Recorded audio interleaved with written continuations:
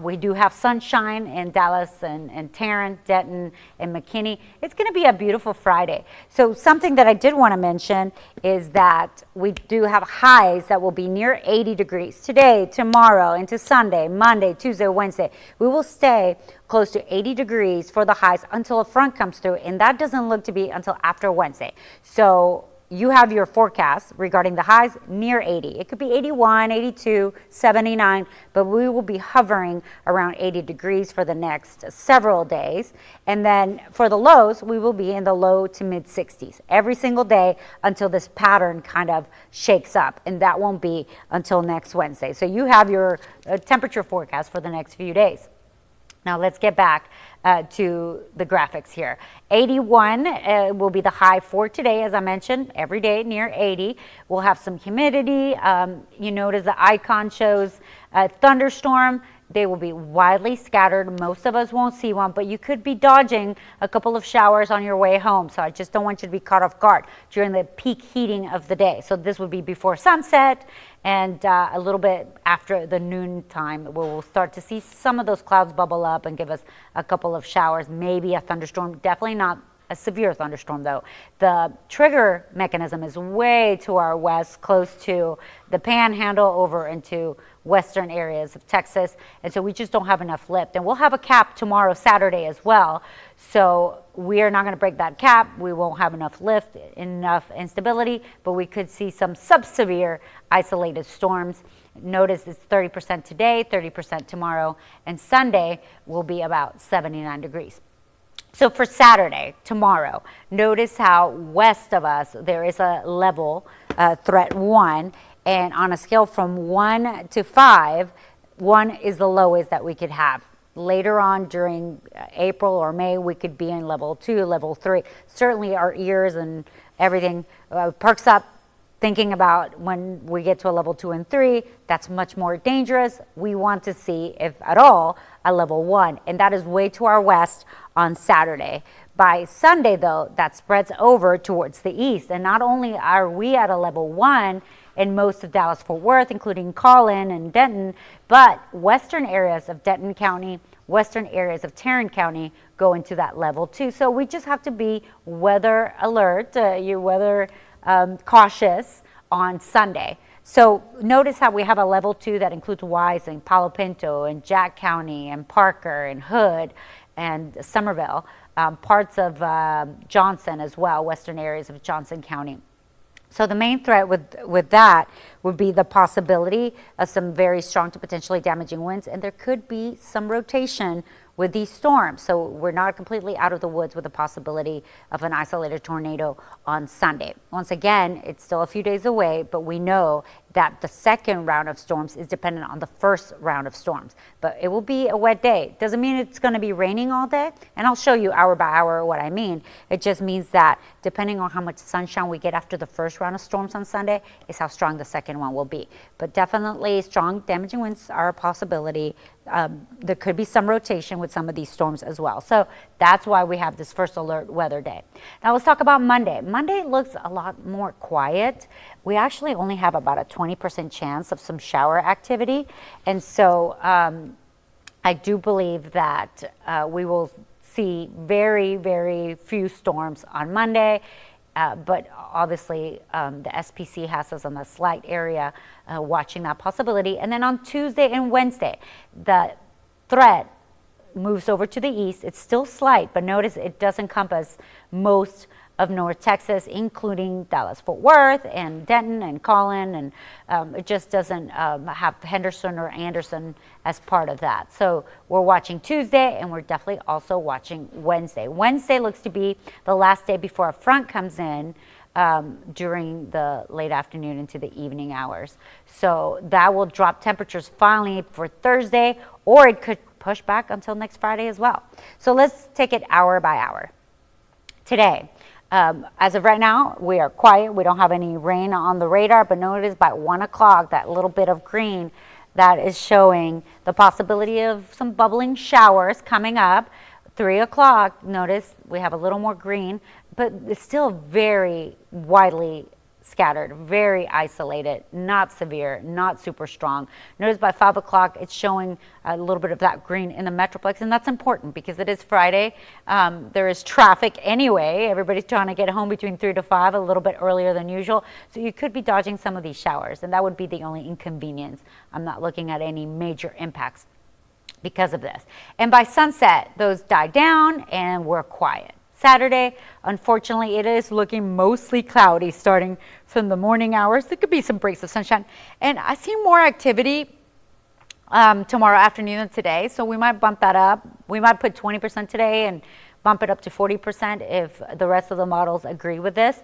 But notice some of these little dots have that red color. That does show a little more strength, not severe. Once again, remember on Saturday, the threat is west of us. But some of these could have more of a downpour associated with them, maybe even some lightning activity, and that will be on Saturday afternoon to Saturday evening. So if you do have Saturday afternoon and evening plans, I know my nieces and nephews, they have soccer games. There's a lot of things happening outdoors. Just be weather aware, not because of severe, but because you could be out there and all of a sudden you see the clouds bubbling up, a shower or a thunderstorm is likely on your Saturday afternoon and Saturday evening. By 8 o'clock though, once sunset hits, the heating of the day goes away, and so does the activity. Now this is the main portion that I think we should pay attention to. There will be a line of storms. This is 4 o'clock on Sunday morning. Notice how it's coming in from the west. It's going to come in hot, but then it's going to start fizzling out, maybe even moving north. But it's still a few days away. And so we have to watch this because depending on how far into the Metroplex that land makes it, how strong it is when it comes in, how long it lingers, all of that is important to the second round of showers and thunderstorms. If it stays with us and it's cloudy and rainy until 3 p.m., well, then the second half won't have enough time to get that energy back up.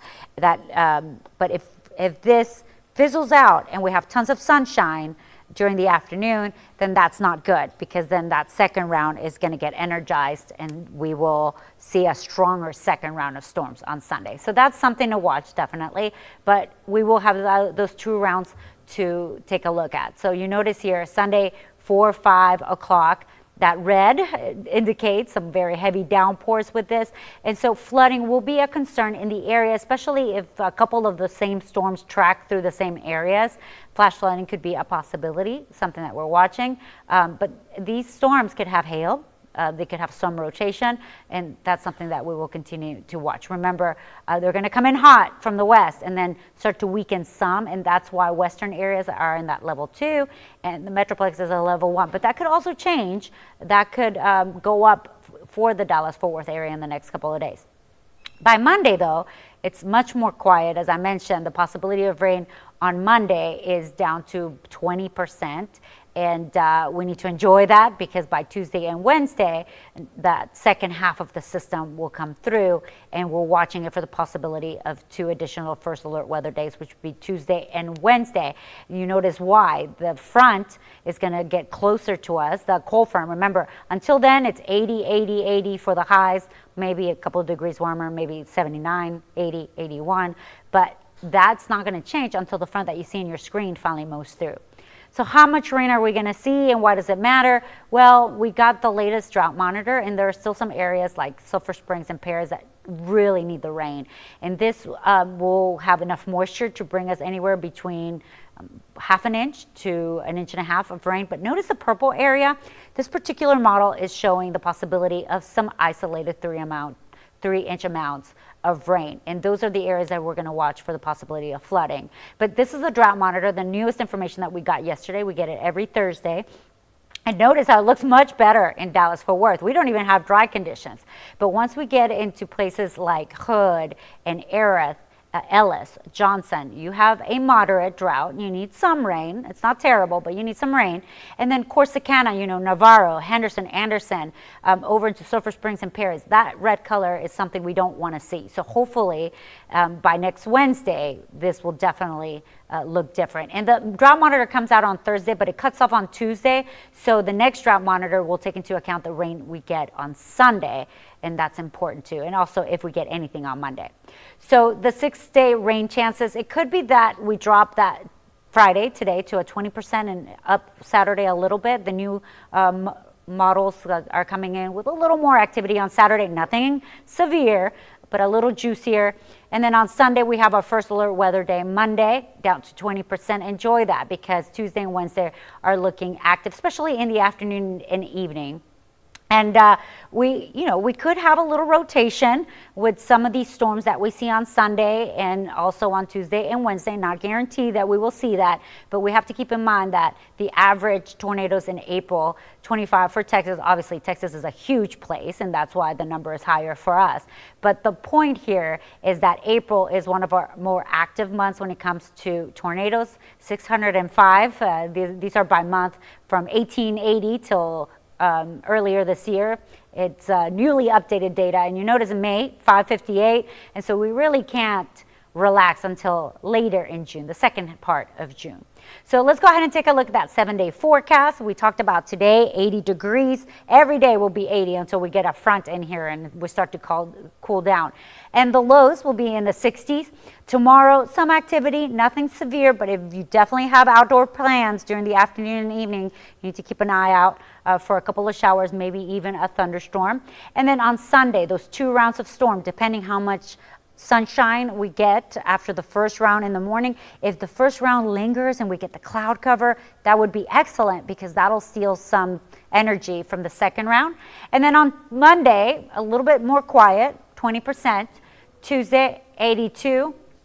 And on Wednesday, 82. And then on Thursday, it looks like the front hasn't gone by on Thursday, so we are still looking at temperatures in the 80s, the chance for some activity as well. And we do want to mention also that we are going into this pattern where we are stuck with the active jet stream going right over us and just kind of pushing these disturbances towards us. It's normal for us for spring, but we've had quieter springs like last year, and this is looking to be a more active pattern. And when I say pattern, I'm not talking about 1 week or 2 weeks, probably the next month or so.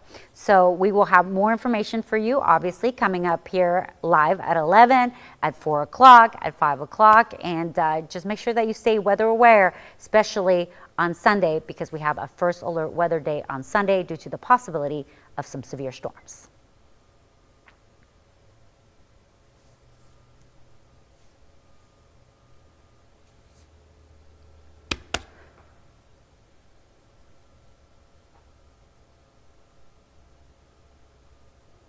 Okay, thank you.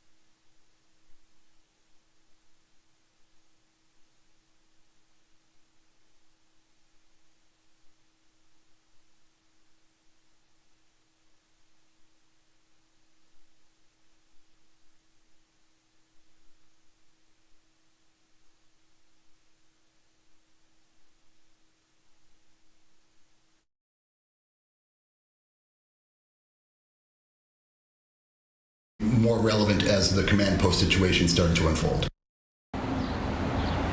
Prosecutors say Tanner Horner abducted and killed Athena Strand after making a delivery at her Wise County home back in 2022. Horner told investigators he hit Strand with his truck in the driveway.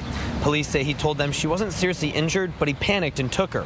An arrest affidavit says Horner strangled the girl. Her body was later found 9 miles from her home. The Wise County District Attorney is pushing for the death penalty, but Tanner Horner's defense team is arguing for life in prison without parole. And jurors are likely not done watching video just yet. We're expecting even more body camera footage as well as jail interviews to be shown to them today. Live in Fort Worth, Travis Sahaki, CBS News, Texas. Good morning and welcome back to the CBS Texas Stream. I'm Karen Borda. We're continuing our gavel-to-gavel coverage of the punishment phase in the trial of Tanner Horner. In a stunning development moments before the proceedings began, the former FedEx driver pleaded guilty to the capital murder of 7-year-old Athena Strand. The judge has allowed our cameras inside the Tarrant County courtroom. We will continue to stream the testimony live right here on the CBS Texas Stream and on our YouTube channel. As a reminder, this is a capital murder proceeding, and the evidence and testimony may be disturbing.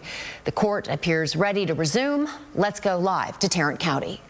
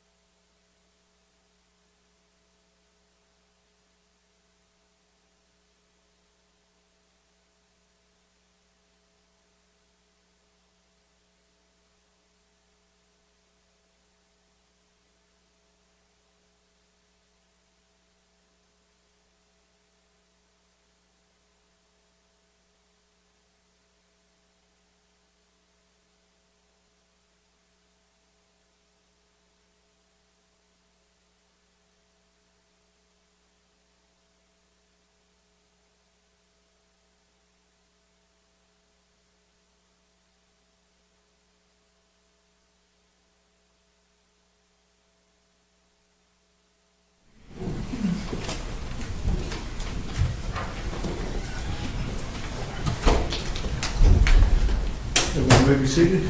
Good morning. We're ready to proceed. State may proceed. Thank you, Judge.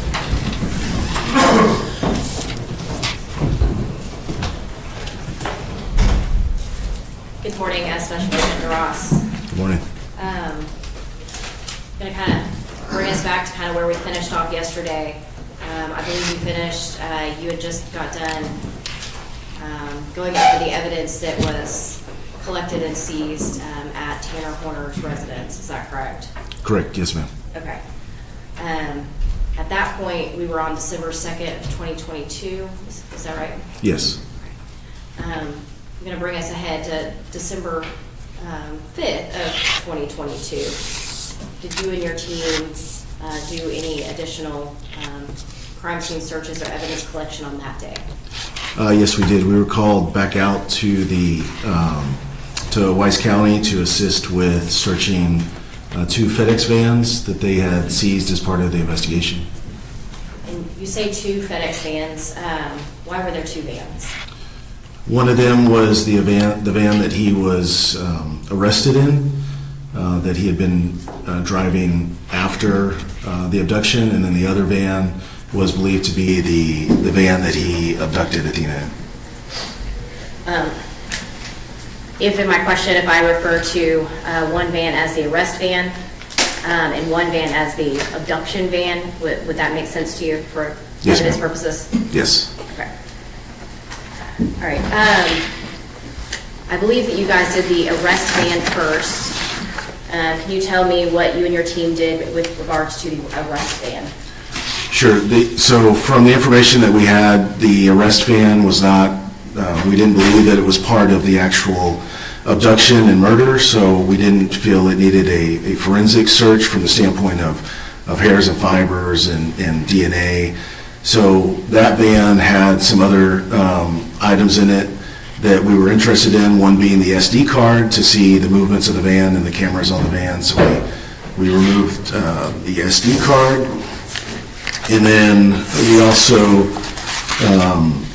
there was a package scanner in there that FedEx employees use for scanning packages as they deliver them or receive them. And we collected that as well. And did you have a warrant to search this van? We did, yes. We had a state warrant. Okay.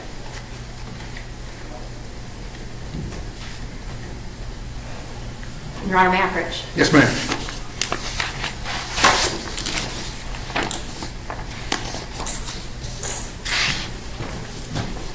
I'm going to show you what's been marked as State's Exhibit 88 through 94. And do you recognize these? I do, yes. These are, as I talked about with the residents before we do any search, we take entry photos, and it's no different for a vehicle or a van like this. We would take exterior, take entrance photos. We would take exterior entrance photos of the whole van around to include the license plate and the VIN. And did you personally take these photos? I did not. And were you there when these photos were taken and present at the scene? Yes, so as entry photos, as I explained yesterday, entry photos are taken in conjunction with an initial walkthrough with the team leader, which I was the team leader for this search, so I would have been standing right next to or behind the photographer. So I know you've previously reviewed these photos, correct? Correct. Do they fairly and accurately depict the search that you guys did and the evidence that was collected? They do. And obviously, these are not the entire amount of photos that you guys took. Correct. This is a limited number. Yes, this is just a select few. Okay. And Your Honor, at this time, the state offers into evidence State's Exhibit 88 through 94.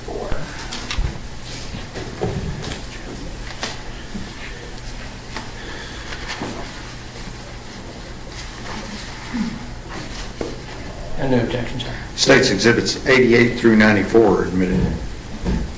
Thank you, Judge. And may we publish? Yes, ma'am.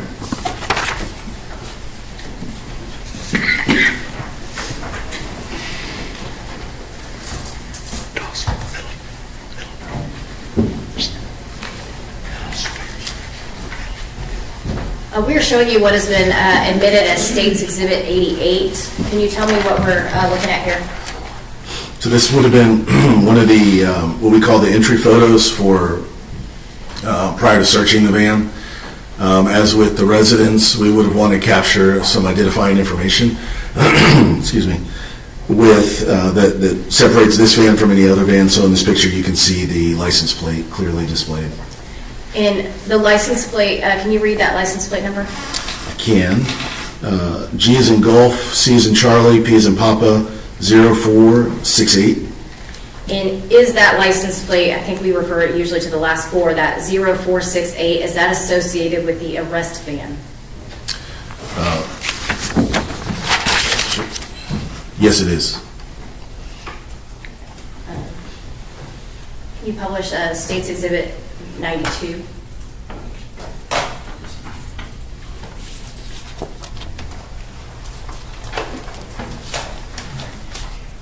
State's Exhibit 92.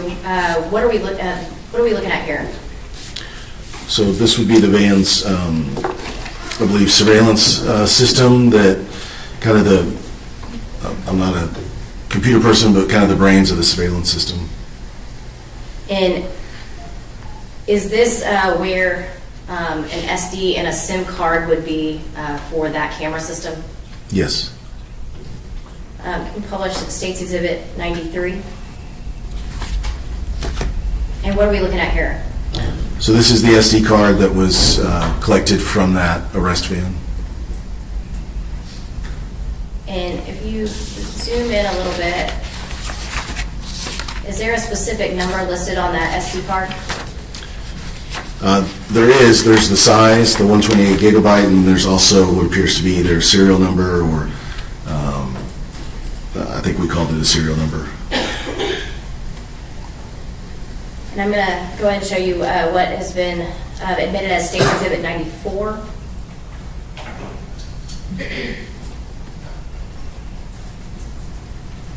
And what are we looking at here?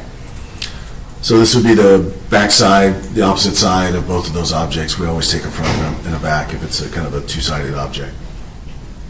And was this the SD card and SIM card that you collected? That you and your team, you the season, correct? Correct, yes. And Your Honor, may I approach? Yes.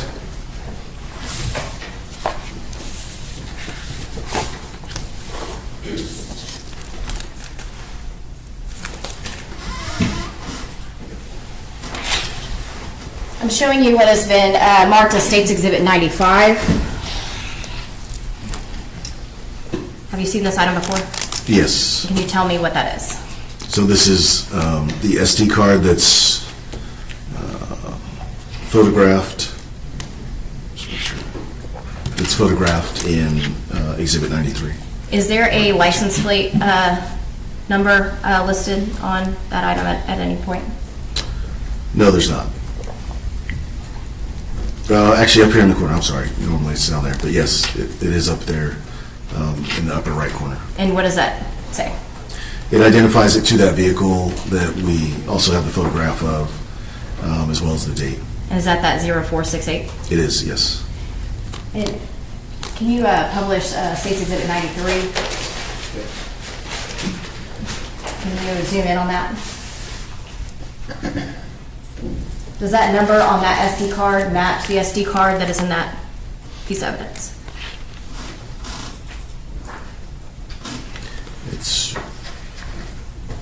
Yes, it does. And other than, actually, that's not, any additional marks on there, was it altered or modified in any way, to your knowledge?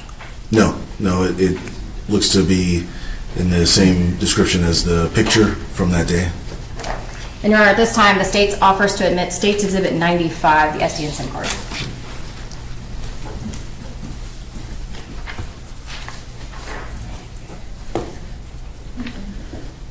There are no objections. States 95 is admitted.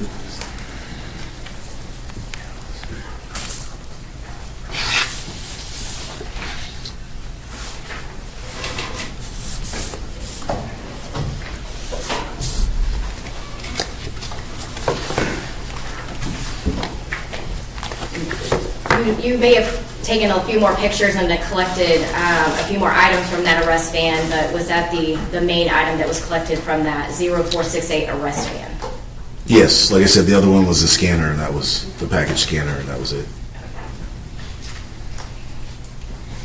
Now, on December 5th, 2022, did you also look at the, again, we're going to call the abduction van? We did, yes. And what did you and your team do on that? So that van was inside a sally port or a car garage area at the Weiss County facility, and it was loaded with packages, and it was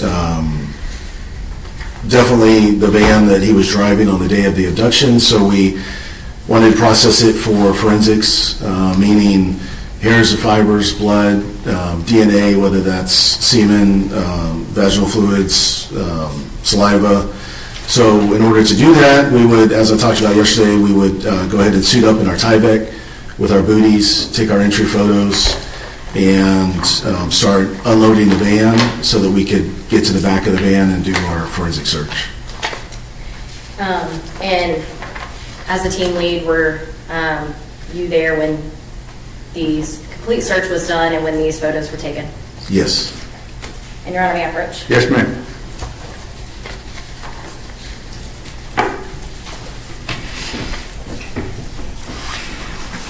I am showing you what has been marked as States Exhibit 96 through 115. And have you seen these items before? Yes, yeah, this is the van inside that garage as I talked about. And once again, they're the start of our entry photos. And have you had the opportunity to review all those photos prior to coming in here? I have, yes. And do these photos fairly and accurately depict the search and the evidence collected on December 5th of 2022 in the abduction van? They do, yes. Your Honor, at this time, the state offers into evidence States Exhibit 96 through 115.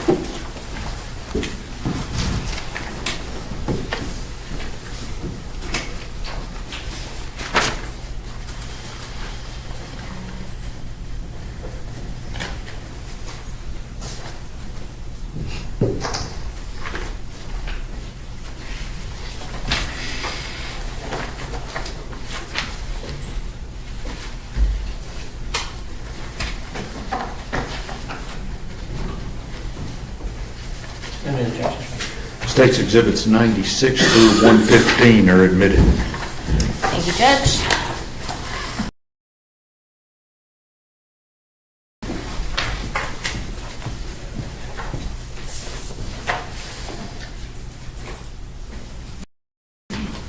Have you published a State 7?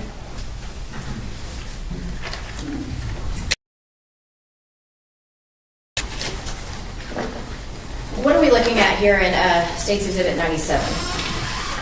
So this would be one of the entry photos to start the search of the van. One of the initial photos that we would take with some, it was a little cramped in that garage, so I think the photographer, we talked about just starting at the best angle we could, and then we'd work our way around. So this is probably kind of the start of those photographs with some, looks like, identifying FedEx numbers. And this is a garage. Is this at the Wise County Sheriff's Office, or where is this at? It is, yes. And is it a secured and locked location? It is. And it's also important for it to be inside the garage for not only security and control, but as we do our search, we have to have a dark environment to do an alternate light source, which we did in this case, and so we have to be able to turn off the lights. Okay. See States Exhibit 99. Showing you States Exhibit 99. What are we looking at here? Like just identifying one of the cameras that's on the vehicle. And you published States Exhibit 102. If you zoom in, is there a license plate in this photo? There is, yes. And what is this license plate on this van? It is N as in November, N as in November, R as in Romeo, 4995. And is that license plate the license plate of the abduction van? It is, yes. And have you published States Exhibit 105? And what are we looking at here in this picture?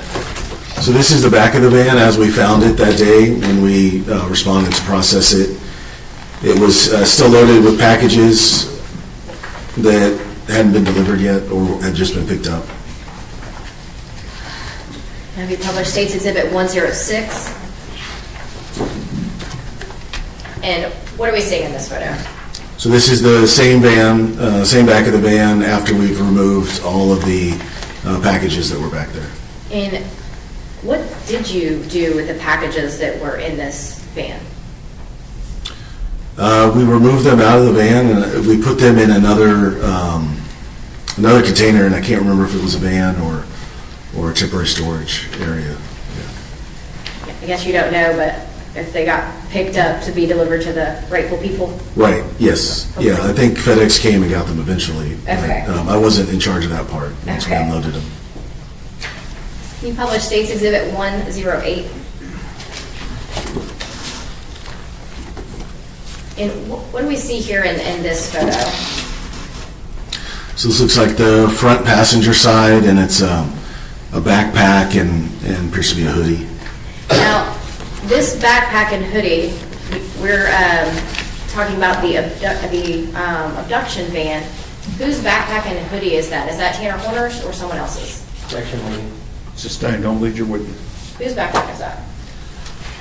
It's unclear, but we did know that Tanner Horner was not driving the vehicle when it was seized at the time. So our assumption there was that it was the current driver's. I don't have his name, but not Tanner Horner's. And can you zoom in on that? Can you zoom in a little bit? What are we seeing in the back of this photo here? As far as personnel? Yes. Yeah, so that's how we would dress when we do a forensic search. So we have our Tyvek on with the hoodie, and they have probably started processing, or at least getting ready to do the vacuuming. So that is the white Tyvek suit that you talked to us about? Yes. Have you published States Exhibit 109? And what are we looking at in this picture? What angle is this coming from? So this is coming from the cargo area, looking into the driver and the passenger area of the vehicle. So if you were standing at that cargo door, that's what you would be staring at? Correct, yes. I'll show you what's published 110. And what are we looking at here? So this would be the same, the brains of that surveillance system that's on the FedEx van. Is this the same camera system that was on the arrest van that we've already talked about? It's very similar. I don't know if it's the exact same model, but yeah, it's. I think this one had a little bit different camera setup, but it's the same type of system. Can you publish States Exhibit 111?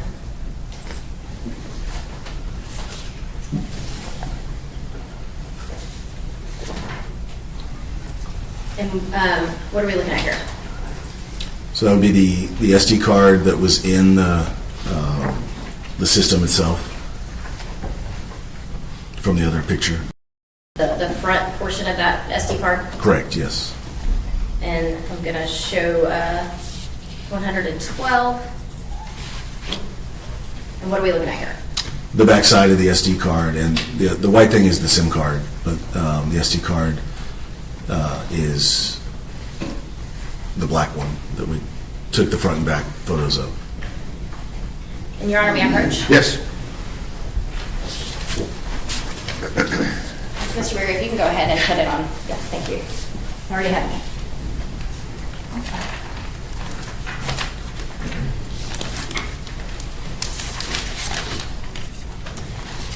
I'm showing you what has been marked as States Exhibit 116.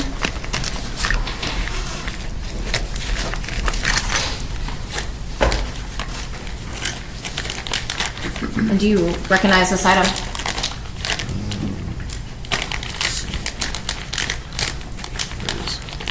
The SIM card is, I know it's in here.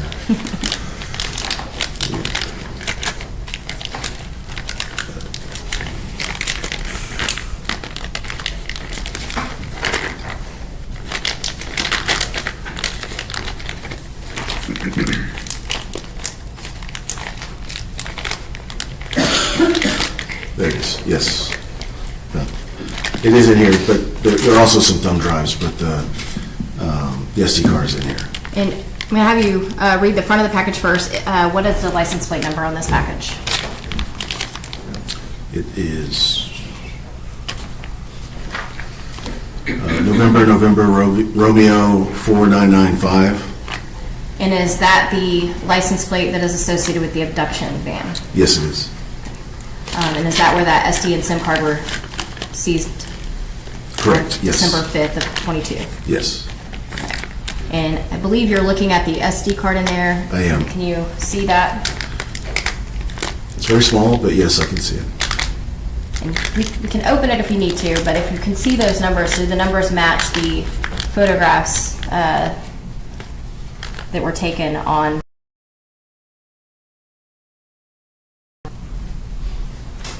Yes, they do. And you were there present when this item was collected? Yes, And when this item was collected, you were who handed it to the Wise County Sheriff's Office for storage?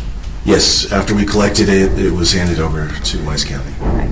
And the USB drives were added when Ranger Espinoza went and got the full video put in place? Yes, they could be derivative evidence of the SD card. Your Honor, at this time, the state offers into evidence State's Exhibit 116. No additional objections.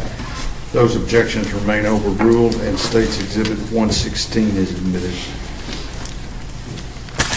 Thank you, Judge.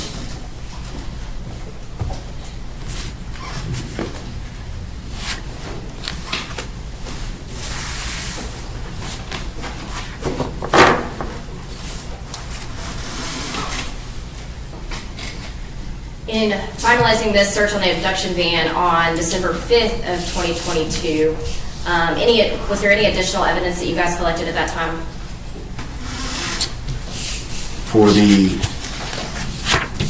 the abduction van, we did take some forensic vacuuming samples. So when we do that, we have a vacuum that has a clean filter on it, and we vacuum in quadrants. And so we'll vacuum like the driver's side, and then we'll get a new filter, change gloves, go over to the passenger side, take vacuums, and then we'll vacuum the back cargo area as well. And then after doing that, we would do fingerprinting. So we would look for latent prints around the vehicle. If we see any obvious ones, we can take photographs. Otherwise, then we start dusting. And I believe we did dust the frame area that looks into the driver and passenger side from the cargo area.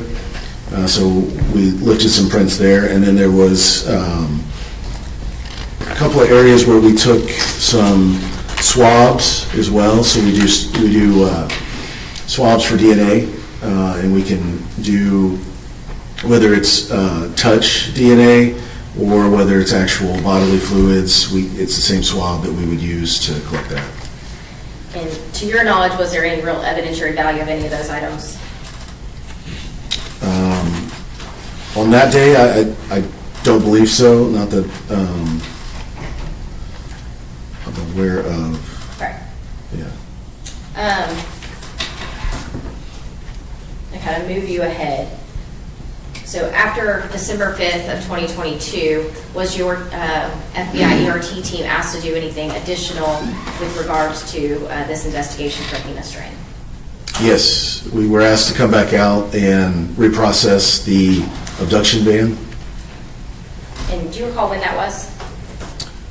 That was on January 6, 2023. And why were you asked to come back out? So when we processed the van the first time, we have forensic flashlights that emit a blue light at a wavelength of 455 nanometers, and so that's a good enough wavelength to process the scene for bodily fluids, or you can see cleaning supplies with that. But sometimes, if things have been cleaned up well, that the strength of the flashlight isn't quite strong enough. So we have another system that we have back at the office that, in discussion with our FBI lab folks, thought that might be a better option for us to process there. So we decided to, in coordination with Wise County, and at their request, come back out and reprocess the vehicle with a stronger, basically a stronger flashlight, forensic flashlight. And at that time, were you aware that Tanner Horner attempted to clean up that abduction van? Objection. Hearsay. Overruled. So as part of the discussions for redoing or reprocessing the van, Wise County mentioned that, when we did it on December 5th, there was still a lot of information from the interviews, and the autopsy hadn't been processed yet. So as those items came in, it allowed us to have more information to reprocess the van. Your Honor, may I approach? Yes, ma'am.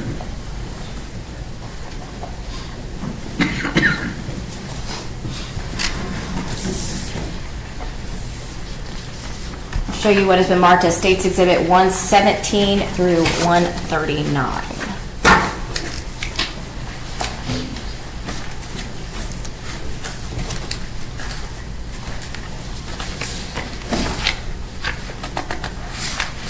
And have you been able to review all of these prior to coming in today? I have. And do you recognize what these are? Yes, And what are this is the entry photos and item photos for that search on January 6th. Along with the sketch, photo of the sketch and the items seized. And were you present when these photos and this search were conducted on that day? I was. And do these fairly and accurately depict what you saw during that search and the evidence collected? Yes. Your Honor, at this time, the state offers into evidence States Exhibit 117 through 139.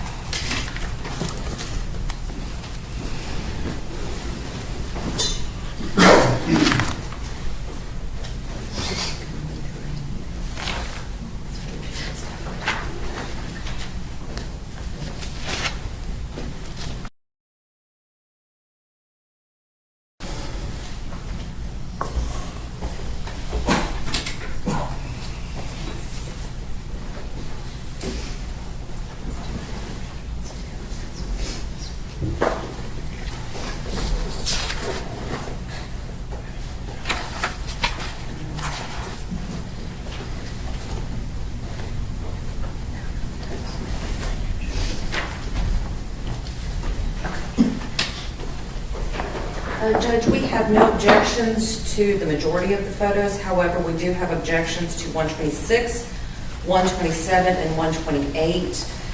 For 126, the proper foundation has not been laid, and the officer has not testified to any personal knowledge of that document, and I apologize, it's 126, not 128. As for 127 and 128, these fall under a police report. And I'm sorry? These are part of a police report, and therefore they're hearsay with no exception. Let me see, 126, 127,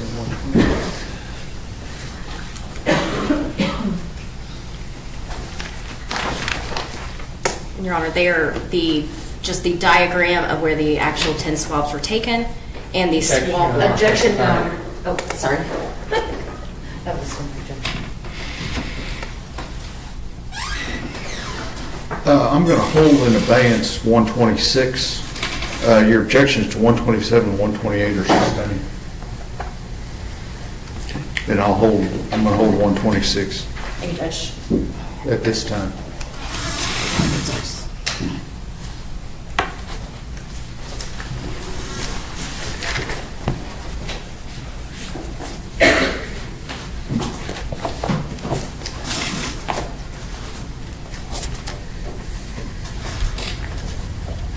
Have you published States Exhibit? And all the, I'm sorry, Ms. Newell, states 117, 118, 119, 120, 121, 122, 123, 124, 125, and then 129 through 139 are admitted.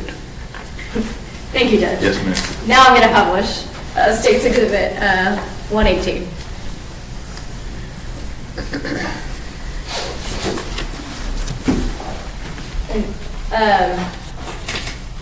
What are we looking at here in this photo? So this is the, what we're calling the abduction van, again, with the back cargo area still cleared out as it was when we left it from December 5th. I'm gonna have Mr. Berry zoom in a little bit on that. Your Honor, may we approach real quick? Yes.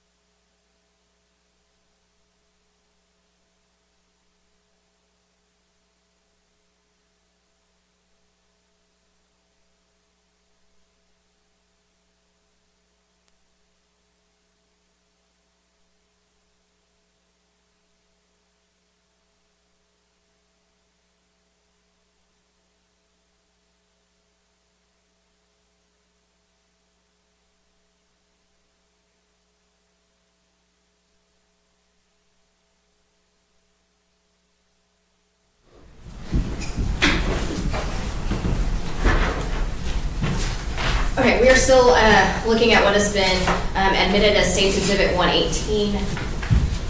And this license plate, can you read that off? Yes, November Romeo 4995. And is that the license plate that is with the abduction van? It is, yes. Okay. Now, published State's Exhibit 122.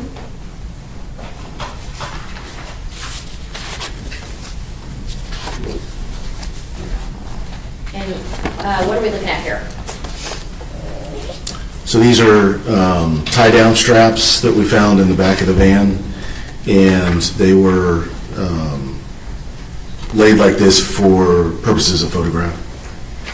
And why were you looking at these tie-down straps? After discussions with Wise County and some of the investigators, it was determined that Objection, hearsay. Sustained. Rephrase your question. State's Exhibit 123. And what are we looking at here?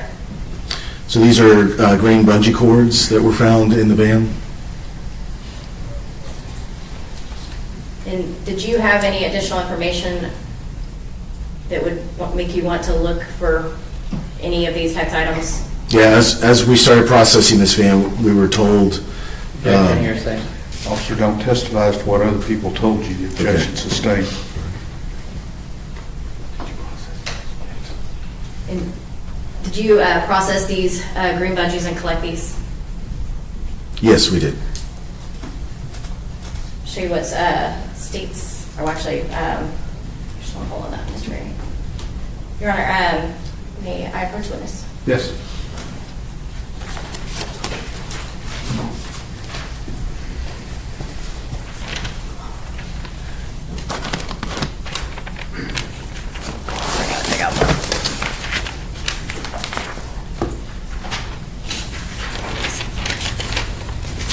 I think our evidence got mixed up.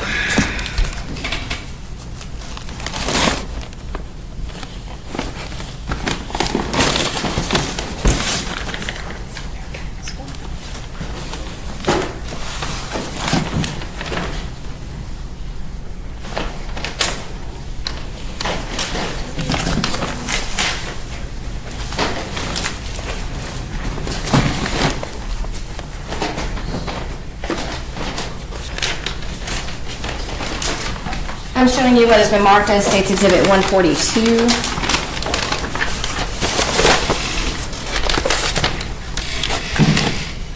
Do you recognize this item?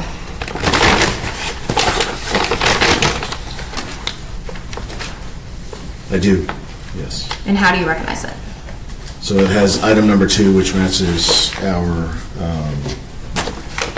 labeling nomenclature as well as all the other items on the bag. The description is listed as green cords with the number 3 beside that. So, And other than any lab processing, has it been altered in any way, to your knowledge? And were you present when this item was seized, and were you considered the seizing agent? yes. Your Honor, at this time, the state option evidence states exhibit 142.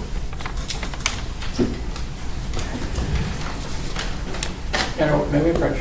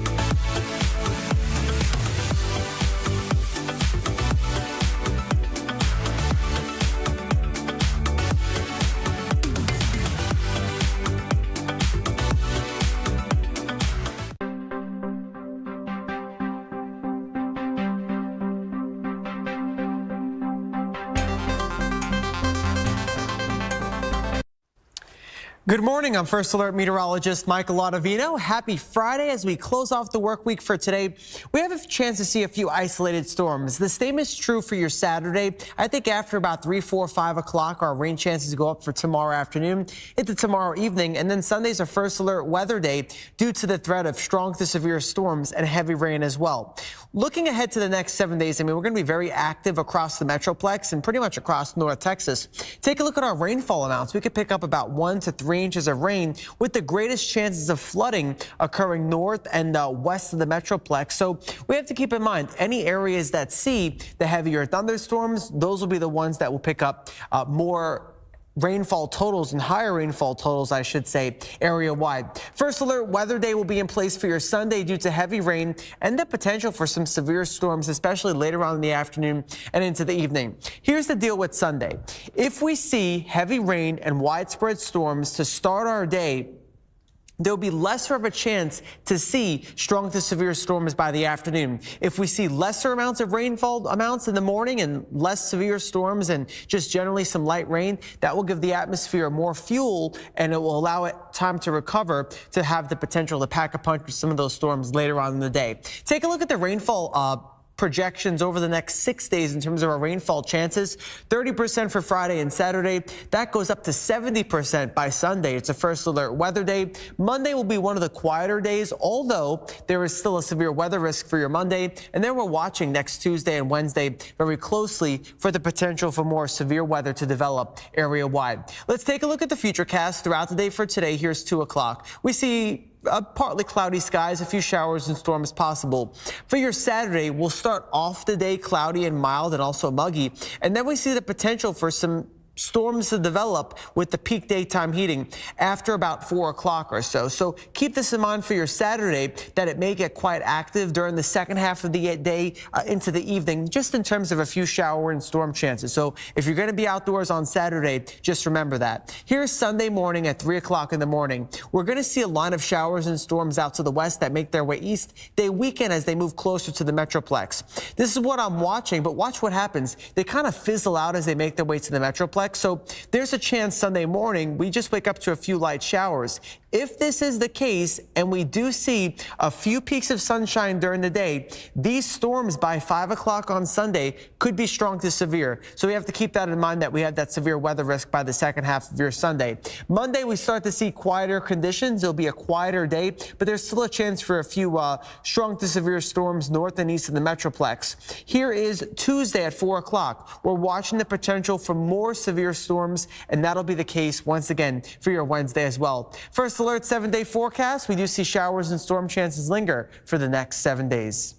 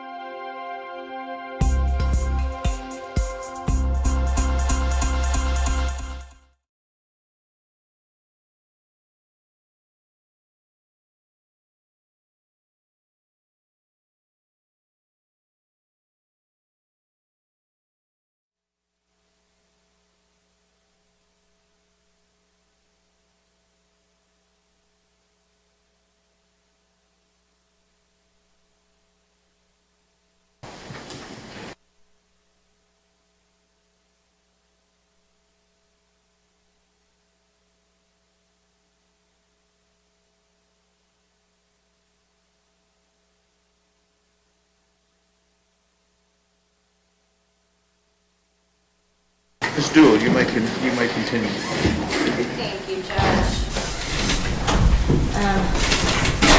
I believe I just offered to admit State's Exhibit 142.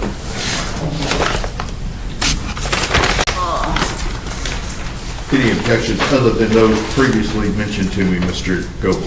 Thank you. All right, State's 142 is admitted. Thank you, Judge.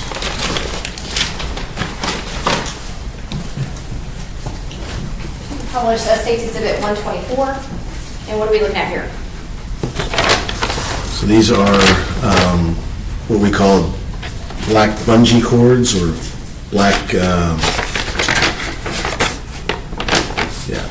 So they're black bungees. They were found in the back cargo area of the van. And were these items collected and placed in evidence? They were, yes. Your Honor, may I approach? Yes. I believe you have the item in front of you, what has been marked as State's Exhibit 141. Yes, And can you, have you seen that item before? I have, yes. And how do you recognize it? It's our labeling nomenclature with the case, the FBI case number, the date, the VIN, a description that says bungee cord, one bungee cord in piece, and then location was storage area and truck. It has a collector initial for Angela Klein, and then my initial as well as an assistant collector / witness. And other than being open for anything, has it been altered in any way to your knowledge? Nope, just the Wise County Sheriff's label and a couple markings from the lab. Your Honor, at this time, the state offers into evidence State's Exhibit 141. Any objections other than those previously mentioned to me? No additional objections, Judge. Okay. States, those are overruled. It states 141 is admitted. Thank you, Judge.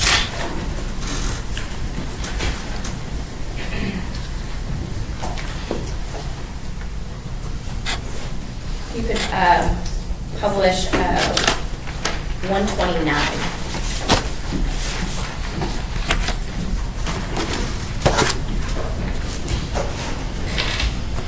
Special Agent Ross, what are we looking at in this photo? So this is our alternate light source that we use for conducting forensic, kind of a forensic light test of the back of the van. It uses a wavelength of light, and we wear orange goggles to look through, and it can illuminate stains that were left behind by bodily fluids such as semen or intestinal fluids, urine, other things. It's a stronger power than the flashlights. So this is the stronger one of the flashlights you were speaking to us earlier about? Correct, yes. And in this photograph, you can't photograph it with a naked eye or a naked camera. You have to have filters and everything. So we leave it in place when we're taking the photograph to show kind of where the stain was. I'm going to publish State's Exhibit 130.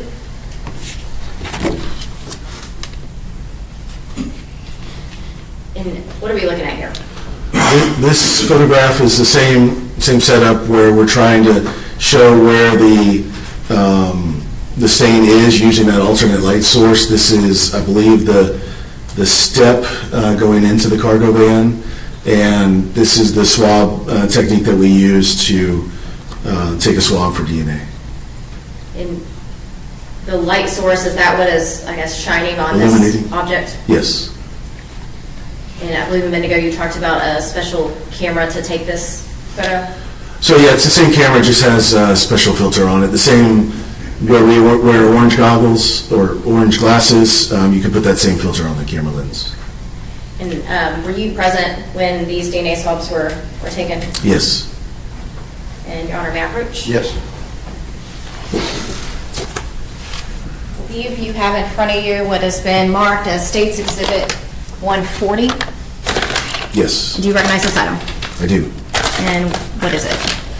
So this is a box containing 10 swabs. So this is our standard nomenclature. It's the date, the case number, the vehicle identification number, so it would have been 3678, the abduction van. So it's, like I said, 10 swabs from cargo hold. Once again, it was the collector of Katie Tibbet and the assistant collector of Angela Klein, both of their initials, and then they would all been contained into this one box, or one bag. And I know we only showed this one photo, but we admitted into evidence photos that match each one of those swabs. Yes, yeah, after I reviewed the photos, they matched the swab locations. And other than any processing, has it been altered in any way to your knowledge? I don't believe so, yeah, other than the additional Wise County label and a couple of lab notes. At this time, the state offers into evidence State's Exhibit 140. Okay, those objections are overruled. State's Exhibit 140 is admitted. Thank you, Judge.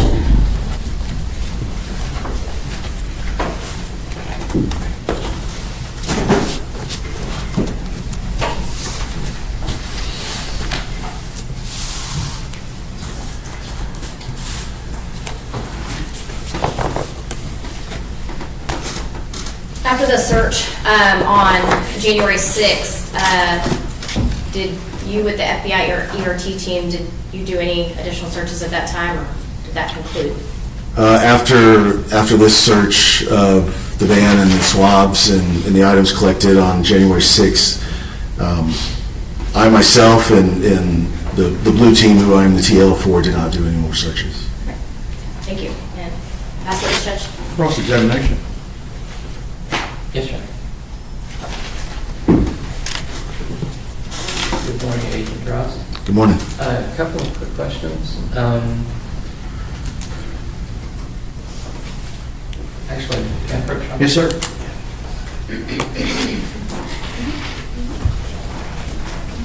I'm going to hand you what's in marked defense exhibits 6 through 10. Steve?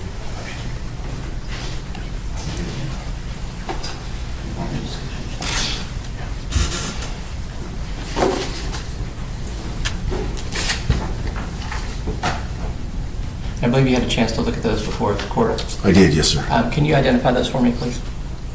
So these were photographs taken on December 2nd, when we did the search of Tanner Horner's shed and associated residence.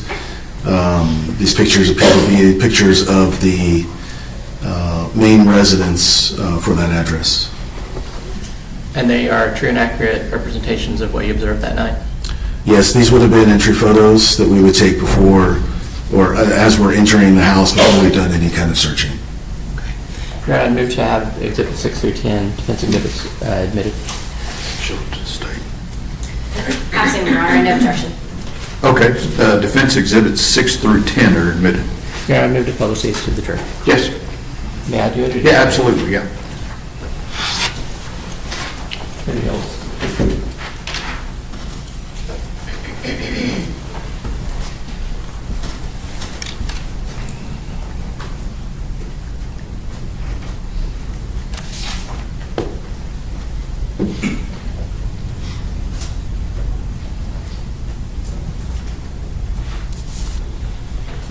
Just to clarify, those are pictures of Jackie Harbison's residence. Yes, yeah. Yeah, the main house of the residence.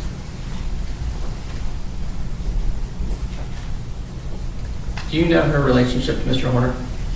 I do not.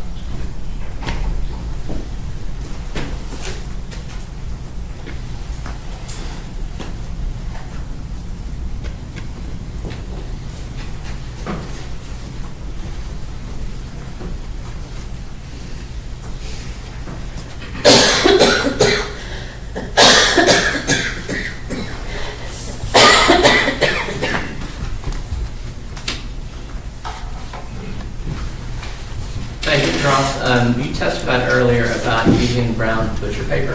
I did, yes. Can you tell me again why that's important when handling evidence? So when we remove evidence from its found location, sometimes due to environmental conditions or lighting or something like that, we have to move it to an area that would be better suited to take those photographs and also the scale photographs. So in order to preserve the integrity of the evidence, we place it on a clean sheet of butcher paper. We put down one butcher paper to protect us from the ground, and then so that one would be clean. We put down another sheet for each item so that sheet could then be wrapped up and put in with the item. Sometimes, we have to move it inside if it's raining, or inside of an area that hasn't maybe been associated with that item. And you'll actually send the butcher paper with the item? Yes, sir. Yes, sir. That's why a sock would have a whole big bag, because we had a big wad of paper in with it to preserve that item. Absolutely. And I don't know if you remember or not, but on a couple of your photographs of the FedEx van, in addition to having the big FedEx logo, I believe specifically states Exhibit 97 and 100, on the side there, it has a designation that it's a big top spin vehicle. A big what, sorry? Big top spin, the company's name. I believe it says Contractor Services Program. Okay, I do not recall that in the photo. Okay. Now, when you showed using a light to show organic fluids, that light doesn't tell you what kind of organic fluid it is, does it? It does not. That's why we take the swabs. Now, as to those items seized, those were not collected by you. Which items specifically, sir? We've got items 1 through 8. It looks like those were by Tippett and observed by Klein.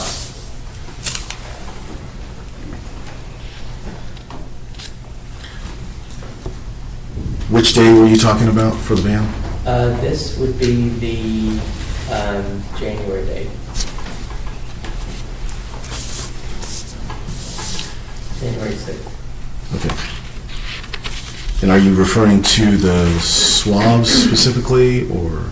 Yes. I don't have the item numbers in front of me, so.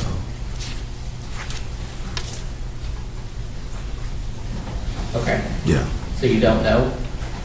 I'm sorry, what was your question again? Who collected them? So the swabs were collected by Tippett and Klein. Okay. And then the other 3 items collected by Klein with USC Observer. Correct, yes. And these items were turned over to at least Amy with the Wise County Sheriff's Office. Correct, yes. And after that, you wouldn't know what happened. No, once we turn it over, it's within her chain of custody.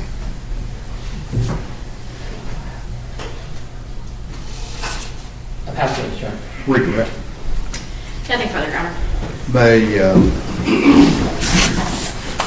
this witness be excused subject to any potential recall? Yes, Your Honor. Yes, Judge. Thank you, Special Agent. Thank you, Your Honor.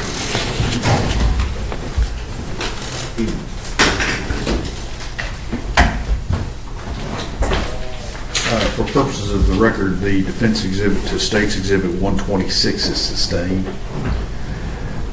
I need a break. Give me about 15 minutes and we'll start up at 10:20.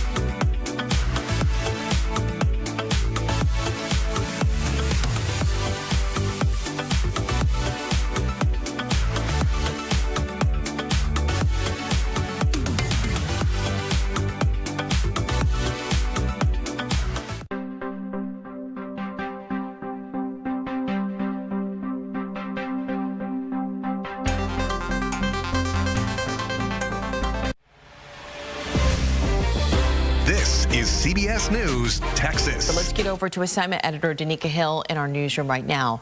Danica, you have some new video this morning of a shooting during a cell phone exchange. Tell us about this. That's right. Fort Worth police say they now have 3 suspects in custody after a shooting that was supposed to just be a meetup to try and sell some cell phones. So Fort Worth police did release this surveillance video showing the incident from February 5th. Now, police say the victim arranged this meetup with the suspects over social media. The video shows a struggle between the suspects and the victim, and then police say that the 2 people demanded money and then took the victim's belongings before running away. Both the victim and the suspects then exchanged fire, and then the 2 suspects meet up with a driver who was waiting for them and took off. Now, detectives later identified all 3 and have arrested all 3. Now, I was able to find jail records for 2 of those men this morning. This is Jeremiah Cicito. He was booked into the Tarrant County Jail on March 10th, and then DeAndre Williams was booked just earlier this week on Tuesday. At this time, I'm not seeing jail records for that 3rd suspect that they say they have arrested. That person has been identified as Kay Smith. Now, police say all 3 of these suspects will be charged with aggravated robbery. Also, Fort Worth police added a note in their press release about this, saying if you are trying to sell items, say you get something on Marketplace or something like that, they say you can always use their stations, their locations, set up a time to drop off in their lobby just so you're safe. So that's something we're looking at this morning here at the desk. Certainly a good note, too. Danica, thank you so much for the latest on that story. Well, tonight the Artemis II crew is scheduled to return back to Earth and splash down off the California coast. Our Lacey Beasley is joining us from the newsroom this morning with a closer look into the historic mission and their final challenge. Lacey, good morning. Hey, good morning, Carmen. Now, the team will be plunging through the atmosphere at temperatures half as hot as the sun's surface in a capsule outfitted with a high-tech heat shield. Experts say re-entry is one of the most important phases of this mission, where there's little room for error. And here's how the team is feeling as they head back home. I've actually been thinking about entry since April 3rd, 2023, when we got assigned to this mission. And one of the first press conferences we were asked, what are we looking forward to? And I said, splashdown. and riding a fireball through the atmosphere is profound as well. Now, the biggest challenge will be a planned blackout of communication, according to UT Arlington Planetarium Director McKenna Dowd. It's a tense moment where the crew will fly 24,000 miles per hour as they enter Earth's atmosphere. That friction generates temperatures close to 5,000 degrees Fahrenheit, and that's where the capsule's heat shield comes into play. Now, the NASA team answered questions about the dangers astronauts are facing as they return home. You're really coming straight down and coming and hitting the atmosphere a whole lot faster, but that means you go through it a whole lot faster too. And so, you know, I'd say it parallels Apollo much more than it does some of our low Earth orbit returns, and that's really what we're looking forward to. They're coming home pretty fast. It's impossible to say you don't have irrational fears left, right? But I'd tell you I don't have any rational fears about what's going to happen. Now, a member of the team who will rescue the astronauts after splashdown says they received a request list, including what they want their first meal to be. The answer, Uncrustables, which are uncrusted sandwiches. The Artemis II crew is scheduled to splash down tonight off the coast of San Diego just after 7. UT Arlington will host a watch party in the planetarium at 6, and it's open to the public. Carmen. Okay, Lacey, thank you so much. While the nation will be watching the splashdown, the Artemis II mission hits a bit closer to home at UT Arlington. UTA alumni Dr. Lori Glaze is part of the leadership team behind this historic mission to the moon. She's the acting associate administrator for NASA's Exploration Systems Development Mission Directorate. Now, in her role, she manages the development and operations of human spaceflight. She got her start at UT Arlington, where she received a bachelor's and a master's degree in physics. It's awesome. Well, you can watch live coverage of the Artemis II astronauts return to Earth right here on CBS Texas. Splashdown is scheduled for just after 7 o'clock our time. We will air Sheriff Country in its entirety after CBS News coverage is all complete. Well, the FAA is handing down some pretty big fines to the two major airlines based here in North Texas. Both Southwest and American are accused of violating drug and alcohol regulations from 2019 to 2023. The FAA says that American allowed a dozen flight attendants to return to safety-sensitive duties after testing positive. Southwest is facing a similar allegation right now. The FAA says that American allowed a handful of employees, including pilots, flight attendants, and aircraft mechanics who failed drug tests to return to work without proper follow-ups. That was from 2021 to 2024. We're told the test found the use of things like alcohol and amphetamines, cocaine, and marijuana. American has now been ordered to pay $255,000 in fines. Southwest, more than $304,000. So in a statement to CBS News Texas, Southwest says that they, quote, continue to engage with the FAA, adding that they took immediate action more than 2 years ago to enhance their drug and alcohol testing procedures. American also tells us that their drug and alcohol testing programs have been, quote, enhanced over the years through meaningful action to strengthen procedures for oversight and accountability. And speaking of American, the airline is now joining others to raise baggage fees for customers. The Fort Worth-based carrier says that the price of your first and second check bags are going up by about $10 each to $50 and $60. But there is a $5 discount if you prepay online ahead of time. And by the way, price of a third check bag also shooting up to $200 now. Wow, it's expensive. Time is now 5:38. Let's take a look at some more headlines we're following for you right now. Plano ISD is giving its teachers a pay raise. Starting next school year, the starting salary for certified teachers will go up to $64,000.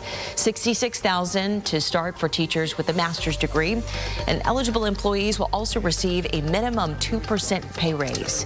The school district is also adding new child care options. And some sad news for fans waiting for the new H Mart to open up in Halton City. The opening date has been pushed back from this summer to this fall. According to a release from the city, the opening has been pushed back, and that was due to global supply chain factors. The Asian superstore expects construction completion by late September, with additional time to stock the store before the grand opening. And this morning, a big congratulations to the Salina High School girls soccer team. They have won their fifth consecutive girls soccer title by defeating the Salado Eagles 2-1 on Thursday night. A history-making game that they are now the first team in Texas to win that many UIL championships in a row. Congratulations, ladies. Well, this morning, the Dallas Zoo needs your help naming one of its newest Samaritan tiger cubs. So the mother, Sukasita, or Suki is what they call her, gave birth to a pair of cubs, a boy and a girl, back in February. And the zoo wants you to help to name the female cub. So the choices are Alia, which means sky or heaven in Arabic, Merpai, the name of the most active volcano in Sumatra, or Rina, in honor of a ranger in the Sumatran Ranger Project. So voting lasts through April 20th, and we have a link on cbstexas.com in case you're interested in trying to help name her.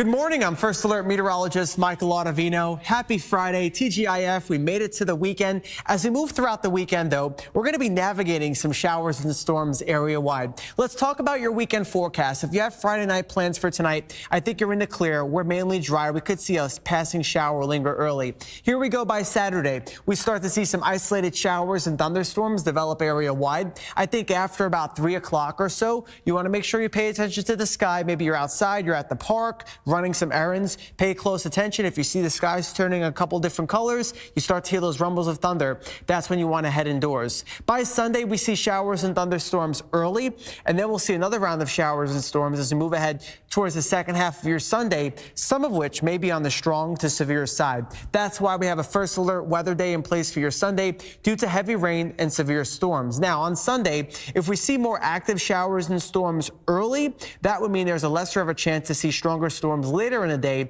because we would start to see again the atmosphere not being able to recover. If we don't see enough in the morning, the atmosphere is still primed and juiced up to see some of those showers and storms become severe later on in the day. Rain chances for your Friday and into your Saturday only at 30%. Going up to 70% by Sunday. It's a First Alert weather day. Into your Monday, that looks to be a little bit of a drier stretch that we'll see ahead of more showers and storms that become more widespread for Tuesday and Wednesday, and possibly on the strong to severe side as well. Let's show you how it plays out on our futurecast in terms of how much rain we're expecting. From now until Monday, generally about a half an inch to as much as 2 inches of rain is expected area-wide, especially in those areas that see those stronger to even severe storms, which could produce some heavy downpours, gusty winds, and even an isolated tornado can't be ruled out of the question, along with some large hail. Throughout the day for today in our First Alert futurecast, we see a few pop-up showers and storms. Nothing really to worry about. Looking ahead to your Saturday, we see a lot of clouds, and then here we go. 3, 4, 5 o'clock, we get that peak daytime heating, and those storms really start to fire up. We'll see them across the Metroplex, and then we have this broken line of showers and storms that move in by Sunday morning.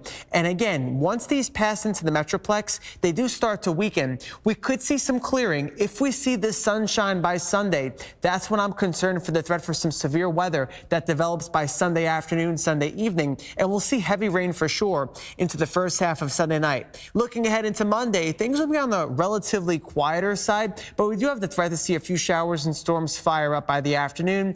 Tuesday afternoon, showers and storms, more of the same on Wednesday afternoon, and we're still watching those days for the threats of severe weather. Level 1 risk out to the west for your Saturday. That'll be along that broken line of showers and storms I showed you that pushes into our area by Sunday morning. By Sunday afternoon, level 2 risk out to the west, level 1 risk out to the east. All forms of severe weather will be possible. And then looking ahead into early next week, we have another threat for strong to severe storms area wide, and those threats will continue into next Wednesday. Your First Alert 7-day forecast, 81 today, 82 on Saturday. Shower and storm chances continue from today well into next week.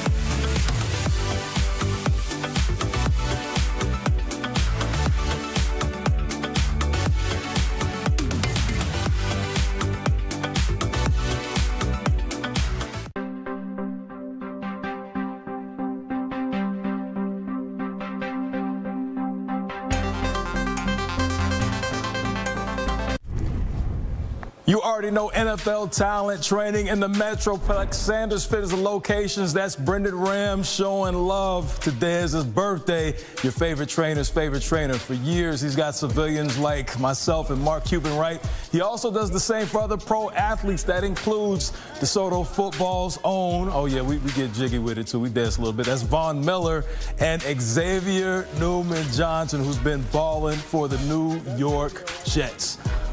Man, you're now rocking with the best. All of the Rams and my DeSoto football family, those two pictured, and countless others once were just like the 2026 prospects who will hear their names called in less than 2 weeks in Pittsburgh. These 16 players will be in the Steel City on draft day. Focus on the first two names in the top left, edge rushers. When the Cowboys pick at 12 and 20, they could be gone, or will they? Either way, it's time to get familiar with the Cali kid that exited the left coast Cardinals and became a legend in Lubbock, a projected day one starter, 6'4", 251, 4.540. That's ridiculous. Bailey's consistently displayed greatness since being a freshman All-American at Stanford, led the team in sacks as a sophomore and junior before the portal. First team All-American, and 14 and a half sacks later, here we are, a certified baller. We were called for the Miami Cowboys because we brought all of those Hurricanes here. There's a huge Miami fan base contingent because Miami has fed them Super Bowls. This is Miami country because Miami came here to win Super Bowls for this same crowd. What a game. Hey, the playmaker said it best. The Hurricanes are well received in Dallas. In a hurricane vein, ACC Defensive Player of the Year, a key piece in Miami's playoff run. A nice guy away from the field, but a menace and a leader on it. You should have heard what he said to the Canes at halftime of the Ohio State game to get his guys right. Only a few know, myself being one of those few, because I was in there. And a tradition unlike no other. The Masters are underway in Augusta, Georgia. Defending champion Rory McIlroy shot a 67 in the opening round. That has him sitting tied at the lead after day one. Now, fun fact, of the last 6 defending champs that led after day one, only one has won the green jacket. That was Jack Nicklaus back in 1966. Now, two-time Masters champion Scottie Scheffler, who's gotten off to a slow start this season, is 3 shots back from the lead with the whole family in tow. Round 2 just teed off a few minutes ago. The final round can be seen right here on CBS. And a wild finish for what will most likely be a playoff preview. The home team hosting Minnesota. Jason Robinson, slick with the stick. 42nd goal of the season, gives the Stars the lead, one that they would not relinquish. Both teams have 3 games left, but are locked in to face off in the first round. And the WNBA draft is Monday. The Wings have the first pick again. Which star will the Wings pair with Paige Buckets? Could they select TCU's Olivia Miles? That question will be answered sooner. It is a good question. I love that you call her Paige Buckets. Because she gives buckets. I know, You get buckets. It just got a good nickname. I like that. It just flows. Yeah. Okay, awesome. Did you see the news about Angel Reese? Yes. Too? Oh, yes. Her being traded, ATL. which I love for her, but also ticket sales have really gone up too since they signed her. That's awesome. I love to see the ladies doing well. Okay, well, you can watch Roe Parish every single Monday and Friday right here on CBS East Texas Mornings.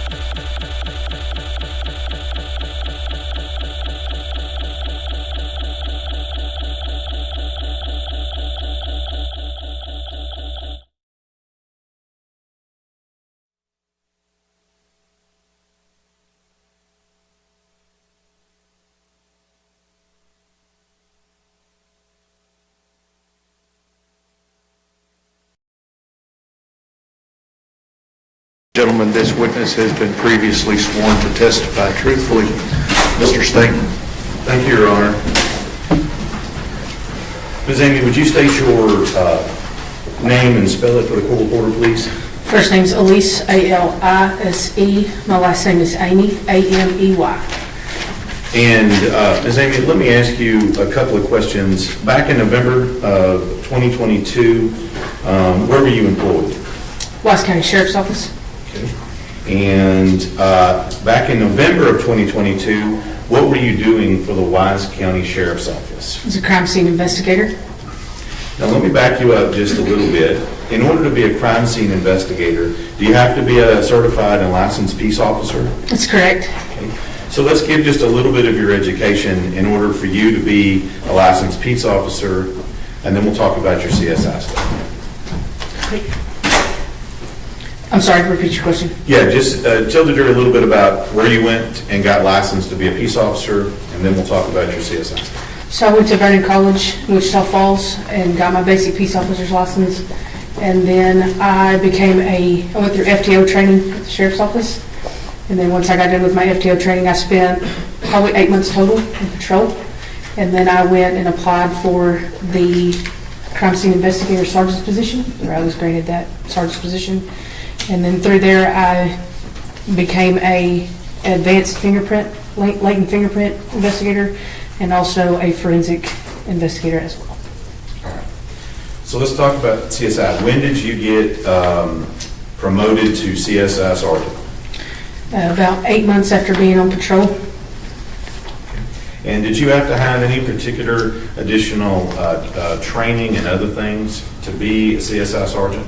I did go through I went through the FTO program that they had at the Sheriff's Office, and then prior to becoming a full-time CSI investigator, I actually did it part-time as well. Okay. And during that time being a CSI investigator, were you under the supervision of other CSI investigators during that time? Yes, sir. And who was your primary supervising investigator during that time? Sergeant Brett Yarrow. Say that again. Sergeant Brett Yarrow. Okay. So spell that last name for the court report. Y-A-R-O. First name Brett with 2 T's? That's correct. Is he also a sheriff's deputy at the Wise County Sheriff's Office? Yes, sir. And had he been there quite a bit longer than you? Yes, sir. And how long had he been in CSI when you made CSI sergeant? For an extended amount of time. A lot longer than you? Yes, sir. So, with regard to being in CSI, they don't just turn you loose just to do CSI stuff when you walk in the door, do they? No, sir. And during the time that you're in CSI, you said you went through an FTO program. Yes, sir. And does that stand for Field Training Officer? Yes, sir.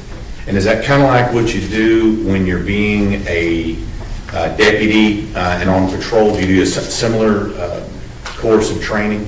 Yes, sir. It's like a probationary period. And so with regard to CSI and the Deputy Yarrow being your was he your primary supervisor through all of that FTO training? No. Okay, who else did you have? Each month I had a different phase that I went into whenever I was on patrol. So I would have one sergeant from one shift, and then we had 4 shifts on patrol. And so each phase I went through different shifts, and a different sergeant would be my field training officer. So with each of those, you would have to get checked off by each one of them? Yes. Is that same process is what happens when you get promoted to CSI sergeant with regard to CSI Deputy Yarrow? Yes. Okay. And so with regard to CSI, were you allowed to simply just walk into CSI and start doing all this stuff? No. And in fact, when you're doing CSI work up until the time that you were allowed to be out on your own, are you supervised by somebody during that time? Yes, depending on the offense, yes. And so when we talk about CSI, are we talking about evidence collection, documentation, things of that nature? Yes. Are we talking about taking photographs? Yes. Okay. All the things that we might consider crime scene related, that's what CSI does. Yes, sir. Okay. Now, if we move to November of 2022, you said you had been in the position of CSI Sergeant. How long in November of 2022? About that time, I was about 6 months into being a crime scene investigator. All right. And during that time, and at the end of November 2022, you called to participate in the search for Athena Strand. Yes, sir. Okay. And when you where were you first dispatched to participate in the search for Athena Strand? The father's house. And where is that? In Paradise, Cottondale area. Is it a rural area? Yes, sir. And do you remember when you went out there and you were tasked at that residence? Yes, sir. I was tasked that morning. That morning we had a briefing and with all of our investigators of what we were going to be doing that day. All right, I'm going to clarify that. Do you remember which day that was? Thursday the 1st. Okay. So on that first part of this, on that Thursday, what were you tasked with doing on that Thursday? So I was, basically my primary location was to be at the house at the residence. A bunch of our investigators separated with civilian search teams at that time. And if they found something that they needed to be documented or found like it was important, I would go and document it at that time. Okay. I'm going to ask you, when you got to the Strand home, what do you do like when you first get there? When I first got there, I got orders for what they wanted me to do. And then whenever everybody kind of broke off, I started documenting where I was and started my kind of initial investigation. Okay. And as part of that investigation, did you take any photos? Yes, sir. I initially took a video and then followed it up with photographs. I'm going to show you what's been admitted as states number 10. Okay. Is this one of your photos? Yes, sir. Okay. And this has already been admitted through Ashley Strand. Is that at the location we're talking about? Yes, sir. Okay. And you said you took a multitude of photos of that location. Is that correct? Yes, sir. Okay. And in fact, did you take pictures of this abandoned structure that we saw here? Yes. Okay. Did you take pictures of the Strand home? Yes, sir. Okay. Did you take pictures of all the surrounding stuff around it? Yes, sir. Okay. Now, let me ask you a little bit. At that time, that's what you were tasked with. Yes. Okay. On December 1st, 2022. Were you tasked to do anything else on December 1st, 2022? We're good, Mr. King. Thank you. Here. Just to, if somebody found anything, just to kind of document it, follow any kind of leads that what we thought could potentially be her and lead us into a direction. So at this point in time, as we've seen in the scene, was there a lot of searching going on at that time? Yes. Okay. Were there a lot of assets deployed, including law enforcement and civilians that were out searching for Athena in that general area? Yes. So were you tasked to do anything as part of that searching during that time? Yes, so like I said, I took the video of everything, and then the FBI showed up that day, and they took their pictures, and we walked around the initial residence that you see in the front yard, and then we did our investigation into the back and also the shed. And at some point, were there during the search that you needed to take pictures of or document? Yes. And what kind of, just give a short example, what kind of things did you go take pictures of? A set of keys. I think we found boots, socks, things of that nature. So these are things that out in the search area They were very spread out. that people had located. Yes, sir. That thought might relate to this investigation. Yes, sir. And then you went out and took pictures of it. Yes, sir.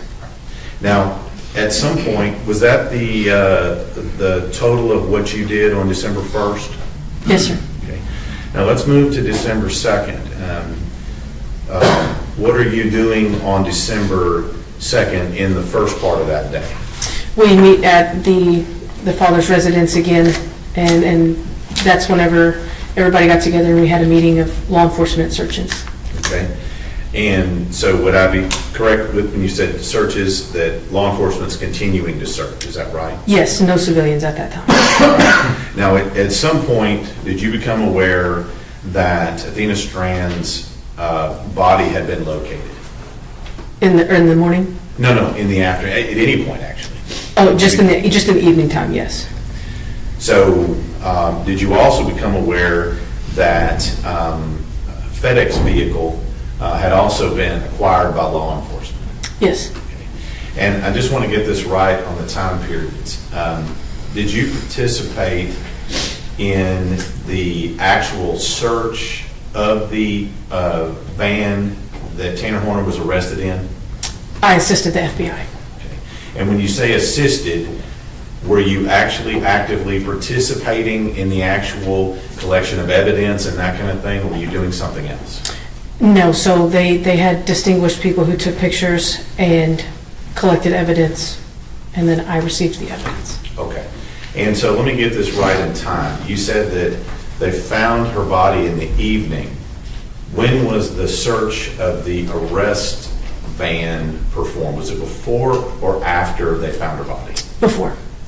So let's talk about the search of the arrest van. Okay. Now, when I say arrest van, you know what I mean by that, right? Yes, sir. This is the van that Tanner Horner was arrested in on December 2nd. Yes, sir. Okay? I'll refer to the other vehicle as the abduction vehicle. Okay? Okay. So on December 2nd, where is the location of the arrest van? It is brought to the Wise County Sheriff's Office. Where you work? Yes, sir. And were you tasked, like you said before, to assist the FBI? Yes. Okay. And so let me just get a picture of this in my head. Does the FBI, do they bring all their own stuff, or do you have to provide things for them? They bring their own stuff. And is this what we commonly see with the FBI and their moon suits and things like that? Yes. Okay.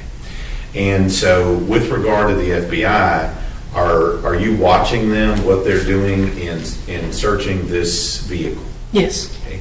And so are you actually out there on scene when they're searching it? Yes. And during that time, and we'll talk to the FBI about that. So it sounds like you're just kind of standing there waiting. Is that right? Correct. And at some point, what is your actual participation with regard to the search of the arrest van? After they got done searching the arrest van, they took their pictures, they collected the evidence, and then they turned the evidence over to me. All right. And when you say turn it over to you, is that like a physical turnover? They hand it to you? Yes. And then once they hand it to you, you can see we have some evidence out here. They hand you the evidence, and you've got it. What do you do with it at that point? I walk into our CSI lab and put it in our lockers. Okay. So from that point, your job, and I'm not trying to minimize your job as a CSI here, was to just physically carry the evidence from point A to point B. Correct. And did you open any of the evidence? No. Did you handle any of the evidence, take it out of any of the bags or anything else? No. So as the FBI left it with you, you placed it in your locker? Yes, sir. Okay. And did you have any other contact with regard to the search of the arrest van evidence from 12/2 of 22? Did you have any other contact with the evidence? No.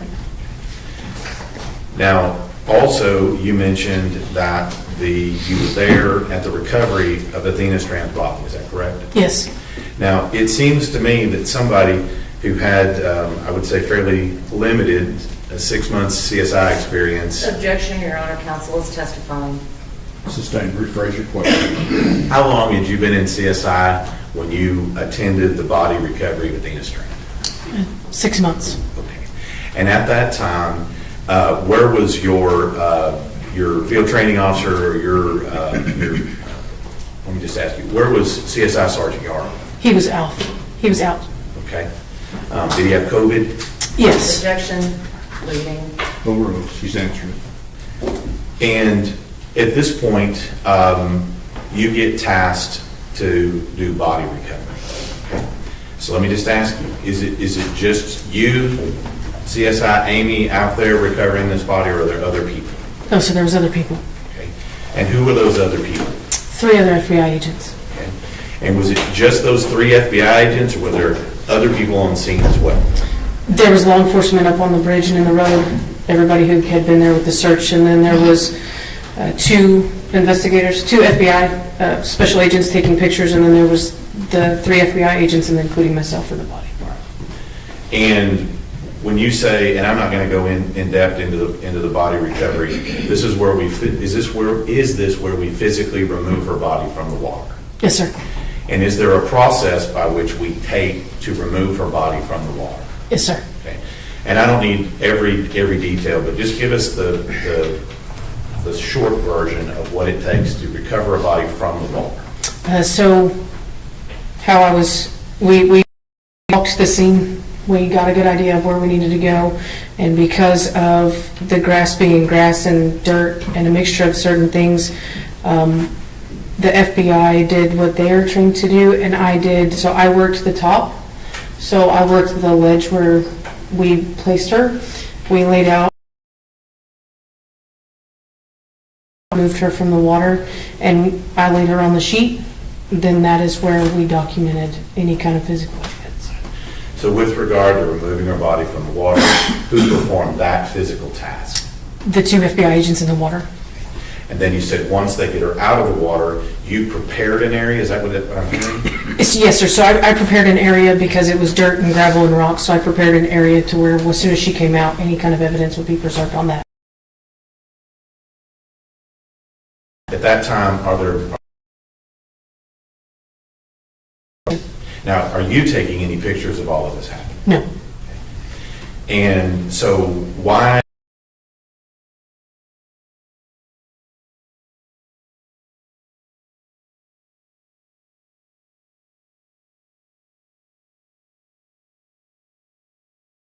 It's the way we collect evidence, and bodies it's a piece of evidence.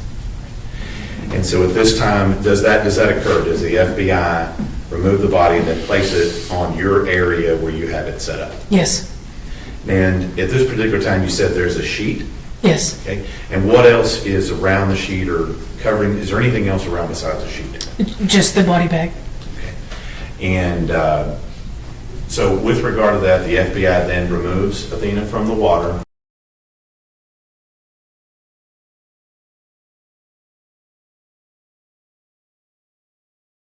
With regard to Athena's body?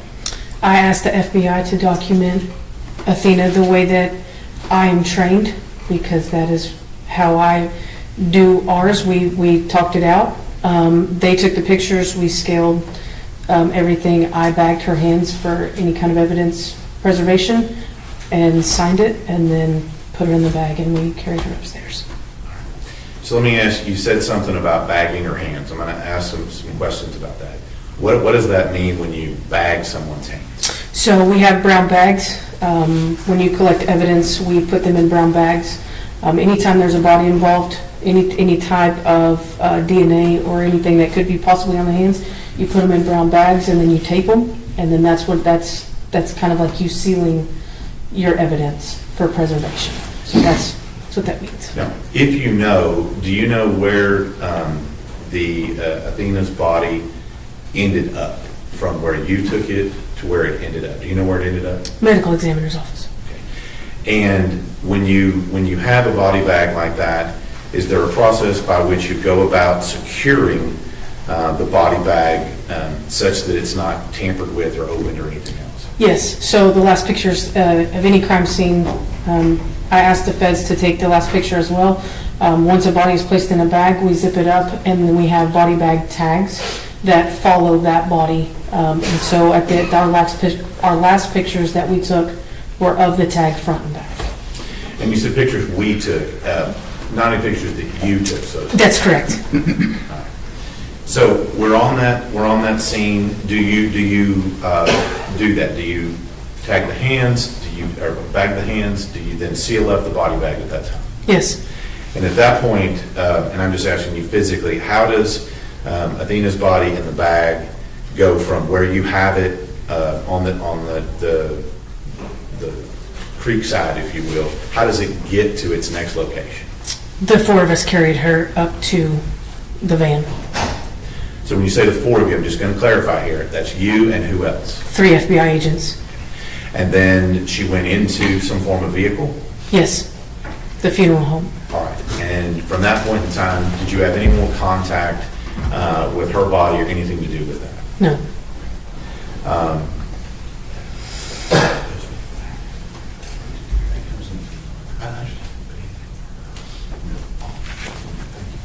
So at that point, are you done with your role in the processing of Athena's body? Yes. And did you do all of the tagging and things with regard to her hands and the bag like you just talked about? Yes. So at that point, we now have had a search of an arrest van on earlier in the day. We've now recovered Athena's body. What is the next step you took in your role as CSI in this case?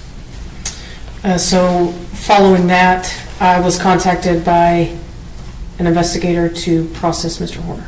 Okay. And so with regard to processing of Mr. Horner, is that processing of his physical self? Yes. Okay. And where was that conducted?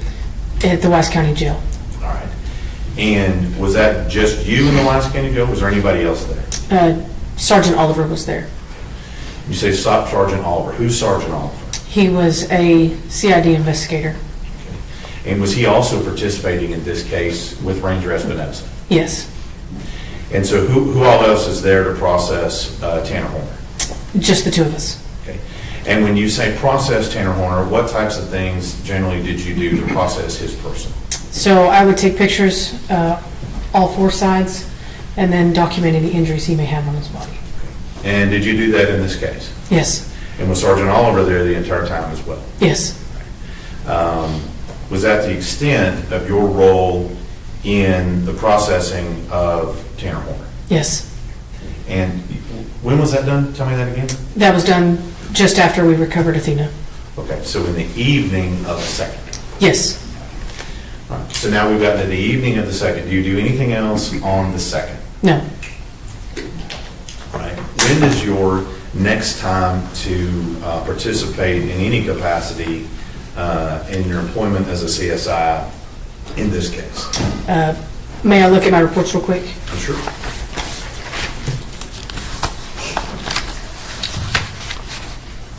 So it would have been 12/5. So body recovery on 12/2 and then 12/5 is the next time you participate in this case in any capacity. Yes. And what was that? That is the day that we processed both FedEx trucks. Okay. Now you've already testified that the FBI has already looked at the arrest vehicle. Is that right? Yes. To your knowledge, had anybody looked at the abduction vehicle at that time? No. So you said that on 12/5, do we have both vehicles we're looking at that day? May I look at my report right quick? Sure.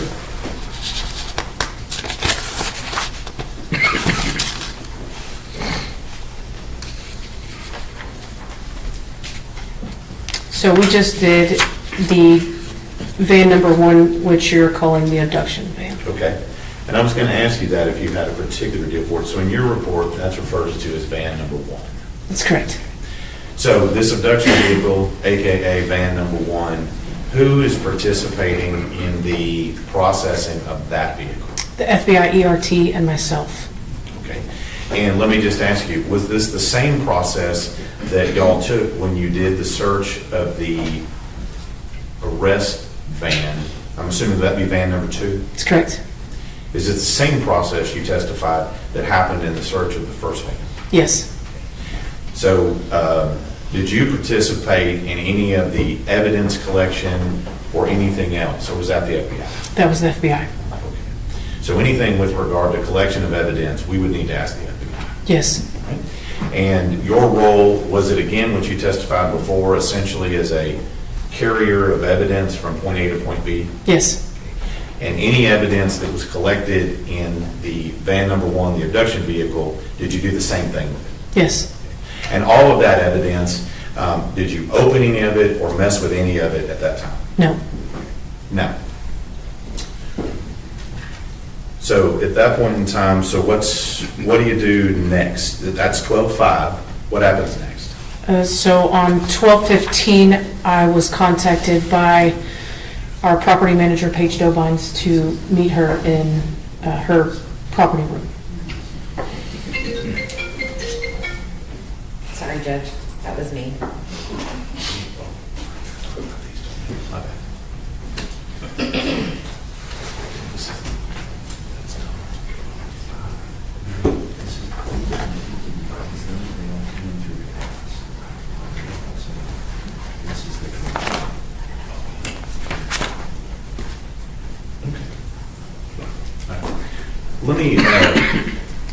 Let me ask you, with regard to what you did on the 15th, who all was there on the 15th? It was the victim's mother, or the mother's attorney, myself, and Sergeant Paige Dobines.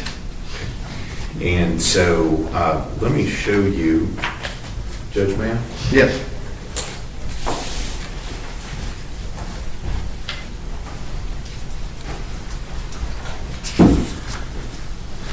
Let me show you what I've marked. States 154. Reading this. States 154, 155, 156, 157, and 158. Will you take a second and look at those and tell me if you recognize those?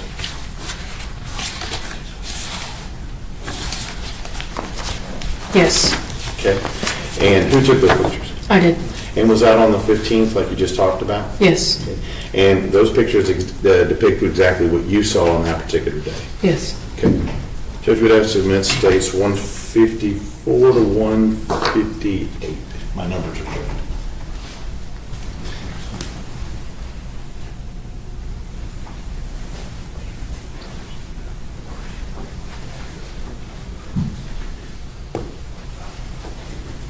No objection.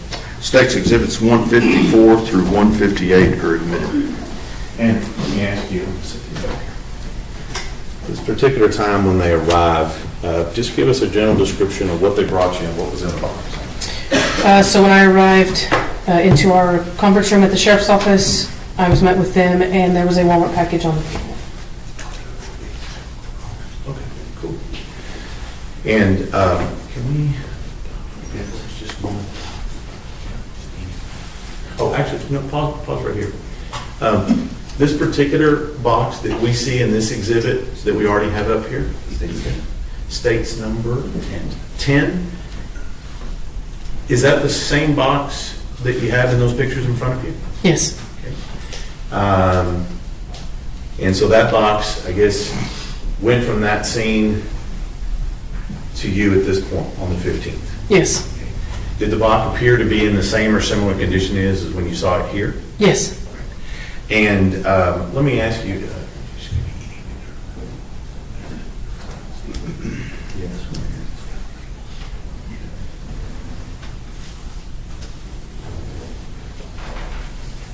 there we go. Is that your picture as well in states number 9? Yes. Okay. And then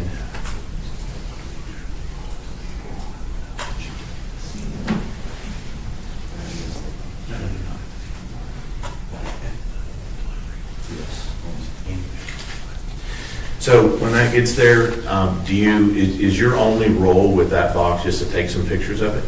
And to collect it as evidence. Okay. And when you say collected as evidence, what does that mean? So I document the box, I document what's in the package, and then I package the box up into a Wise County Sheriff's Office bags and seal it.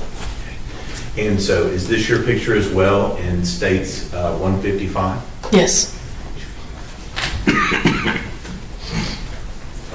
And is this what's in the box? Yes. Okay. And Judge, may I approach? Yes.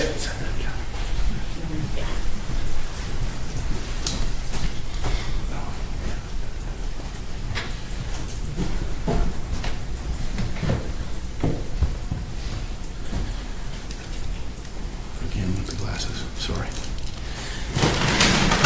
I'm going to show you what's been marked states 159. Do you recognize that? Yes. Okay. Let me ask you a couple of questions about it before we get into it. When you take in evidence and you document evidence, do you put a tag on it? Yes. Okay. And that tag, is that your tag that's on that? Yes. And also, is that some of your writing also on that box? This is Sergeant Yarrow's writing. Okay, but you collected it? That's correct. Okay. And did you physically put it in that bag? No. Okay. Were you with Sergeant Yarrow when he put it in the bag? I was off that day. Okay. So when you say you collected it, what do you mean you collected it? So as soon as I collected the evidence, I took it to locker number 1 in Page's property room. Okay. When you say Page's property room, is that our evidence? Yes. Okay. So you took it physically? Yes. And you took it to property? Yes. And it was later actually placed in a bag like this? Yes. By who? By Sergeant Brett Yarrow. So the item that's in that, do you know what's in that bag? Yes, sir. Okay. And is that the item you collected? Yes, sir.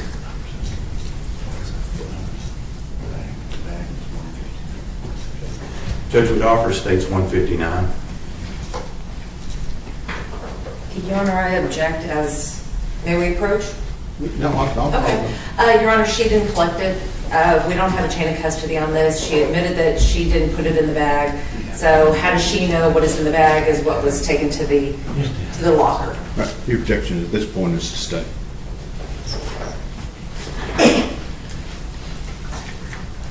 Yeah, that's right. All right. So the next, that's on the 15th, correct? Yes. And with regard, what did you do next with regard to this case involving Athena Strand? And Your Honor, we would also object to having State's Exhibit 158 displayed without the witness testifying to it. 158 has been admitted into evidence. Exactly, Your Honor, but we would object to them leaving it up on the screen while the witness is not testifying to it. That's overruled. Go ahead. What did you do next? We said you collected the box that you just talked about with the Barbies in it. What did you do next? So the next day was January 6th. That is when the FBI ERT team met me back at the Wise County Sheriff's Office jail, where the van 1 was, and that's where we called it DNA Day. It was when we searched the van for DNA using an alternative light source. And so again, kind of the same questions I've asked you before. When the FBI shows up, do you get to participate with the FBI when they're doing their business? No. And so with regard to anything they did, we would need to ask the FBI? Yes. And then are you, similarly, what I asked you before, the carrier of evidence from point A to point B? Yes. And so any evidence they collected on that day on January 6th of 2023, I didn't ask you, is that January 6th of 2023? Yes. And any evidence they collected, did you open any of it or tamper with it or do anything with it? No. Just simply carried it and put it in locket? Yes. Do you have any more contact with that evidence from the time at which you carried it and put it in locket? No. All right. What do you do next? The next day is 110. We were advised to take the floor out of van number 1. There were some markings on the victim's face, so that were consistent with the patterns on the floor of the FedEx van. Well, now, you didn't conduct any investigation into any marks on the victim or anything like that, did you? No. You were instructed to go and simply take the floor panels out? Yes. And was that just you? Yes, sir. Who else was with you? Sergeant Brett Yarrow. And so, what did y'all have to do to remove the floor panels from the field? May I go to my report? Yeah. Well, let me just ask you. I'm going to speed this up a little bit here. When you remove them, does that include unscrewing them from the floor? Yes. And does that remove, actually physically? Objection, Your Honor, leading. Sustained. Don't lead your witness. what do you have to do to remove these panels from the vehicle? We have to unbolt them from the chassis of the truck and then remove them one by one. And when that's done, what do you do with them? We bagged them in brown paper since they were so big and they were in 5 or 6 different pieces. We'd have to bag them separately, and then we tagged them with our initials. And is that you and CSI Sergeant Yarrow? Yes. Get all that done, do you then tag those and place them in evidence? Yes. Objection, Your Honor, still leading. Don't lead your witness. Once they're all collected and put in the brown paper, what do you do with them? I take them to locker number 1. Any other contact with those items? No. Now, did you then go back out and take a look at the arrest vehicle in January of 23, at the end of January? Yes, that's correct. What did you do on late January of 2023? We were looking for a piece of paper or a sticker, decal of some sort that was placed over the video camera. Okay. And who were you with? Sergeant Brett Yarrow. And were you able to locate any evidence? Yes, we located a number of FedEx tags. We found out that they were actually FedEx tags. Objection, Your Honor. I'm sorry. That's based on hearsay. Overruled. Go ahead. We found out that they were FedEx tags, and we collected an abundance of amount of FedEx tags from the FedEx van. When you say FedEx tags, what are we talking about? Can you describe what a FedEx tag is for the jury? So it's a small tag that has general information. May I refer to the pictures on the box? Just give us a general description, then we'll talk. They have names, sometimes tracking numbers, or a barcode, some sort of identifying marker on it. And these particular tags, are they as big as a sheet of notebook paper? No. Are they small? Yes. And these were things you were looking for in the vehicle? Yes. How many do you think you collected? There were quite a few. What did you do with them when you collected them? We bagged them, we taped the bag, and we put them into our evidence locker. With regard to those stickers, do you have any other contact with those once that's done? No. All right. What next? What happens next in your role as a CSI in this case? That is it for me. That was it for me. Let me ask you, did you participate in removing the black boxes from these vehicles? Yes. Do you remember when that was? In the month of January, shortly after removing the floors. And was it you who removed the black box or someone else? No, someone else. Who was that person, if you remember? He was a trooper, Patrick, that's his first name. So how does this come about that these black boxes are removed by the trooper? How does that happen? We were just advised to meet him out there, that he had to pull some information off of the vans, and that there's a black box located in each FedEx van that could have vital information on it. Did you actually do anything that day or just be present? No, I was just present. Now, we've gone through several things so far. Did you do anything else with regard to this case after you observed the trooper pull in the black boxes? No.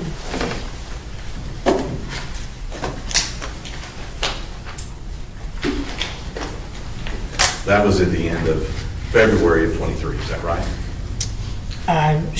I'm not really for sure. It was around the January, February, yes. So at that point in time, are you still employed as a CSI sergeant at that time? Yes. And between the rest of that time, and I guess I ask you, I don't see you in uniform. You're no longer employed by the Wise County Sheriff's Office. Is that correct? That's correct. And so when was your last day at the sheriff's office? In October of 23. Okay. So how many months is that after you were done participating in this case? 7, 8. 7 to 8 months after this. Let me just ask you, were you fired from the SO, the No. sheriff's office? No, sir. Did you resign? Yes. What is your status with the Texas Commission on Law Enforcement? I am no longer a basic peace officer. Okay. And when you resigned from that, what was your designation when you resigned? Honorable or dishonorable? Honorable. Now, I'm going to ask you about this because I'm sure the defense will in a minute.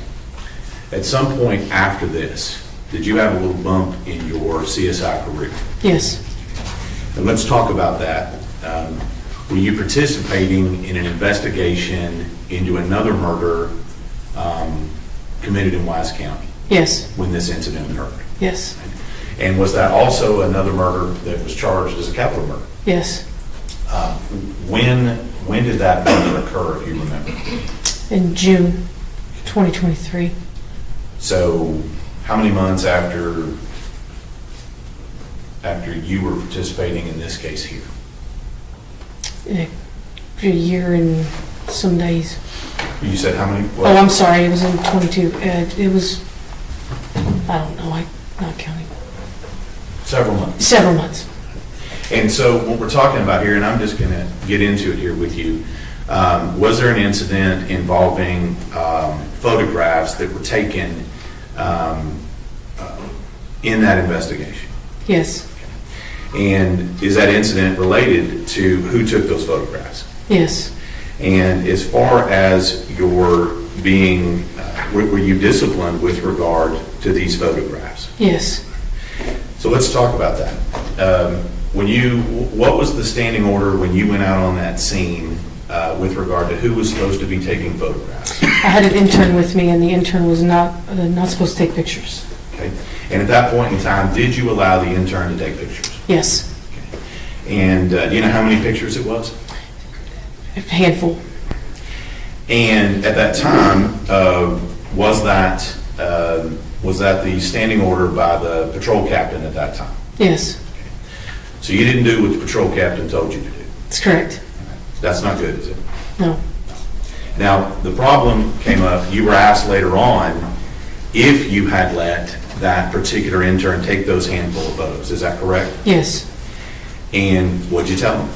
Told him no. Okay. That's not true. That's correct. And that caused you some problems at the sheriff's office, didn't it? Yes. Are you proud of that you said something that wasn't true? No. But you did.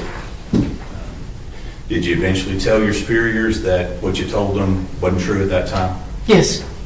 And at that point in time, once you told them that it wasn't true, no longer get to be a CSI. That's correct.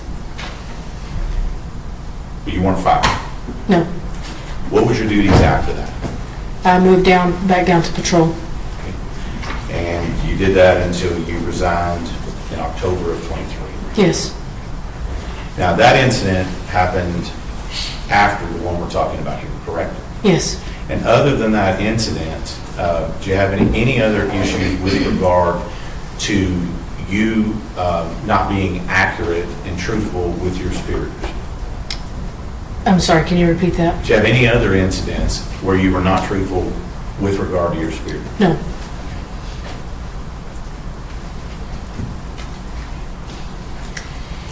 House witness. Cross-examination.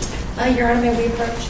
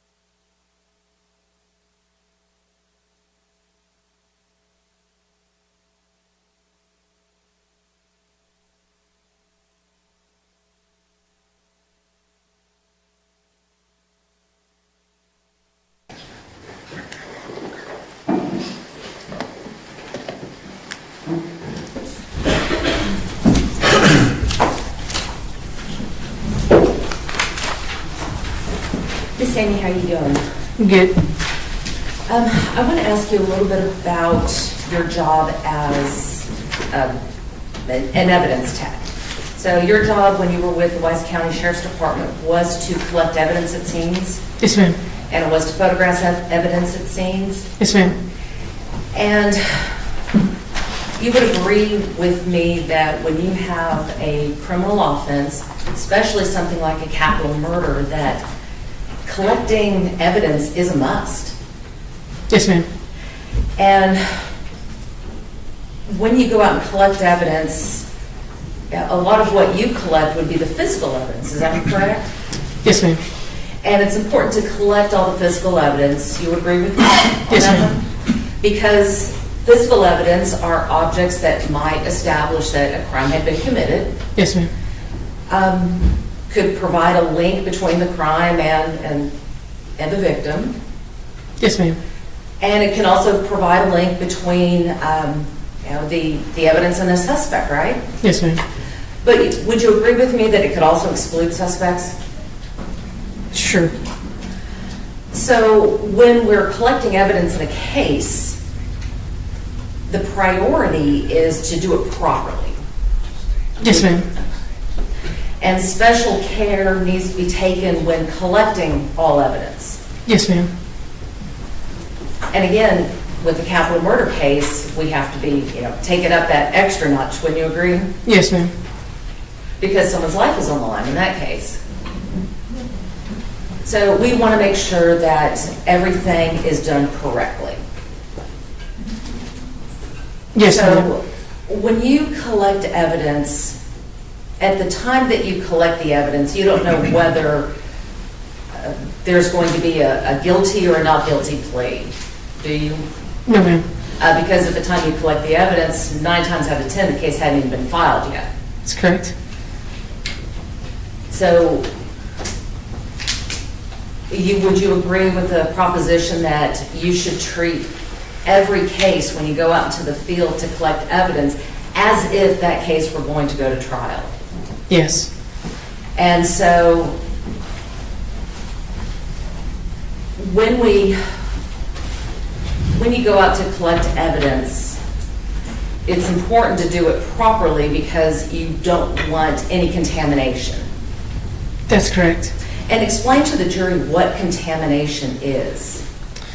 So anytime if I am collecting something from a crime scene, I need to have proper gloves on, you have to dress properly. If I need to wear booties in this crime scene, they go over your shoes, then I have to wear that. Anything that I can bring outside in or inside out. Why is that important? Cross-contamination can ruin evidence. And cross-contamination can happen in a variety of ways. Would you agree with that? Yes. That if you're not wearing proper gloves, that if you were to pick up something and hand it to someone else, your DNA could be on that item. Yes. And so when it gets placed into evidence, not only has that piece of evidence been contaminated, you could have destroyed any other evidence that may have been on there. Yes, ma'am. All right, so when I picked up my glass and talked about leaving my DNA on that glass, is that what we're talking about when we're talking about contact DNA or trace evidence or something like that? Yes. And every time someone handles a piece of evidence, it's possible that new physical evidence could be deposited onto it, right? It's possible. And that's why we wear gloves. Yes, ma'am. And that's why we wear the booties. Yes, ma'am. And why we wear the protective gear. And why when collecting evidence or viewing evidence or doing anything like that, it's important to have a clean area to place that evidence on. Yes, ma'am. And when you have that clean area to place evidence on, not only do you want the table clean, but you want to put butcher paper down or some sort of protective barrier there, right? It's possible. Yes, ma'am. And so sometimes that when evidence is being handled, a tech may inadvertently contaminate a piece of evidence. Do you agree with that? It's possible, yes, ma'am. Yeah, and not doing it on purpose. Yeah, accidents happen. But that's why why it's so important to have that protective gear. Because if you don't have the gloves on, you might have the contamination by touch DNA. Would you agree with that? Yes, ma'am. If you don't have a mask on, you could sneeze, you could drip sweat, you could have any sort of respiratory fluids that come out, may contribute to additional DNA on an item. Yes, ma'am. And the tools that you use, each of those tools, proper procedure would tell you that you don't use the same tool twice. Correct. Or you don't use the same tool twice without disinfecting it and cleaning it properly between each use. Yes, ma'am.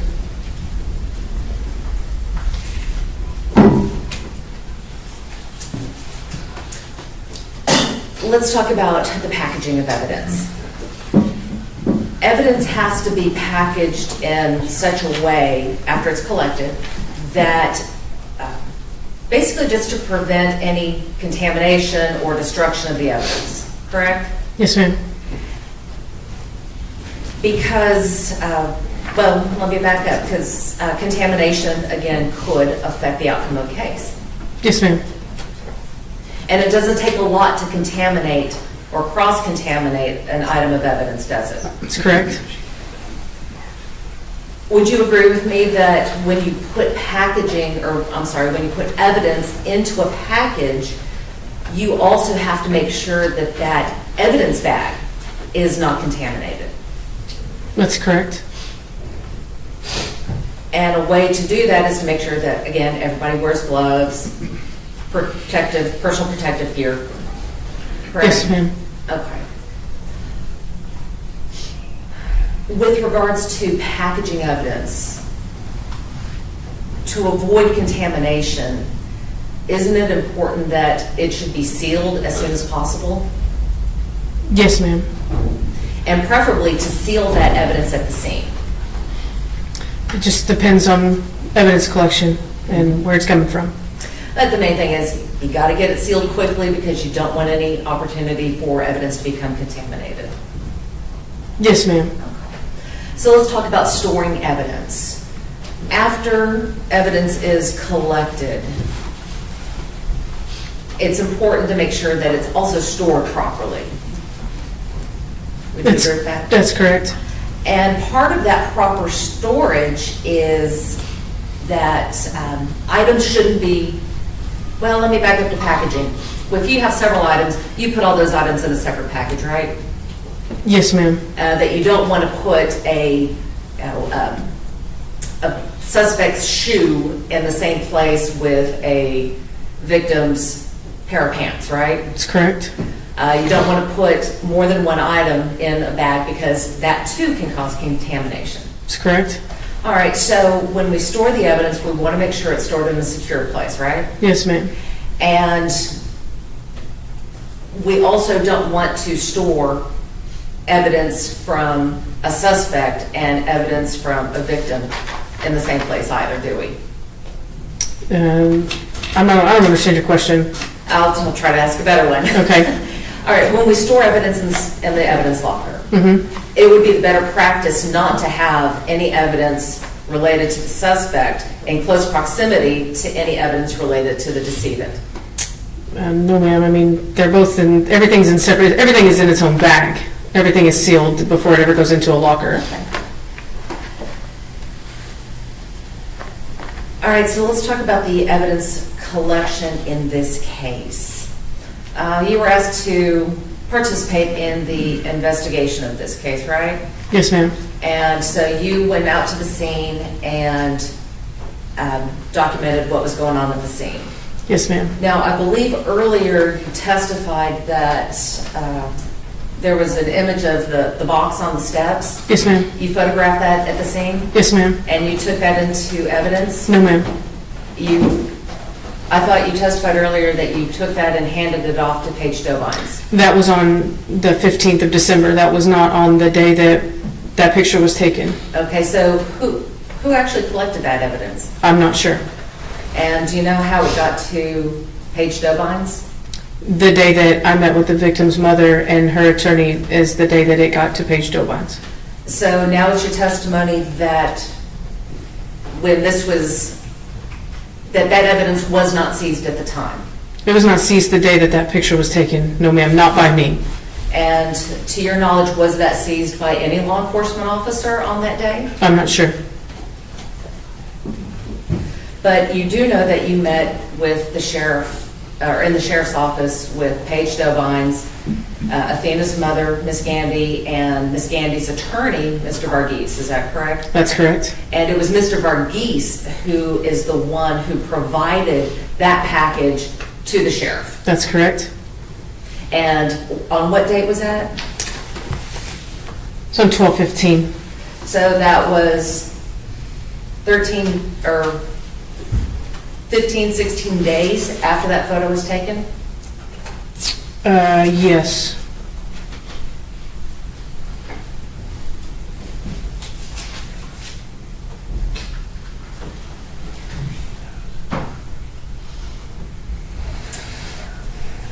Part of your job in this case was also to serve a warrant on Mr. Horner at the jail. Do you remember that? Yes, ma'am. Your job was to collect his DNA? No, ma'am. Or to collect a buccal swab? For No, ma'am. That was not me. Okay, so you were present when the buccal swab was collected? No, ma'am. I was not. Who was present when? I can't answer that. I don't know. So, but you did process Mr. Horner, correct? Yes, ma'am. And you took photos of him? On 12/2, yes, ma'am.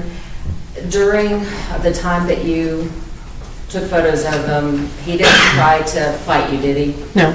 Didn't resist you in any way? No. Didn't try to commit any act of violence against you? No. He was cooperative? Yes, ma'am.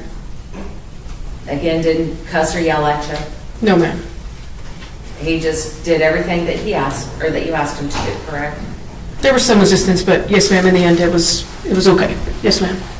But at the end of the day, he respected your authority as the person from the sheriff's office. Yes, ma'am.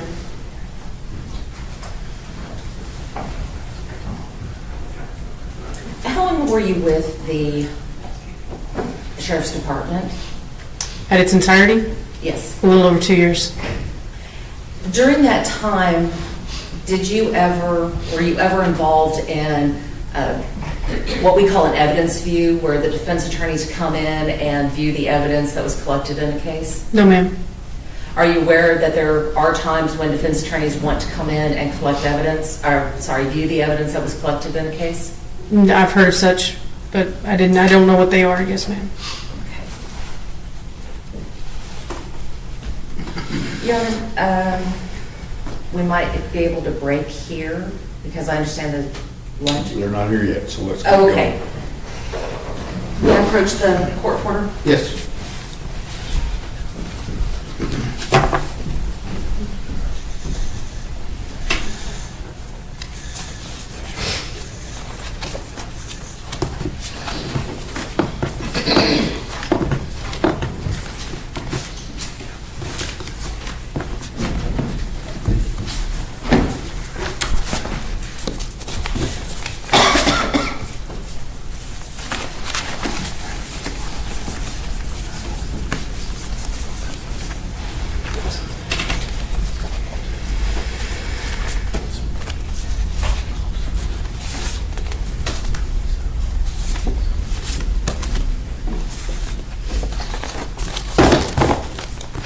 I'm going to hand you what has been marked as, or offered into evidence as State's Exhibits number 120 through 122.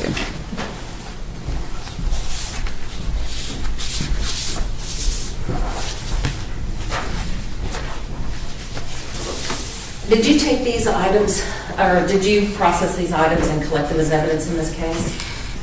No, ma'am. Let me refer to my report, please, if you don't mind. Okay.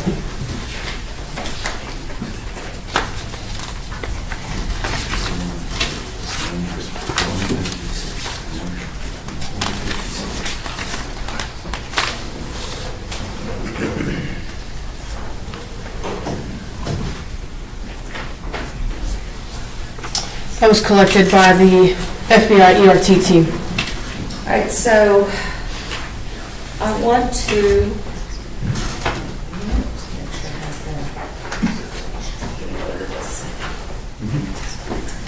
now, Pritchard? Yes, ma'am.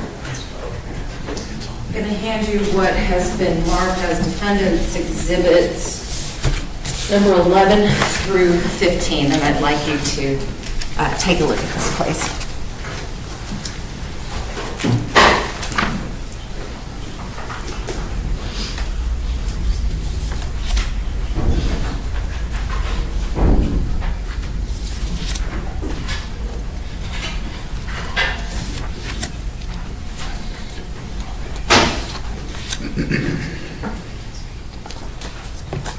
Now, on defense exhibit number 11, does your name appear on that as receiving this evidence or having anything to do with the evidence that was included in this?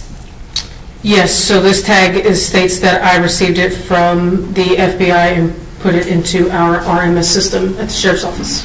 All right, so I'd like you to take a look at defense 12 through 15, and look at states 120 through 122. Okay. I'm not sure what I'm looking at. Do those appear to be the same items? Yes, ma'am. All right, defense offers defense exhibits 11 through 15, and I have given copies to the state to... Defense exhibits 11 through 15 are admitted.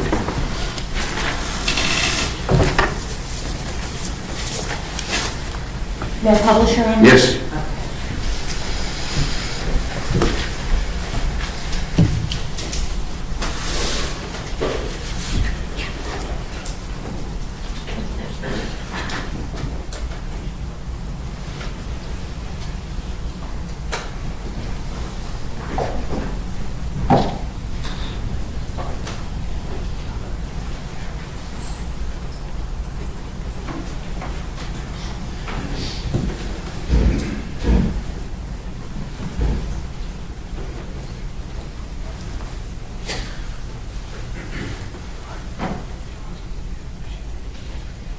Okay, so I'm going to cut to the chase on this one, Miss Amy.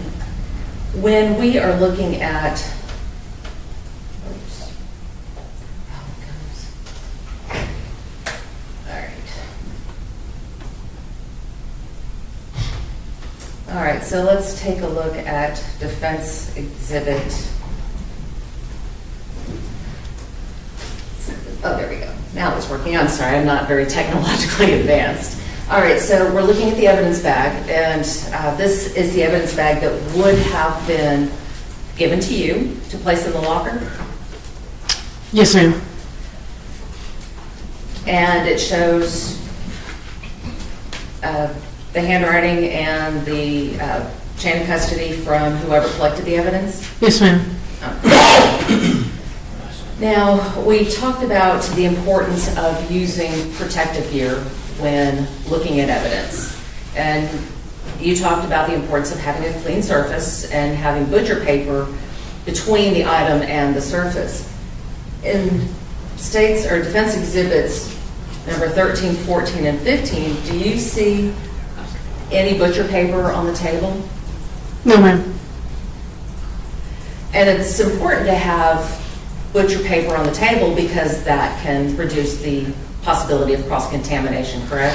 Yeah, I can't answer why they didn't put it down. I mean, I wasn't there for that. But I'm saying that it's important to have it there to reduce the chance of cross-contamination. Yes, ma'am. So evidence that was left on the table that has not been either sterilized or that doesn't have butcher paper, or if an officer didn't change his gloves routinely, as in between every item, there's a possibility that this piece of evidence could become contaminated. It's possible, yes, ma'am. All right.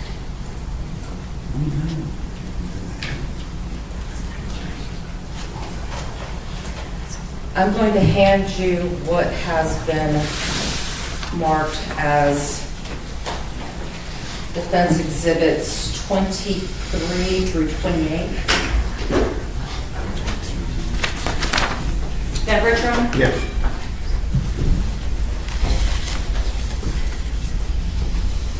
Ms. Amy, if you'll look at 23 to 28, I'd like you to.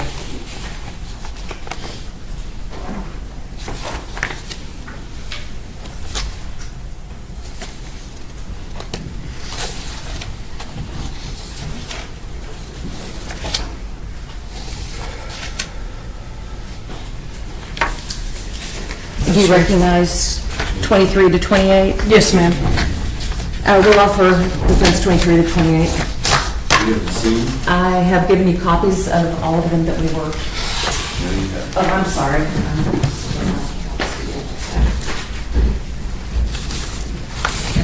Your Honor, we're going to object to these unless it's stated by the defendant exactly when these were taken, because it's our belief they were taken into evidence review when the defendant was there, and none of these items were tested.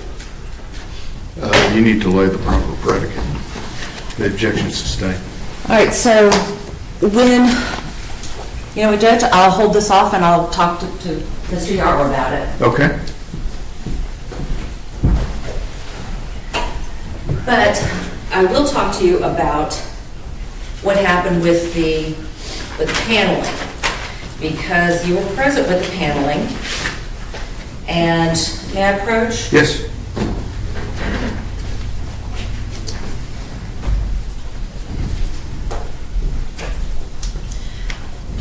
I'm going to hand you what's been marked as Defense Exhibits 29 and 30.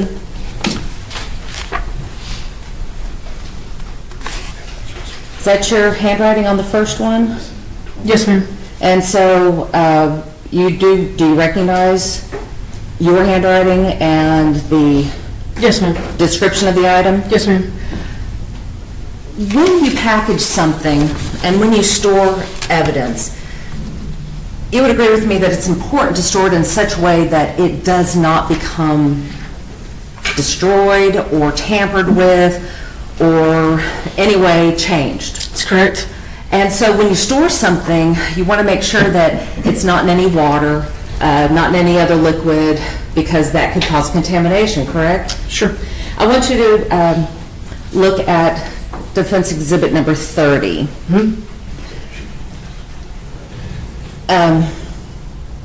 Not to sneeze, I'm sorry. Your Honor, I'm going to offer, or do you recognize State's Exhibit number, or Defense Exhibit number 30? I don't. Okay.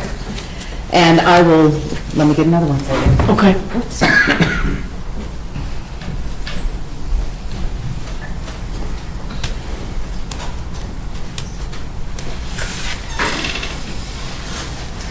When you processed the van, was it just you or who else was involved? Sergeant Brett Yarrow. I'm sorry? Sergeant Brett Yarrow. Okay, then I'll hold off on these until Mr. Yarrow takes the stand.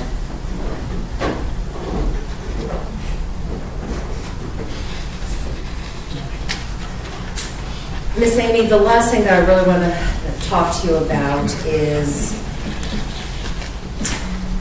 your disciplinary action that you had with the Weiss County Sheriffs. You had been accused of not telling the truth to your superior officer about who had taken those photos, right? Yes, ma'am. And so you had received a complaint, and that was just one of the incidents that was listed, right? The complaint about the pictures? Yes.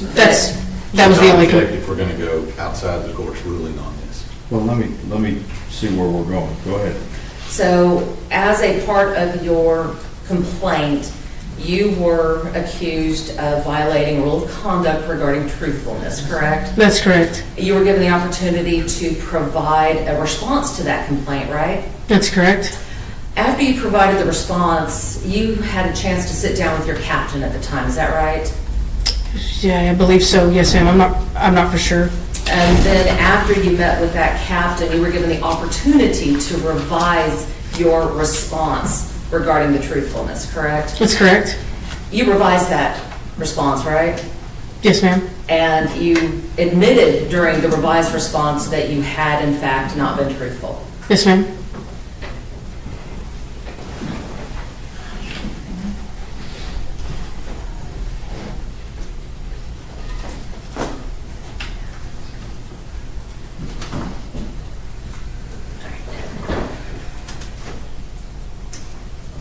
I'm sorry, Ms. Amy, I just want to go back. Were you the one that had processed the arrest van? I assisted the FBI. I did not physically process it. No.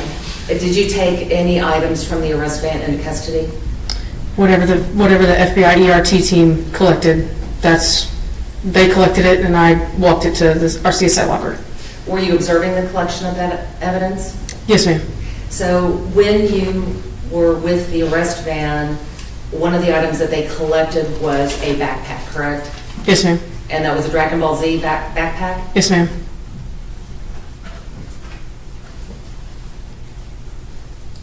I have nothing further at this time, Your Honor. Redirect. Just got a couple of questions. I'm going to show you State's Exhibit 8, which has already been admitted into evidence. Can you change that back, please? Oh, what do you do? Sure.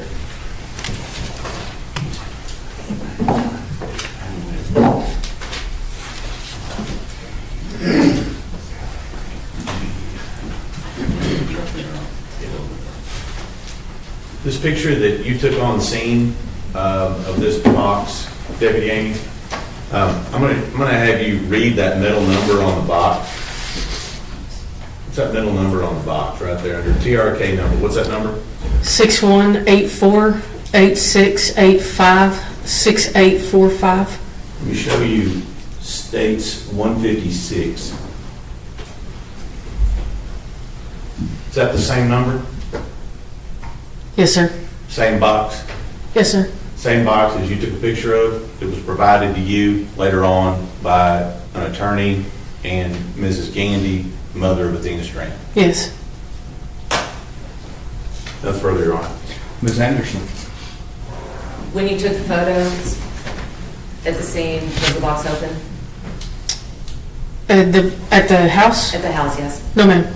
And when you took the photo at the Sheriff's Department after that box had been delivered, when it was received, had it been opened? May I look at these pictures one more time? Yes, ma'am. Nothing further. Mr. State. None further, Your Honor. May Ms. Amy be excused subject to any potential recall? Fine with the State, Your Honor. Good with the defense? Yes, Your Honor. Thank you, ma'am. You may step down. Your lunch is here, so we'll start up at 12:45, okay? See you then.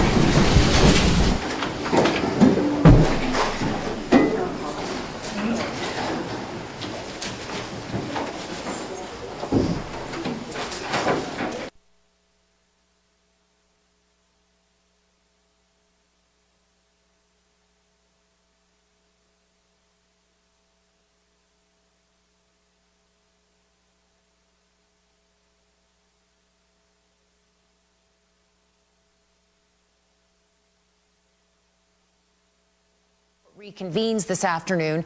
You're watching the CBS Texas Stream.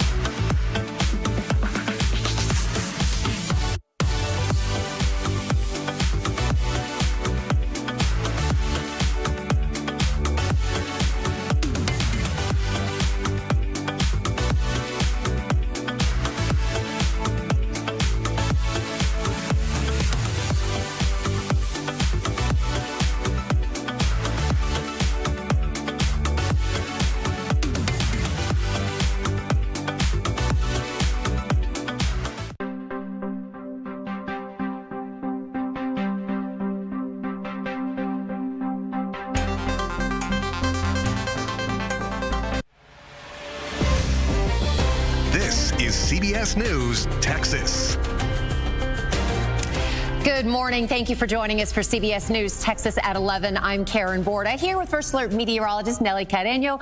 We want to start with the forecast this morning because this weekend we've issued a First Alert weather day for severe weather. And Nelly, we need to talk about this because this could be disruptive to a lot of people this weekend. Exactly. Now, the First Alert weather day is for Sunday specifically, although we will see activity this afternoon and tomorrow, Saturday. Also, we're not looking at severe weather with those showers and thunderstorms today or tomorrow, but then things intensify for Sunday. So we definitely need to be weather aware.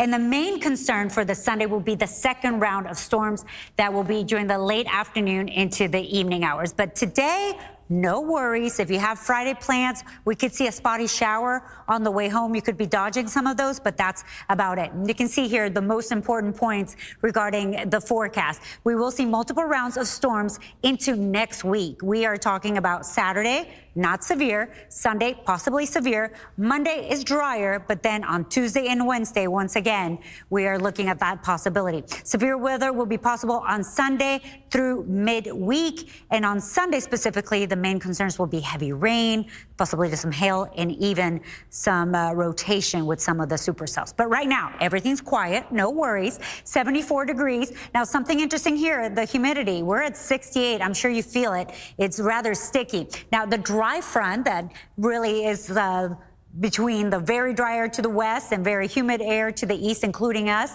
that barrier is where the thunderstorms will initiate. So it's very far to our west, and that's why we don't anticipate severe weather today or tomorrow. But you can see here where the dry front is.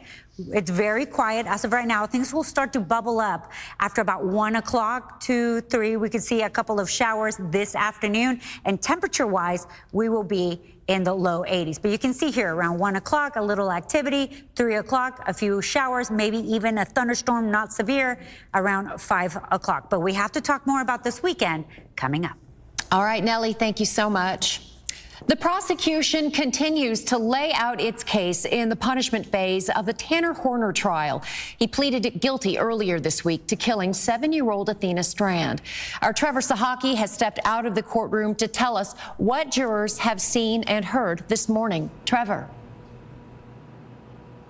Well, Karen, court picked up today where it left off yesterday. An FBI special agent described to jurors how his team took photos of the delivery van that Horner was arrested in, and then took photos and collected evidence from the delivery van that Horner hit and kidnapped Athena Strand in. Now, FBI special agent Kurt Duras returned to the witness stand today. He described the photos his team took inside and outside the vans, and the SD cards they removed from the video cameras in the vans. Duras said the first forensic search they did of one of the vans did not turn up any evidence, so he and his team returned a month later with a stronger flashlight and found more evidence. While the jury has not heard yet what that evidence specifically was, the prosecution has been hinting that it could include DNA, but we have not heard who that DNA belongs to. Jurors also saw tie-down straps and bungee cords that were collected, but again, we have not heard the purpose of those, nor if there was any DNA found on them.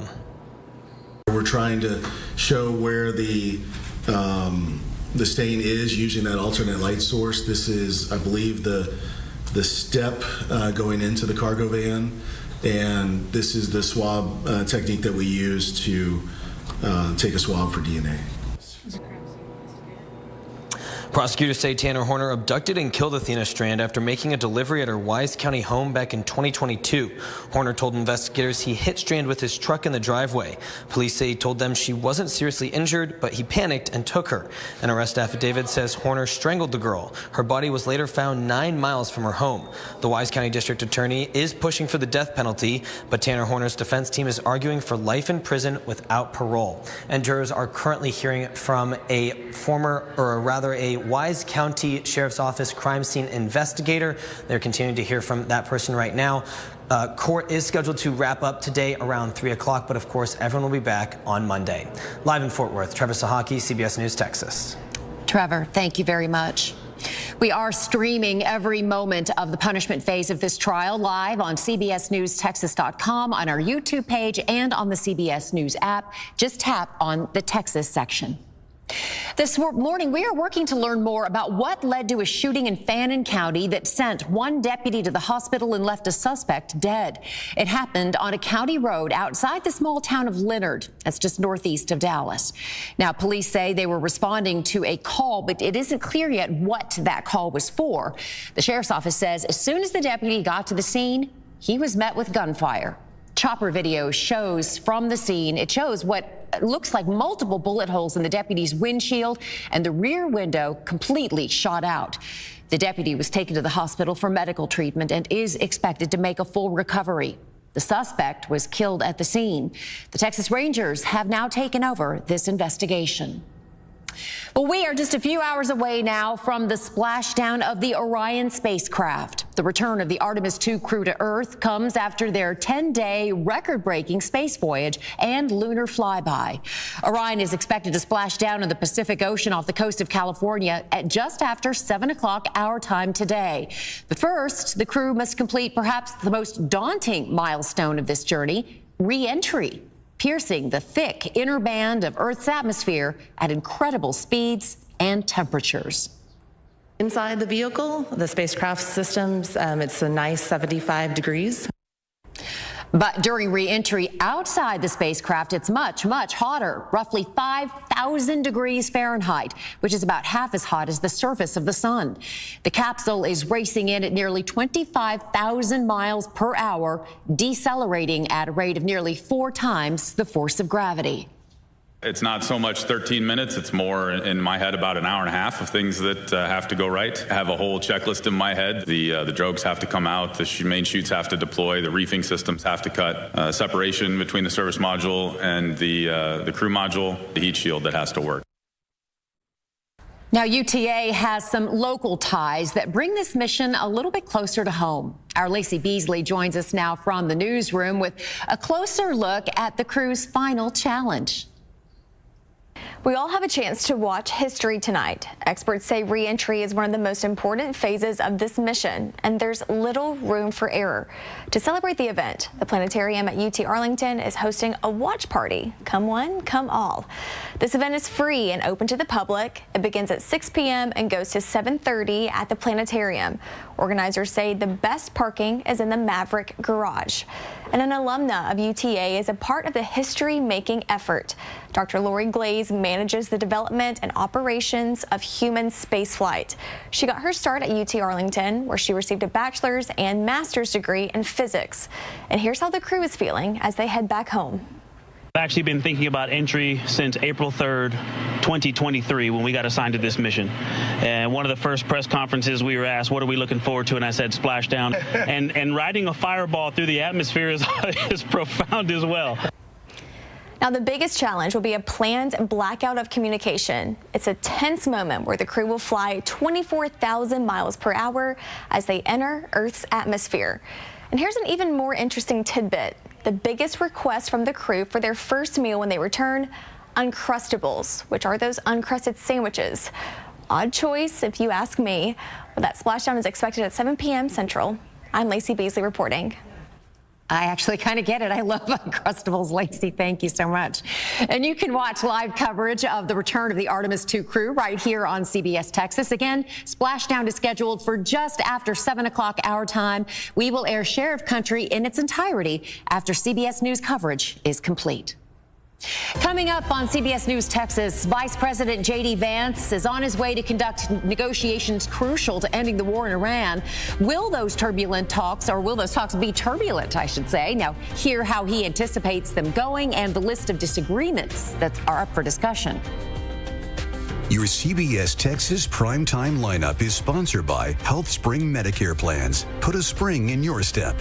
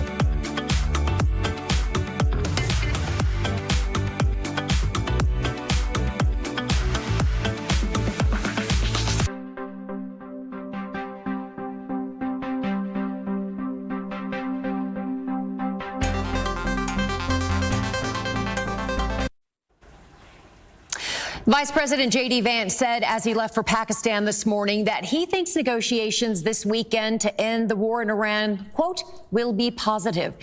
The talks come as the ceasefire remains shaky over disagreements regarding the Strait of Hormuz and Israel's strikes in Lebanon. If the Iranians are willing to negotiate in good faith, we're certainly willing to extend the open hand. If they're going to try to play us, then they're going to find that the negotiating team is not that receptive. Plumes of smoke could be seen along Lebanon's border. Iran insists that the U.S. is violating the ceasefire by allowing Israel to continue strikes on Hezbollah targets there.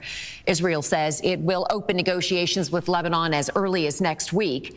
The ceasefire is also being tested in the Strait of Hormuz. Iran's foreign minister says ships can coordinate with Iran's military to safely travel through the key waterway, but only 3 tankers passed through yesterday. As for gas prices, it may be a while before we see any relief at the pump. According to AAA, today, the national average for regular unleaded is $4.15 per gallon. Here in North Texas, it's more than 30 cents cheaper. In Dallas County, you can expect to pay about $3.79, and in Tarrant County, you'll pay about $3.80 per gallon. First Lady Melania Trump delivered a statement from the White House Thursday denying ties to Jeffrey Epstein and knowledge of his crimes.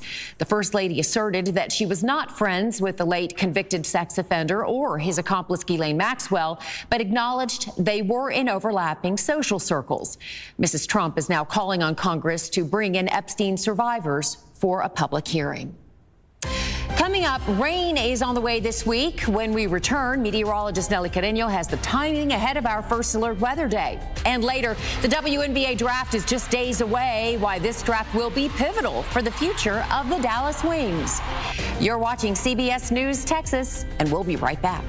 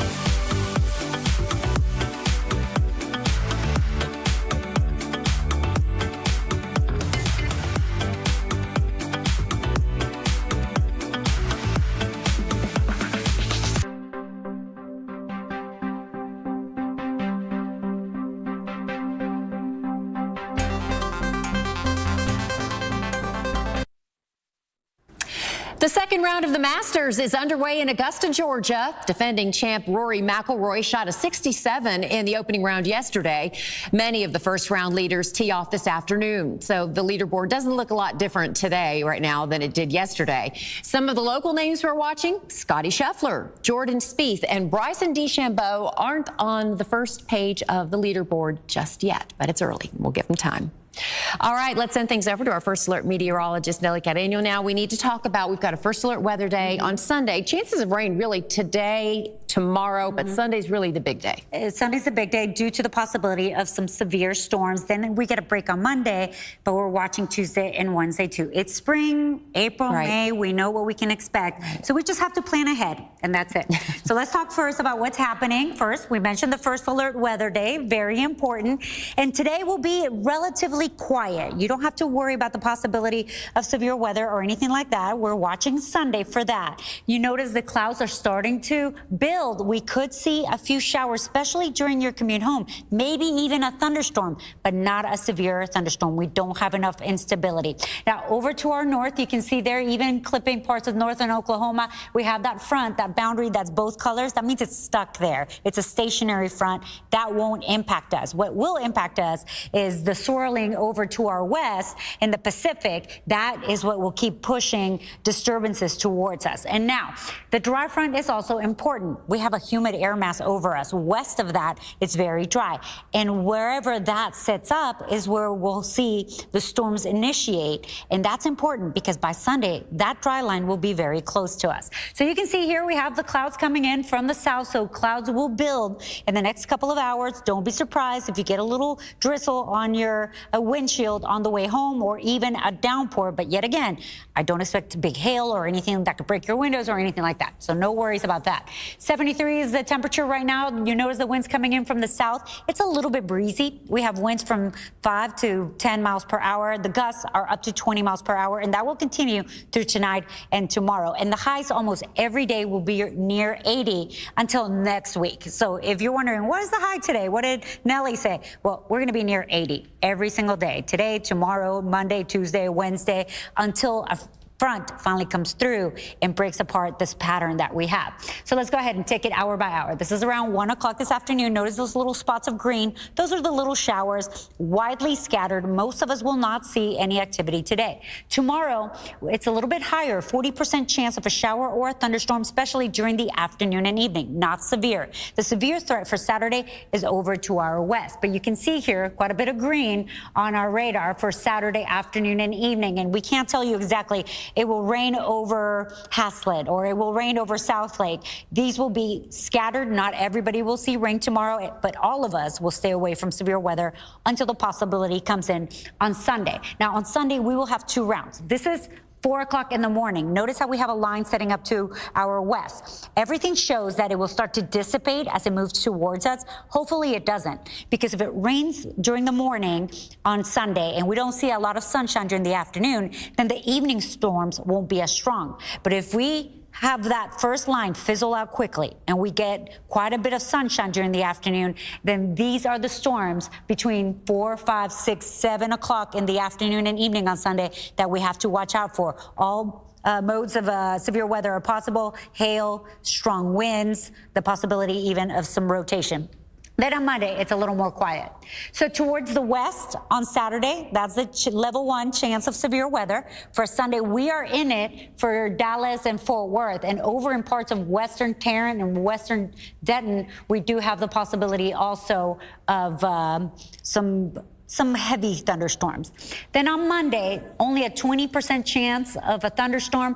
Tuesday, we are in the slight risk. Wednesday, we are in the slight risk too. So you get the point. We're going to see quite a few storms. Now you can see here on our 7-day forecast, we are going to be near 80 degrees and temperature-wise at night, 60s with a chance of thunderstorm almost every single day. It's springtime, right? Yeah. Thank you very much, Nelly. Well, Monday is the WNBA draft, and this year, some of the biggest prospects in women's basketball will take their first step in their professional careers. Ro Parrish takes a look at how things could shape up for the Dallas Wings. You are now rocking with the best. The draft for the W is next week, one that will be pivotal for the future of the Wings. The entire league, it's in its upgrade phase. Players have collectively bargained for higher compensation. The Wings, as a team, have a new practice facility on the way, and they again have the top pick. Now, what star prospect will they pair with the all-world Paige Beckers? I'm thinking it's got to be one of these three. Let me run down what each would look like pairing with Paige. Start off with AZ Fudd, her former teammate at UConn. The two have strong chemistry on and off the court. Would be a welcome reunion of players that would complement each other and have played in big games. Lauren Betts, champion big from UCLA, who balls on both sides. Having a dominant post player paired with a guard that can get busy would be a glove-like fit. I mean, we've seen numerous successful combos like this over the years. Then you have TCU's Olivia Miles, who has recently become the favorite to be the top pick. Each player needs the ball, however, has a high hoops IQ. Now, in a perfect world, I see a Kyrie/Luka remix backcourt, two guards that can both score at all three levels, facilitate and create for others.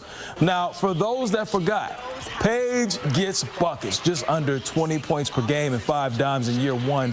She nearly was the unanimous Rookie of the Year. Unlimited highlights. Number 5 was an All-Star, second team All-NBA, and in year one.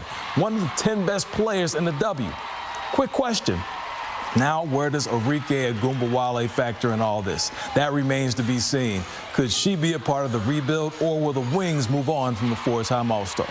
Now, that question and others will be answered sooner rather than later. Oh, and of course, you know I have more on Monday. All things Wings as the draft is on deck. I am Ro Parrish. I'll see you there.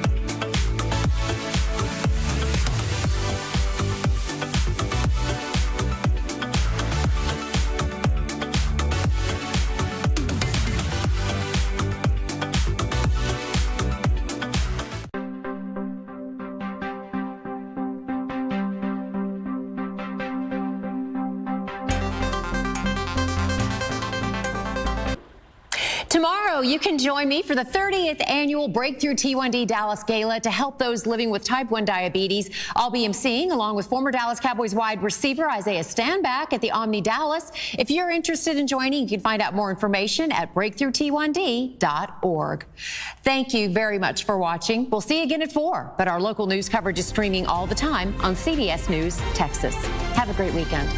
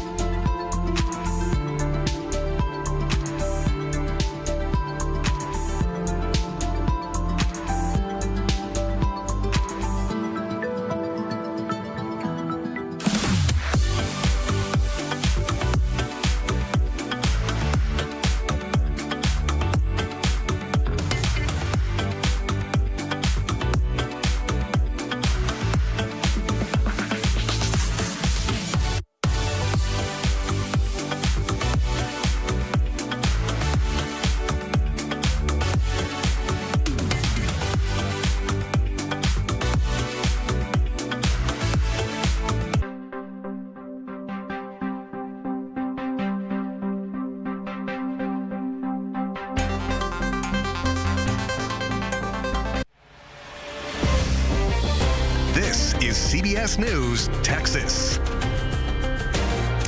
Good morning. Thank you for joining us for CBS News Texas at 11. I'm Karen Borda here with First Alert meteorologist Nelly Carreño.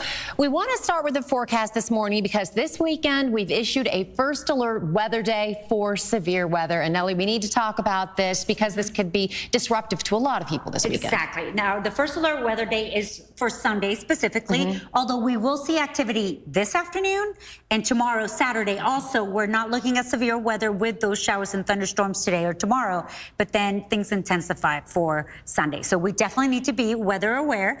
And the main concern for the Sunday will be the second round of storms that will be during the late afternoon into the evening hours. But today, no worries. If you have Friday plans, we could see a spotty shower on the way home. You could be dodging some of those, but that's about it. And you can see here the most important points regarding the forecast. We will see multiple rounds of storms into next week. We are talking about Saturday, not severe. Sunday, possibly severe. Monday is drier, but then on Tuesday and Wednesday, once again, we are looking at that possibility. Severe weather will be possible on Sunday through midweek. And on Sunday specifically, the main concerns will be heavy rain, possibly some hail, and even some rotation with some of the supercells. But right now, everything's quiet, no worries. 74 degrees. Now, something interesting here, the humidity. We're at 68. I'm sure you feel it. It's rather sticky. Now, the dry front that really is between the very dry air to the west and very humid air to the east, including us, that barrier is where the thunderstorms will initiate. So it's very far to our west, and that's why we don't anticipate severe weather today or tomorrow. But you can see here where the dry front is. It's very quiet as of right now. Things will start to bubble up after about 1 o'clock to 3. We could see a couple of showers this afternoon, and temperature-wise, we will be in the low 80s. But you can see here around 1 o'clock, a little activity, 3 o'clock, a few showers, maybe even a thunderstorm, not severe, around 5 o'clock. But we have to talk more about this weekend coming up. All right, Nellie, thank you so much. The prosecution continues to lay out its case in the punishment phase of the Tanner Horner trial. He pleaded guilty earlier this week to killing 7-year-old Athena Strand. Our Trevor Sahaki has stepped out of the courtroom to tell us what jurors have seen and heard this morning. Trevor. Well, Karen, court picked up today where it left off yesterday. An FBI special agent described to jurors how his team took photos of the delivery van that Horner was arrested in, and then took photos and collected evidence from the delivery van that Horner hit and kidnapped Athena Strand in. Now, FBI special agent Kurt Drought returned to the witness stand today. He described the photos his team took inside and outside the vans, and the SD cards they removed from the video cameras in the vans. Drought said the first forensic search they did of one of the vans did not turn up any evidence, so he and his team returned a month later with a stronger flashlight and found more evidence. While the jury has not heard yet what that evidence specifically was, the prosecution has been hinting that it could include DNA, but we have not heard who that DNA belongs to. Jurors also saw tie-down straps and bungee cords that were collected, but again, we have not heard the purpose of those, nor if there was any DNA found on them. We're trying to show where the stain is using that alternate light source. This is, I believe, the step going into the cargo van, and this is the swab technique that we use to take a swab for DNA. Prosecutors say Tanner Horner abducted and killed Athena Strand after making a delivery at her Wise County home back in 2022. Horner told investigators he hit Strand with his truck in the driveway. Police say he told them she wasn't seriously injured, but he panicked and took her. An arrest affidavit says Horner strangled the girl. Her body was later found 9 miles from her home. The Wise County District Attorney is pushing for the death penalty, but Tanner Horner's defense team is arguing for life in prison without parole. And jurors are currently hearing from a Wise County Sheriff's Office crime scene investigator. They're continuing to hear from that person right now. Court is scheduled to wrap up today around 3 o'clock, but of course, everyone will be back on Monday. Live in Fort Worth, Trevor Sahaki, CBS News, Texas. Trevor, thank you very much. We are streaming every moment of the punishment phase of this trial live on CBSNewsTexas.com, on our YouTube page, and on the CBS News app. Just tap on the Texas section. This morning, we are working to learn more about what led to a shooting in Fannin County that sent one deputy to the hospital and left a suspect dead. It happened on a county road outside the small town of Leonard. That's just northeast of Dallas. Now, police say they were responding to a call, but it isn't clear yet what that call was for. The sheriff's office says as soon as the deputy got to the scene, he was met with gunfire. Chopper video shows from the scene. It shows what looks like multiple bullet holes in the deputy's windshield, and the rear window completely shot out. The deputy was taken to the hospital for medical treatment and is expected to make a full recovery. The suspect was killed at the scene. The Texas Rangers have now taken over this investigation. Well, we are just a few hours away now from the splashdown of the Orion spacecraft. The return of the Artemis II crew to Earth comes after their 10-day record-breaking space voyage and lunar flyby. Orion is expected to splash down in the Pacific Ocean off the coast of California at just after 7 o'clock our time today. But first, the crew must complete perhaps the most daunting milestone of this journey, re-entry, piercing the thick inner band of Earth's atmosphere at incredible speeds and temperatures. Inside the vehicle, the spacecraft systems, it's a nice 75 degrees. But during re-entry outside the spacecraft, it's much, much hotter, roughly 5,000 degrees Fahrenheit, which is about half as hot as the surface of the sun. The capsule is racing in at nearly 25,000 miles per hour, decelerating at a rate of nearly 4 times the force of gravity. It's not so much 13 minutes, it's more in my head about an hour and a half of things that have to go right. I have a whole checklist in my head. The drogues have to come out, the main chutes have to deploy, the reefing systems have to cut, separation between the service module and the crew module, the heat shield that has to work. Now, UTA has some local ties that bring this mission a little bit closer to home. Our Lacey Beasley joins us now from the newsroom with a closer look at the crew's final challenge. We all have a chance to watch history tonight. Experts say re-entry is one of the most important phases of this mission, and there's little room for error. To celebrate the event, the planetarium at UT Arlington is hosting a watch party. Come one, come all. This event is free and open to the public. It begins at 6 p.m. and goes to 7:30 at the planetarium. Organizers say the best parking is in the Maverick Garage. And an alumna of UTA is a part of the history-making effort. Dr. Lori Glaze manages the development and operations of human spaceflight. She got her start at UT Arlington, where she received a bachelor's and master's degree in physics. And here's how the crew is feeling as they head back home. I've actually been thinking about entry since April 3rd, 2023, when we got assigned to this mission. And one of the first press conferences we were asked, what are we looking forward to? And I said, splashdown. and riding a fireball through the atmosphere is profound as well. Now, the biggest challenge will be a planned blackout of communication. It's a tense moment where the crew will fly 24,000 miles per hour as they enter Earth's atmosphere. And here's an even more interesting tidbit. The biggest request from the crew for their first meal when they return, Uncrustables, which are those uncrusted sandwiches. Odd choice, if you ask me. Well, that splashdown is expected at 7 p.m. Central. I'm Lacey Beasley reporting. I actually kind of get it. I love Uncrustables, Lacey. Thank you so much. And you can watch live coverage of the return of the Artemis II crew right here on CBS Texas. Again, splashdown is scheduled for just after 7 o'clock our time. We will air Share of Country in its entirety after CBS News coverage is complete. Coming up on CBS News Texas, Vice President J.D. Vance is on his way to conduct negotiations crucial to ending the war in Iran. Will those talks be turbulent, I should say? Now, hear how he anticipates them going and the list of disagreements that are up for discussion. Your CBS Texas primetime lineup is sponsored by Health Spring Medicare Plans. Put a spring in your step.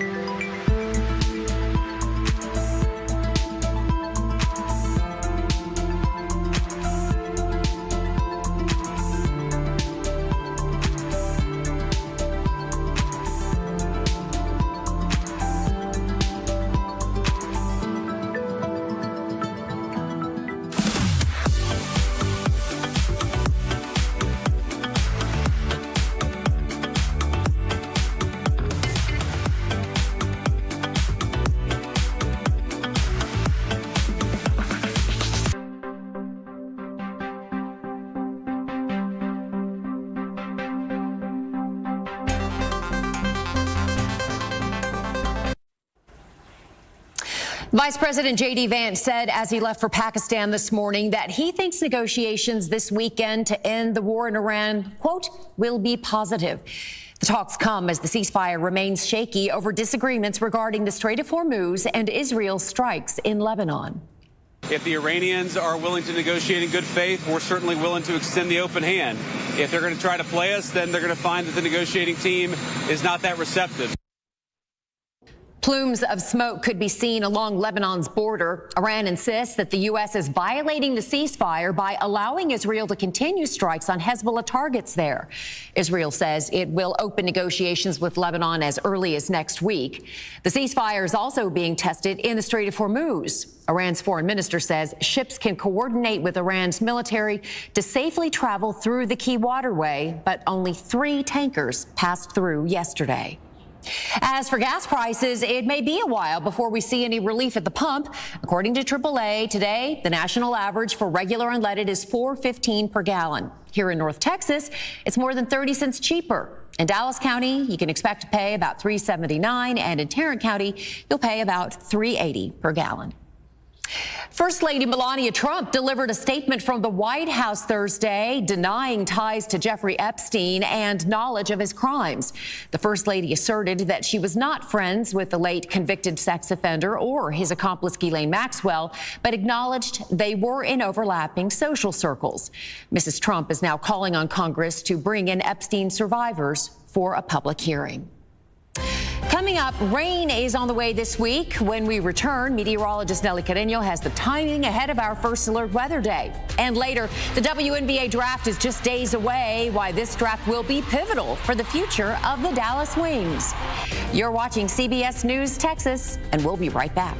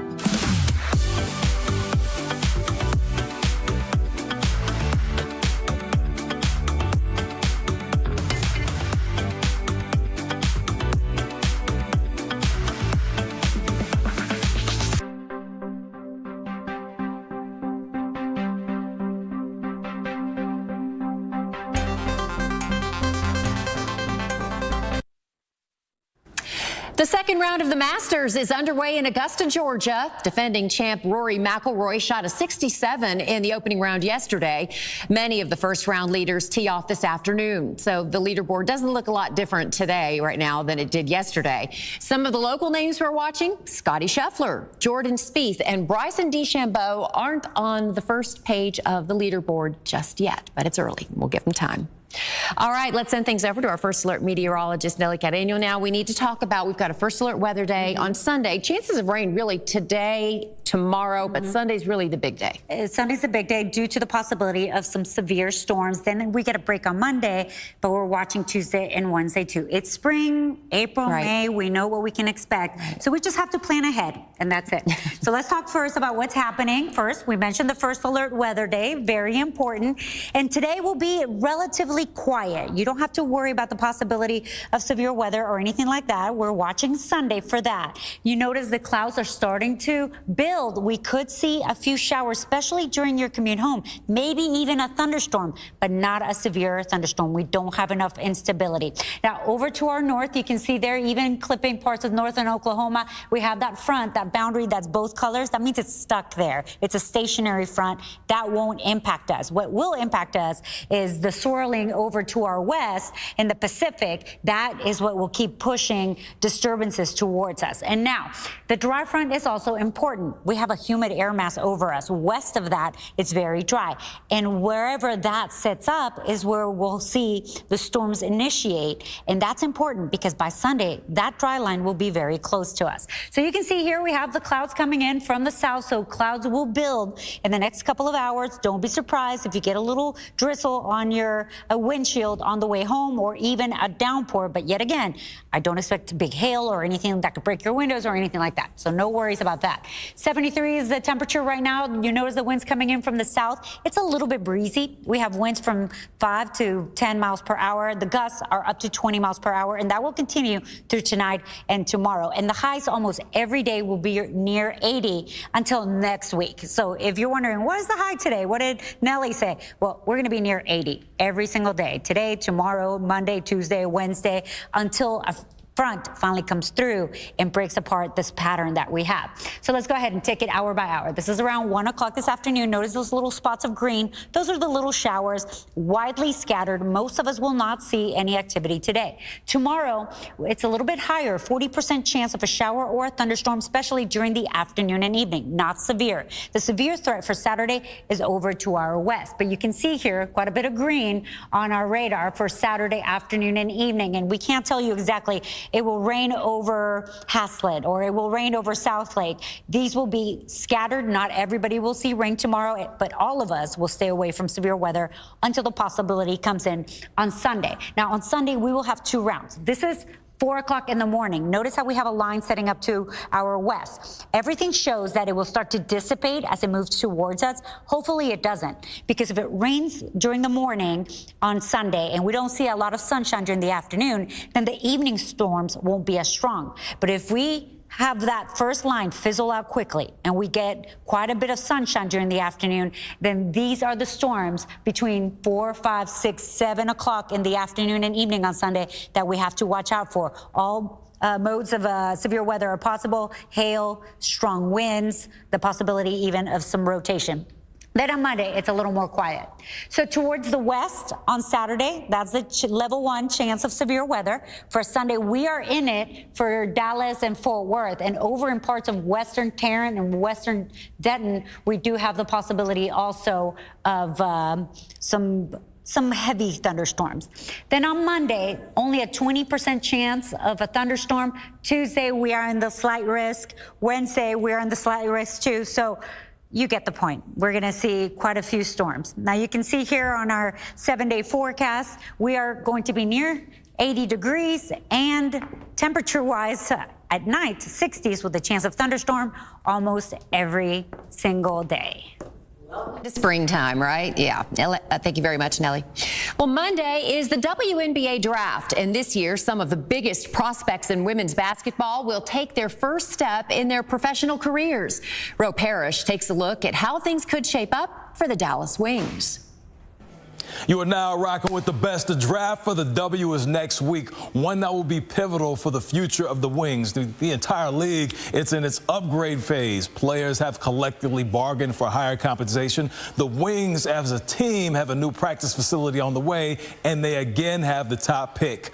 Now, what star prospect will they pair with the all-world Paige Beckers? I'm thinking it's got to be one of these three. Let me run down what each would look like pairing with Paige. Start off with AZ Fudd, her former teammate at UConn. The two have strong chemistry on and off the court. Would be a welcome reunion of players that would complement each other and have played in big games. Lauren Betts, champion big from UCLA, who balls on both sides. Having a dominant post player paired with a guard that can get busy would be a glove-like fit. I mean, we've seen numerous successful combos like this over the years. Then you have TCU's Olivia Miles, who has recently become the favorite to be the top pick.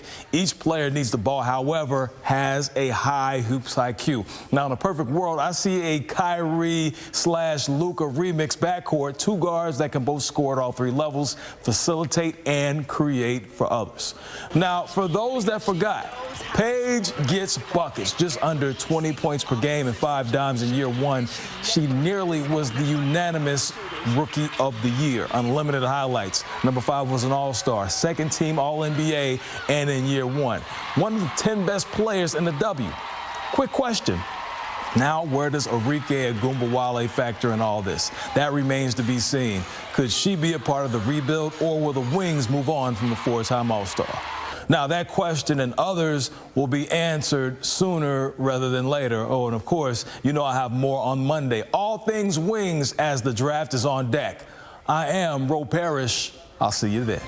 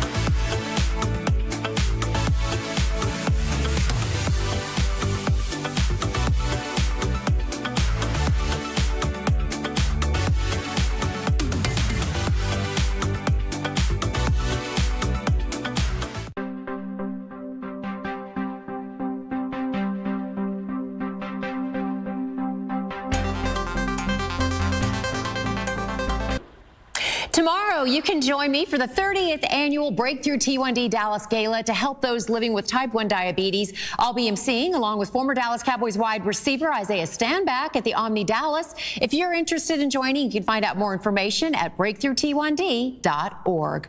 Thank you very much for watching. We'll see you again at 4, but our local news coverage is streaming all the time on CBS News Texas. Have a great weekend.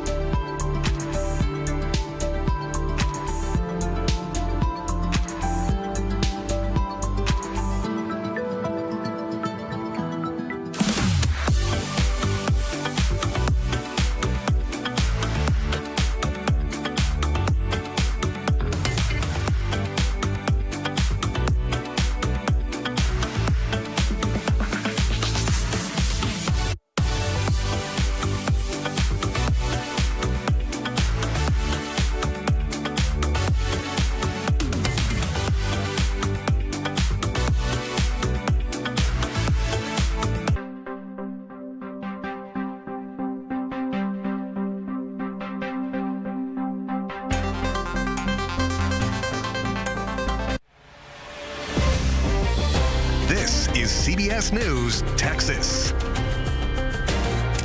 Good morning. Thank you for joining us for CBS News Texas at 11. I'm Karen Borda here with First Alert meteorologist Nelly Carreño.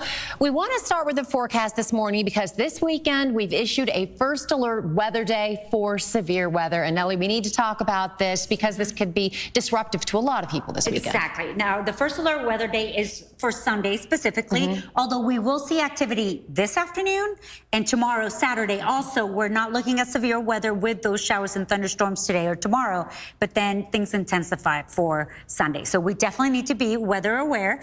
And the main concern for the Sunday will be the second round of storms that will be during the late afternoon into the evening hours. But today, no worries. If you have Friday plans, we could see a spotty shower on the way home. You could be dodging some of those, but that's about it. And you can see here the most important points regarding the forecast. We will see multiple rounds of storms into next week. We are talking about Saturday, not severe. Sunday, possibly severe. Monday is drier, but then on Tuesday and Wednesday, once again, we are looking at that possibility. Severe weather will be possible on Sunday, through midweek. And on Sunday specifically, the main concerns will be heavy rain, possibly some hail, and even some rotation with some of the supercells. But right now, everything's quiet, no worries. 74 degrees. Now, something interesting here, the humidity. We're at 68. I'm sure you feel it. It's rather sticky. Now, the dry front that really is between the very dry air to the west and very humid air to the east, including us,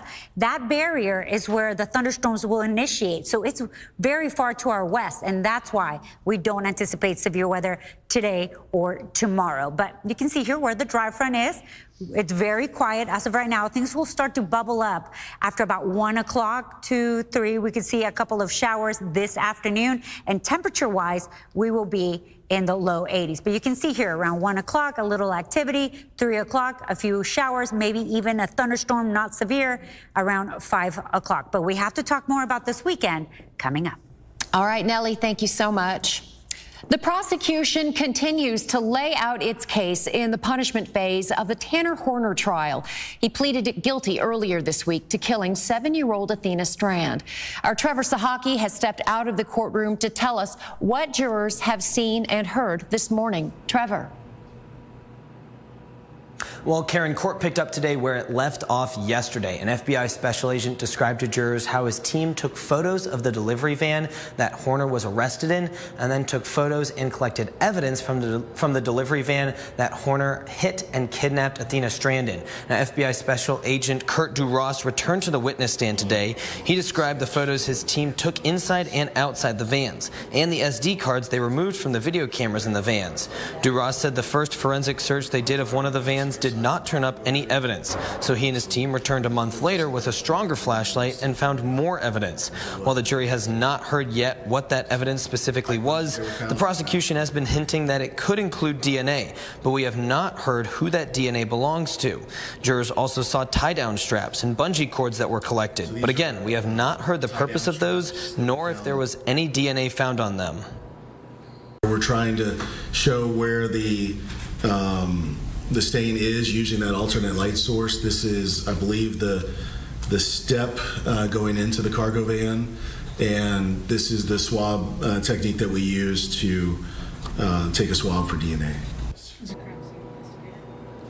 Prosecutors say Tanner Horner abducted and killed Athena Strand after making a delivery at her Wise County home back in 2022. Horner told investigators he hit Strand with his truck in the driveway. Police say he told them she wasn't seriously injured, but he panicked and took her. An arrest affidavit says Horner strangled the girl. Her body was later found 9 miles from her home. The Wise County District Attorney is pushing for the death penalty, but Tanner Horner's defense team is arguing for life in prison without parole. And jurors are currently hearing from a Wise County Sheriff's Office crime scene investigator. They're continuing to hear from that person right now. Court is scheduled to wrap up today around 3 o'clock, but of course, everyone will be back on Monday. Live in Fort Worth, Trevor Sahaki, CBS News, Texas. Trevor, thank you very much. We are streaming every moment of the punishment phase of this trial live on CBSNewsTexas.com, on our YouTube page, and on the CBS News app. Just tap on the Texas section. This morning, we are working to learn more about what led to a shooting in Fannin County that sent one deputy to the hospital and left a suspect dead. It happened on a county road outside the small town of Leonard. That's just northeast of Dallas. Now, police say they were responding to a call, but it isn't clear yet what that call was for. The sheriff's office says as soon as the deputy got to the scene, he was met with gunfire. Chopper video shows from the scene. It shows what looks like multiple bullet holes in the deputy's windshield, and the rear window completely shot out. The deputy was taken to the hospital for medical treatment and is expected to make a full recovery. The suspect was killed at the scene. The Texas Rangers have now taken over this investigation. Well, we are just a few hours away now from the splashdown of the Orion spacecraft. The return of the Artemis II crew to Earth comes after their 10-day record-breaking space voyage and lunar flyby. Orion is expected to splash down in the Pacific Ocean off the coast of California at just after 7 o'clock our time today. But first, the crew must complete perhaps the most daunting milestone of this journey, re-entry, piercing the thick inner band of Earth's atmosphere at incredible speeds and temperatures. Inside the vehicle, the spacecraft systems, it's a nice 75 degrees. But during re-entry outside the spacecraft, it's much, much hotter, roughly 5,000 degrees Fahrenheit, which is about half as hot as the surface of the sun. The capsule is racing in at nearly 25,000 miles per hour, decelerating at a rate of nearly 4 times the force of gravity. It's not so much 13 minutes, it's more in my head about an hour and a half of things that have to go right. I have a whole checklist in my head. The drogues have to come out, the main chutes have to deploy, the reefing systems have to cut, separation between the service module and the crew module, the heat shield that has to work. Now, UTA has some local ties that bring this mission a little bit closer to home. Our Lacey Beasley joins us now from the newsroom with a closer look at the crew's final challenge. We all have a chance to watch history tonight. Experts say re-entry is one of the most important phases of this mission, and there's little room for error. To celebrate the event, the planetarium at UT Arlington is hosting a watch party. Come one, come all. This event is free and open to the public. It begins at 6 p.m. and goes to 7:30 at the planetarium. Organizers say the best parking is in the Maverick Garage. And an alumna of UTA is a part of the history-making effort. Dr. Lori Glaze manages the development and operations of human spaceflight. She got her start at UT Arlington, where she received a bachelor's and master's degree in physics. And here's how the crew is feeling as they head back home. I've actually been thinking about entry since April 3rd, 2023, when we got assigned to this mission. And one of the first press conferences we were asked, what are we looking forward to? And I said, splashdown. and riding a fireball through the atmosphere is profound as well. Now, the biggest challenge will be a planned blackout of communication. It's a tense moment where the crew will fly 24,000 miles per hour as they enter Earth's atmosphere. And here's an even more interesting tidbit. The biggest request from the crew for their first meal when they return, Uncrustables, which are those uncrusted sandwiches. Odd choice, if you ask me. Well, that splashdown is expected at 7 p.m. Central. I'm Lacey Beasley reporting. I actually kind of get it. I love Uncrustables, Lacey. Thank you so much. And you can watch live coverage of the return of the Artemis II crew right here on CBS Texas. Again, splashdown is scheduled for just after 7 o'clock our time. We will air Share of Country in its entirety after CBS News coverage is complete. Coming up on CBS News Texas, Vice President J.D. Vance is on his way to conduct negotiations crucial to ending the war in Iran. Will those talks be turbulent, I should say? Now, hear how he anticipates them going and the list of disagreements that are up for discussion. Your CBS Texas primetime lineup is sponsored by Health Spring Medicare Plans. Put a spring in your step.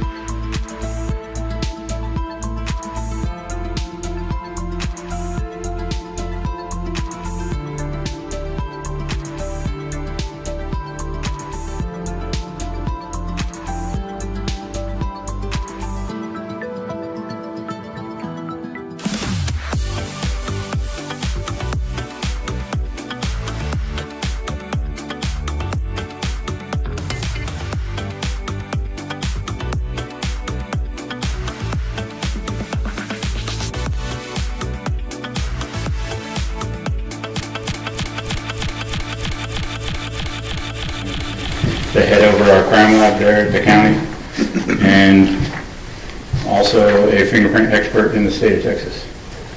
And how long is your total number of law enforcement years experience? 16.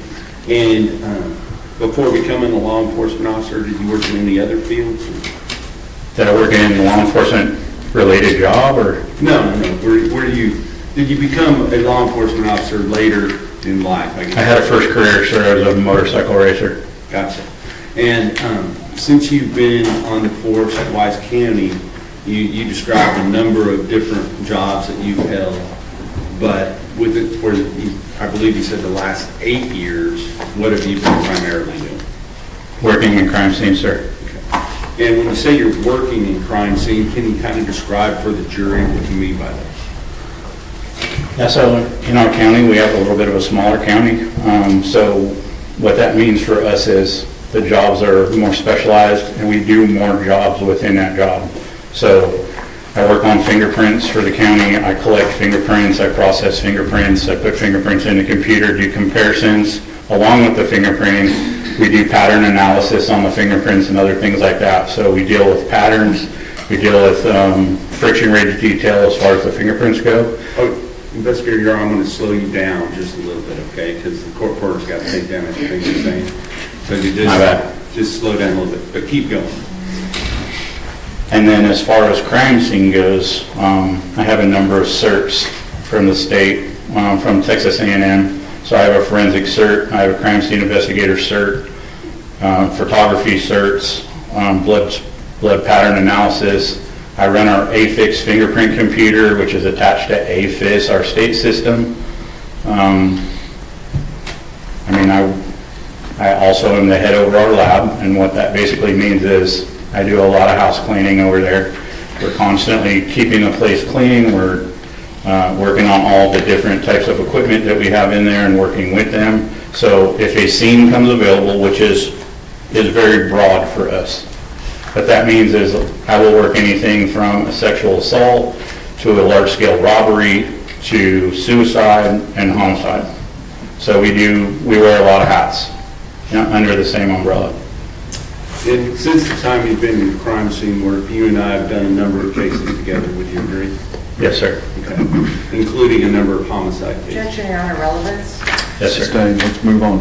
Well, with regard to that, you're familiar with investigating homicide cases, correct?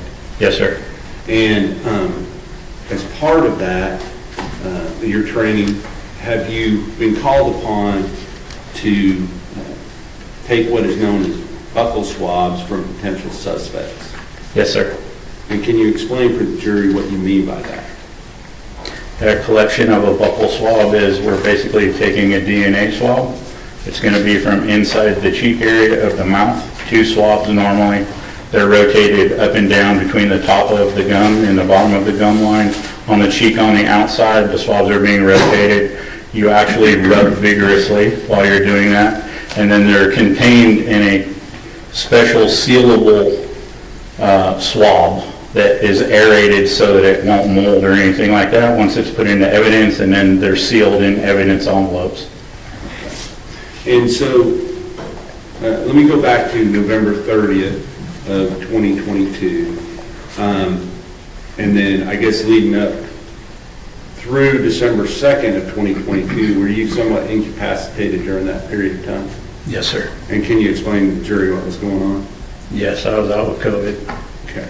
And because of that, your trainee essentially was... Objection, Your Honor, that's leading. Let me hear the question. Who was working for you in the crime scene investigation unit there at the sheriff's office at that time? Sergeant Amy. Okay. And was she... tell us whether or not she was still in training or what where she was in her career at that time. So she was working through the FTO process in the crime lab. Okay. And who was her FTO as far as in the crime lab? That would be me, sir. Okay. And but because you were incapacitated, were you able to do that at that time? On those particular days? No, sir. Okay. So when was the first day back for you after you were recovered from the COVID? I don't recall the exact date, to be honest with you. Were you there by December the 5th of 2022 when the 2 vans were processed by the FBI? Yes, sir. Okay. So were you able to observe that process as it was taking place? Yes. And with regard to that particular day, were you also called upon to execute a warrant for buccal swabs on a person by the name of Tanner Horner? Yes. And do you see the person that you know to be Tanner Horner here in the courtroom today? Yes, I do. And could you identify him by where he is sitting in the courtroom and describe what he's wearing? Yes, sir. He's sitting at the end of the table there, the defendant table. It's going to be gray shirt, gray tie, light gray pants, black shoes. Okay. And that's the color it looks like to me. I'd ask the record to reflect that the witnesses identified the defendant. Record also reflect. And sometime in the afternoon of December 5th, 2022, did you receive a warrant to take those buccal swabs from the defendant in this case? Yes, sir. And after receiving that warrant, what did you do? We went ahead and processed the subject, sir. Okay. And did you take a couple of pictures while you were in the room collecting the buccal swabs from the defendant? I did, sir. Okay. May I approach, Your Honor? Yes, sir.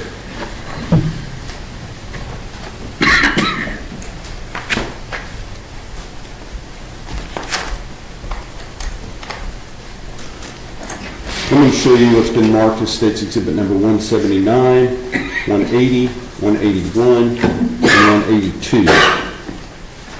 State's 179, is that a photograph of the warrant that you were operating under? Yes, sir. State's 180, what is that a photograph of? Of Horner, sir. And you're talking about the defendant? Tanner Horner, yes. And was that on this date at the time you were taking the swabs? Yes. Okay. And then State's Exhibit number 181, what is that a photograph of? It's a photograph of my property sheet that I filled out, and it's 4 envelopes containing all of the buccal swabs that it contained. And then State's 182, is that the actual report? Objection, Your Honor, leading. Go lead your witness. Go ahead and tell me what that is, please. This is my property report sheet, sir. And does that document when those swabs were taken, and that you were the one that took them into property? Yes. All right. Thank you. Is all of the information contained on State's Exhibit 182, is that true and correct and placed there by you? Yes. Okay. I will author into evidence States 179, 180, 181, and 182.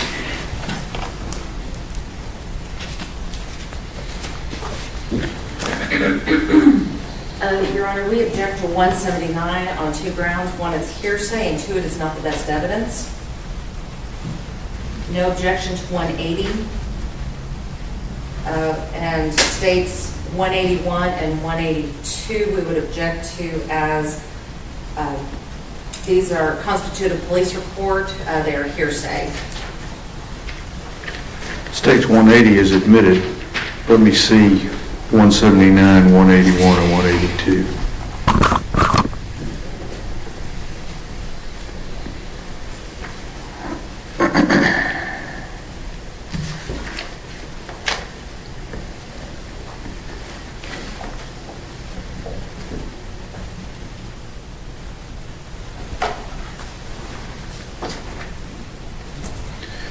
I'm going to admit 179, 181, and 182 for purposes of the record. Sir. Once those buccal swabs were taken, what did you do with those swabs? They were placed into evidence, sir. Now, did you also document some of the evidence that was taken first?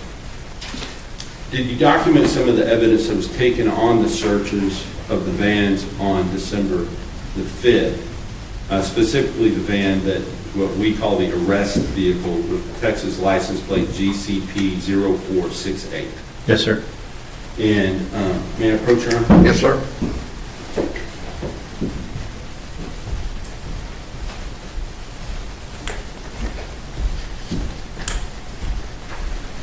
I'm going to show you State's Exhibit 183, 184, 185, 186, 187, 188, 189, 190, 191, 192, and 193. Do you recognize those photos? Yes, sir, I do. Have you looked at those prior to court today? Yes, I did. And are those all of the pictures that were taken at that time, or just a portion of them? It's just a portion, sir. Okay. And do these fairly and accurately represent items that you went through and took photographs of to document the items that were collected from the van on that day, or some of the items? Yes. From Mr. Horner's, the van he described? Yes. I will offer State's Exhibit number 183 through State's Exhibit 193 into evidence.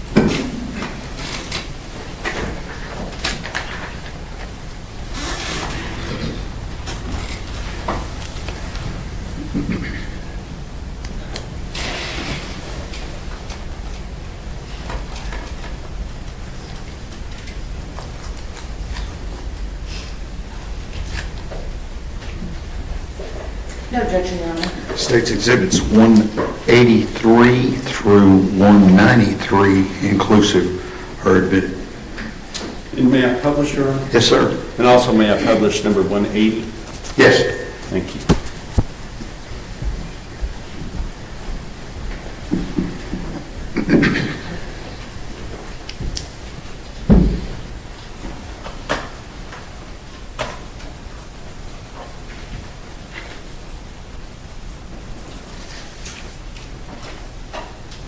State's 180, this was from the day that when was this taken again?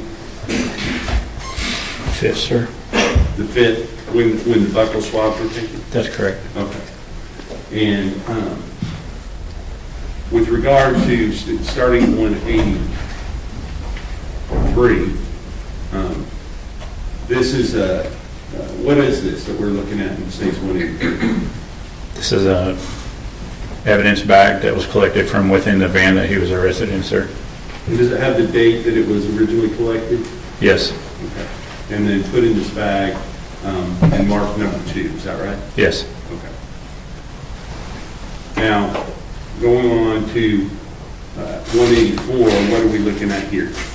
It's going to be the backpack that was contained in that evidence bag, sir. And the other items that we're going to see in a moment are those items that were contained within that backpack inside of the brown paper bag? Yes. Okay.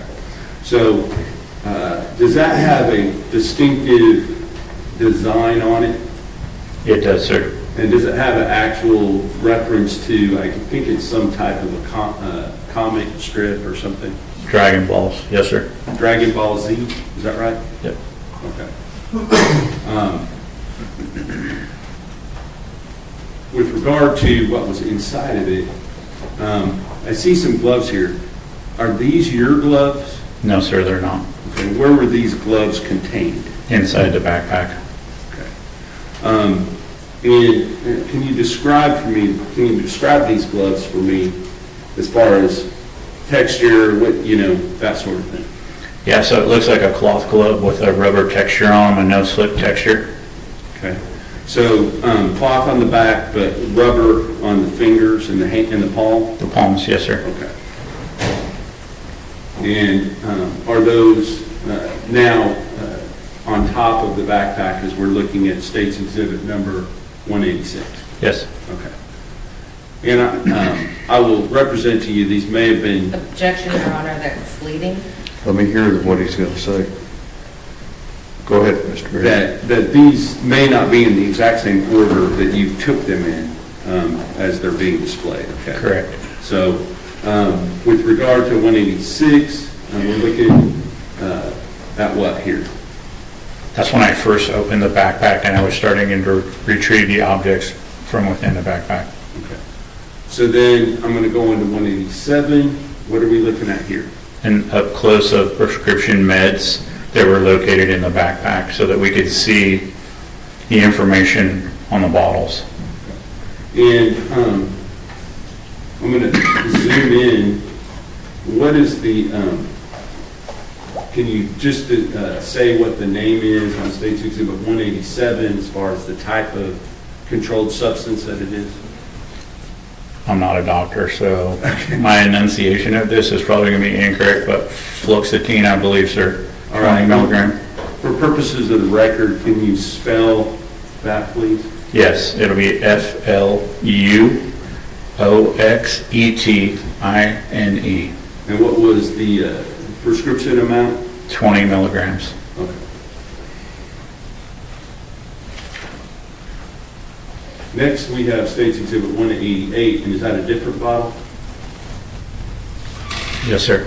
Okay, and can you spell the name of the controlled substance for purposes of the record?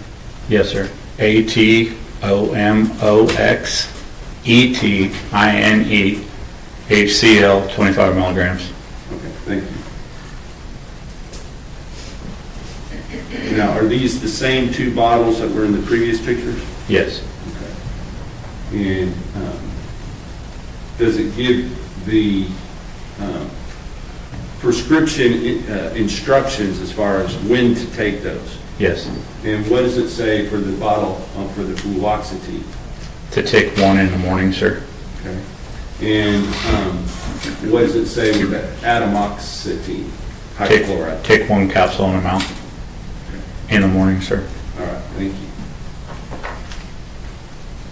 you. Now, this looks, is this the backpack or is it something different? No, this is what I consider a soft-sided lunchbox that belongs to that same cartoon or video game family. It's a Dragon Ball's lunchbox.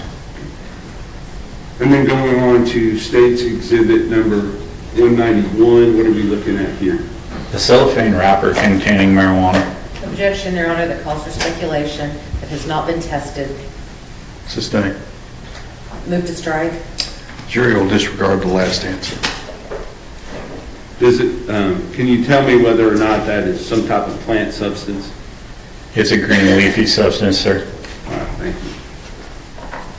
Now, with regard to State's Exhibit number 192, what are we looking at here? The contents of that soft-sided lunchbox. And can you describe what you see here? Yes, so you have a bottle of ibuprofen. It looks like you have a thumb drive. There is a vape pen, a marking pen.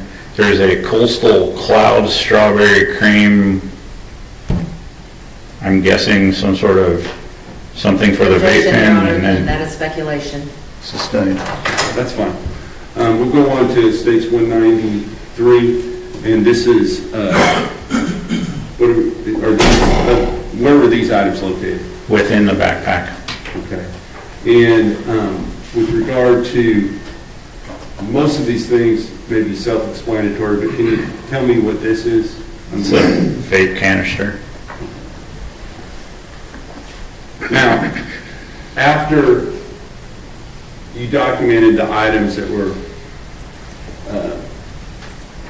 taken during the search of the arrest vehicle, did you also take some action with regard to the shoes that the defendant was wearing on the date that he was arrested. Your Honor, may we approach? Yes. Yes.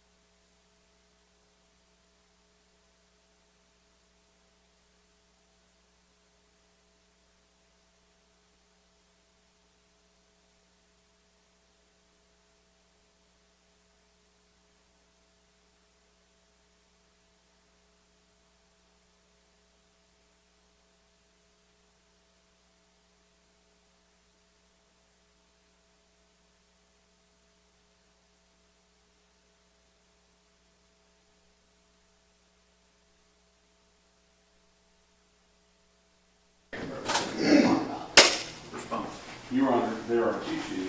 There are 4 sides to each shoe.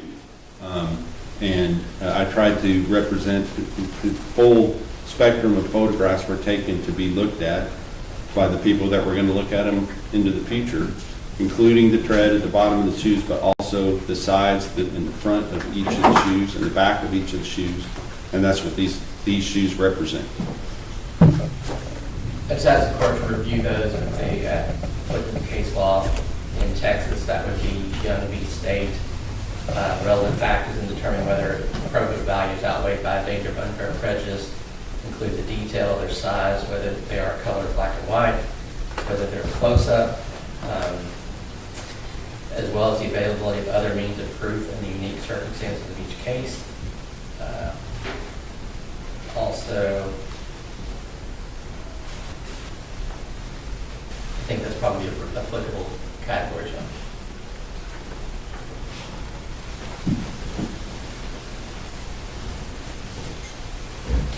Okay, I've reviewed states 194 through 206. I will overrule your objection. Jimmy, have any objection?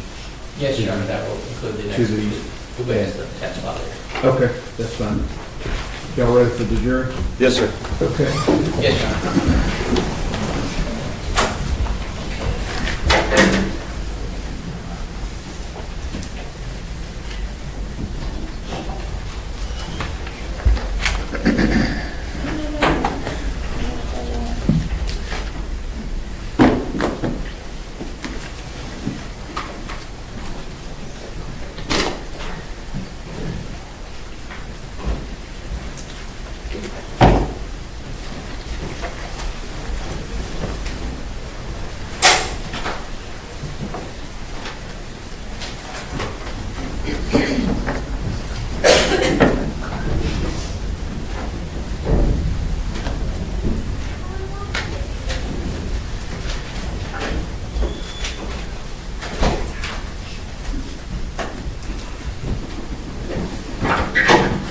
Everyone may be seated.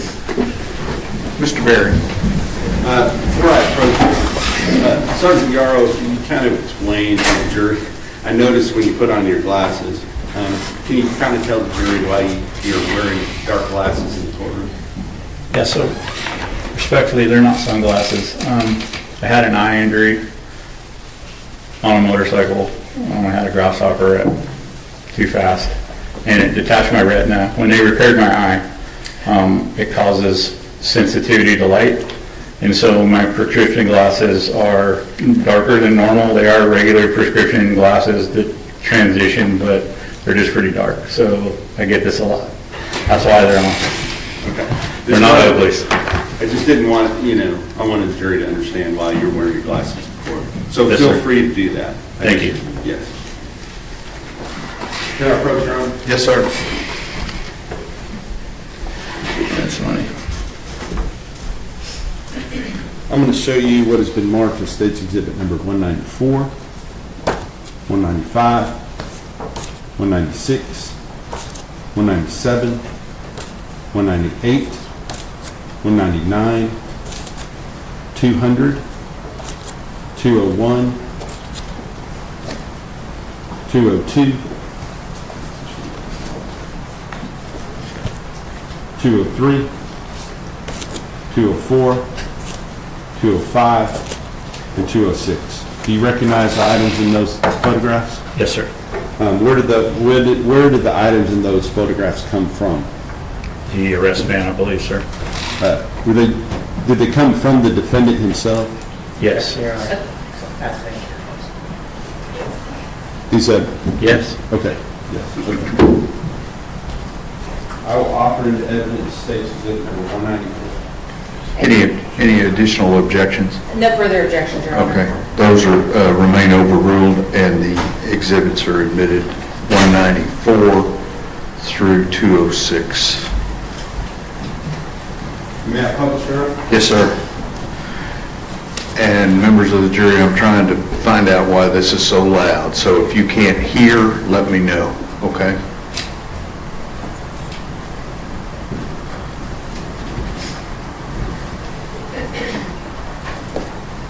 Publishing State's Exhibit number 194 first.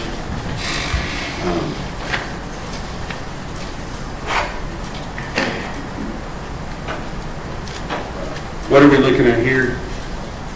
Pair of black tennis shoes covered in mud. Okay. And State's Exhibit number, let me ask you this. The first several photographs that are taken here, are those like close-up detail photographs or something different? No, sir, these are overall photographs to show the condition of the shoes when I received them. Okay, so State's Exhibit number 194, 195, I apologize, please forgive me. 196, 197, 198, 199, 200, 201. Looking here, beginning at 201, are these a little bit closer up? Yes, these are mid-range. Okay. And as we look at those, do you see, you talked about them being muddy, but what else do you see here that might be of evidentiary value? How far up the mud goes on the shoes, sir. Okay, so that's one thing. What about the different materials used on the shoes themselves? Objection, Your Honor. Go ahead. Yes, sir. Okay. Let's go on to the next one, which is 202, I believe. And then I'm going to ask you if you notice anything on 202 other than mud. Yes. Describe what you're looking at. The texture on the material, sir. Okay. But in addition to this gray, lighter colored mud, do you see some type of a substance there on that shoe? Your objection leading? Overruled. It's a possibility that it's blood, sir. And you see some paper down underneath that. What's the purpose of the paper that you have there? It's It's a sterile area to work on while I'm putting the shoe down and doing the photographs. Alrighty. And then, now we're going to look at the State's Exhibit number 203. What are we looking at here? The texture on the bottom of the shoes and how much mud the shoes are actually holding. And is there a distinctive tread pattern that you can see there? Yes. Can you just, as best you can for purposes of the record, can you describe what you're looking at? Yeah, it's like a ongoing up and down, like elongated W pattern. And is that, as we go through the next few photographs, number 20, I believe this is 204, 205, 206. Do those appear to have that same sort of tread pattern all the way from the toes down to the back of the shoe? Yes, sir. Okay. And going back to where we can see both shoes, although there's mud on top at this point, do both shoes have that same distinctive tread pattern? Yes, sir. Okay. Were you asked to take these specific photographs? Yes. Okay. And what was the purpose of that, in your understanding? We were looking for different patterns to match the pattern on the victim's face. Objection, Your Honor, that's hearsay. Overruled. You can answer. You can say that again. We were looking for a pattern to match the pattern on the little girl's face. So, once you had taken the photographs of the shoes, were you asked to go somewhere else and determine whether there were other patterns that you might be able to locate? Yes. And where was that? I was looking for the patterns that would be inside, encompassed, inside the van. All right. May I approach your Honor? Yes, sir.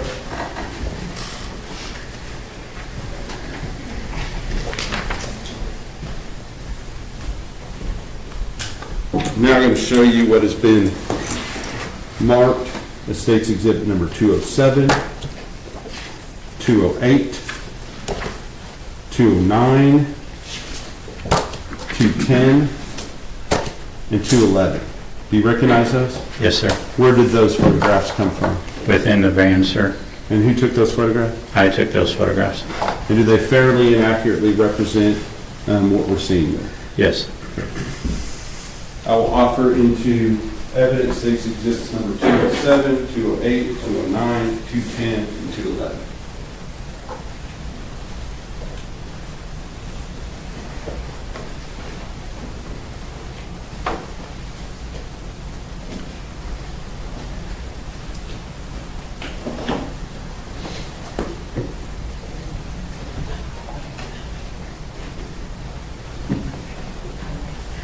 No further objections, Your Honor. All right, those are overruled. The previous objections are overruled, and State's Exhibits 207 through 211 are admitted.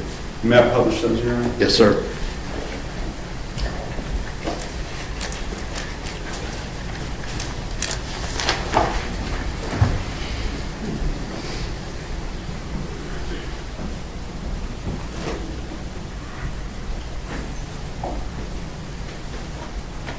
I'm now going to publish State's Exhibit number 207.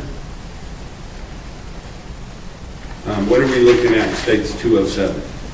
We're looking at the side door of the van where you have the inside step that has a diamond plate pattern. Now we're going to, is that the same thing that we're looking at, just closer up? Yes. Now we're looking at, let me get out of this part. We can see the exhibit number. Looking at State's Exhibit number 209, underneath the box there, as we're looking down, where are we looking at in the photograph? This is the area between the seats and the cab that has a texture on the rubber floor. Okay. And going on to 210, is that same location? Yes. And then going on to 211, what are we looking at here? This is the texture on the floor in the back of the box van. So this is the area where the packages would be kept, is that right? Yes. All right, so all of those, without repeating why you took them, were they taken for the same reasons that you took photographs of the shoe and the tread patterns on the shoe? Yes. Okay. Now, before I go any further, may I approach you? Yes, sir.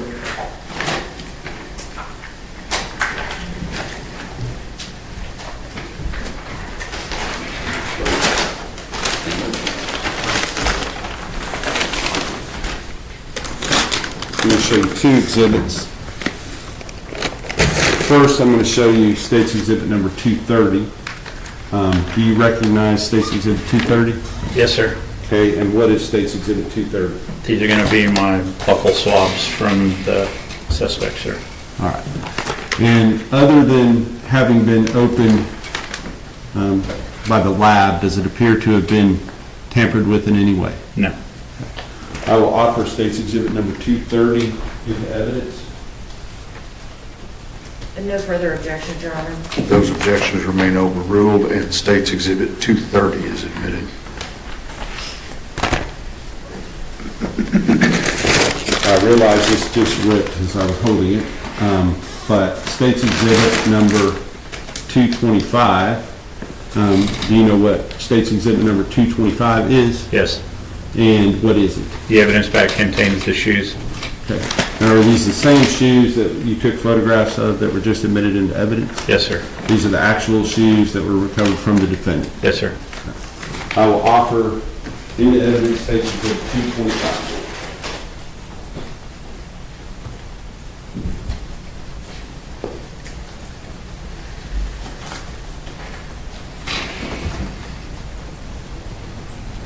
Your Honor, I would object as the proper chain of custody has not been established for this exhibit.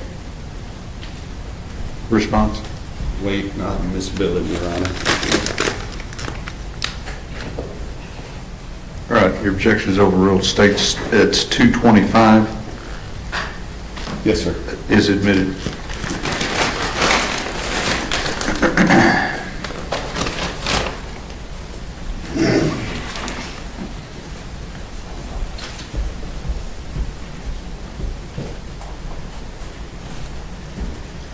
Next, I want to talk to you about other clothes that were worn by the defendant at the time that he was arrested. Did you take those the clothing worn by the defendant at the time he was arrested? Did you go to a locker in the jail and retrieve those clothes and log them into evidence? Yes, I did. And at the time that you did that, were there more further photographs taken of those clothing items? Yes. Okay. May I approach, Your Honor? Yes, sir.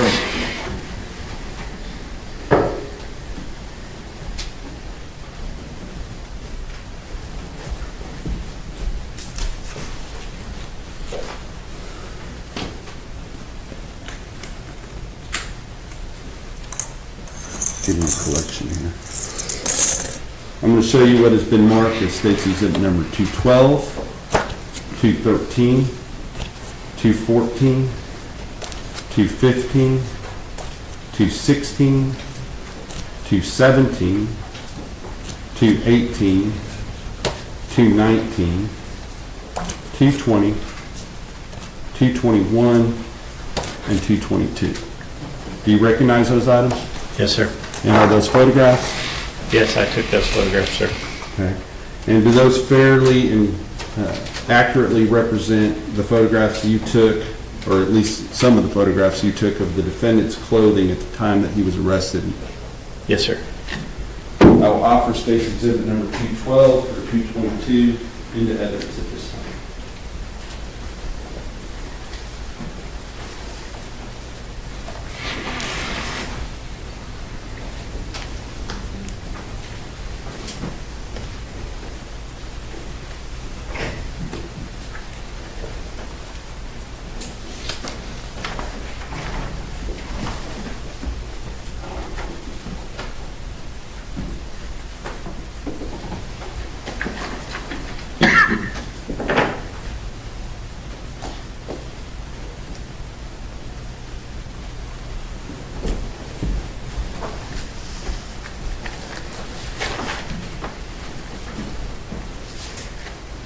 No further objections.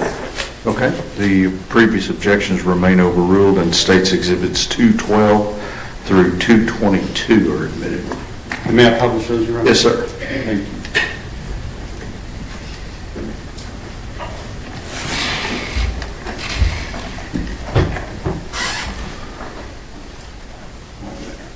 Okay.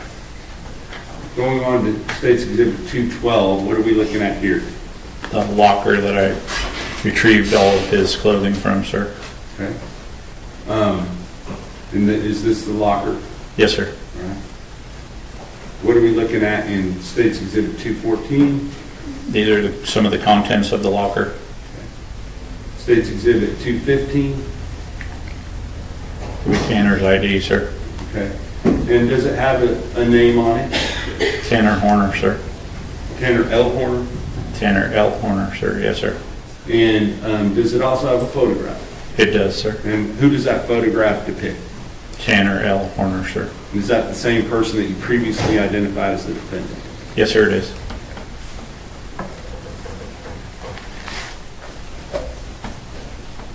$216. What are we looking at? A pair of his Hanes underwear, sir. Okay. And $217. What are we looking at here? We're looking at the inside of the underwear with a scale that I was using to show the seminal fluid that's in the front of the underwear. Objection, Your Honor. That calls for speculation. Sustained. And Your Honor, may we approach? Okay.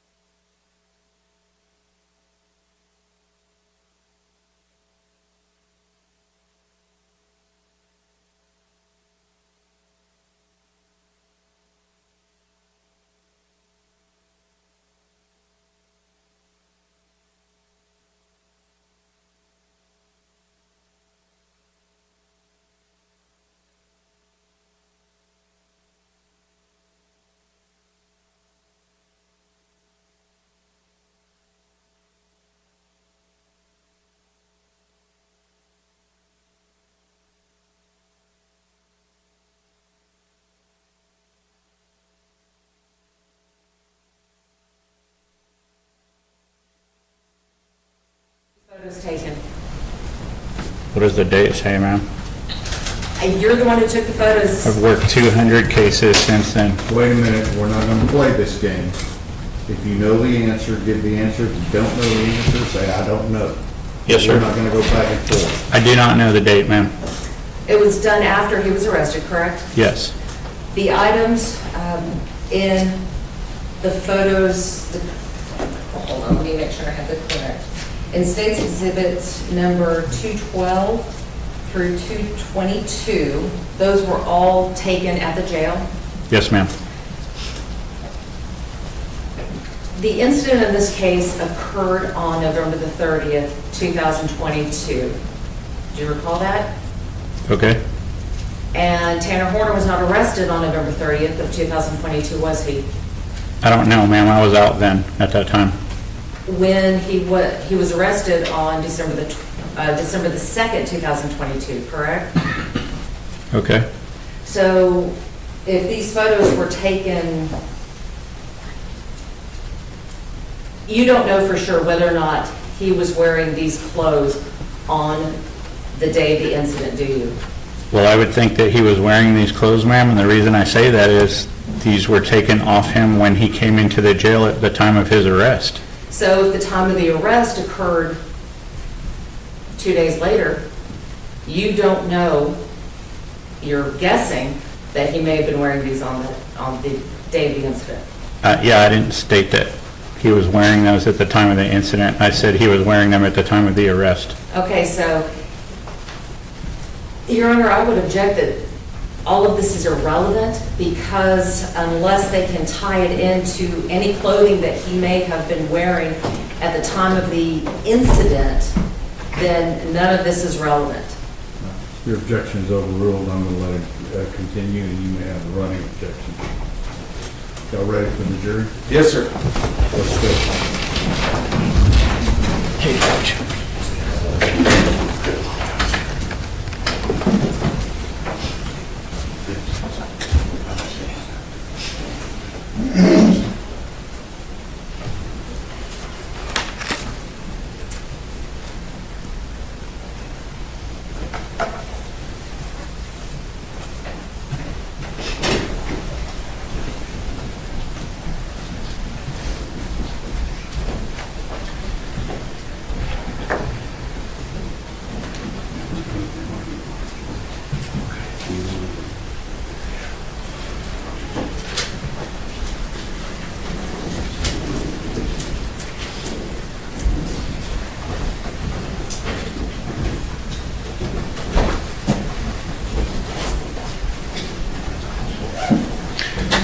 Everyone may be seated. Mr. Perry. Go on.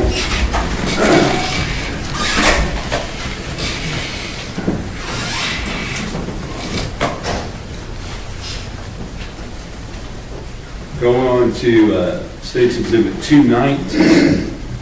What are we looking at here? A pair of denim pants, sir. Okay. In all of this evidence,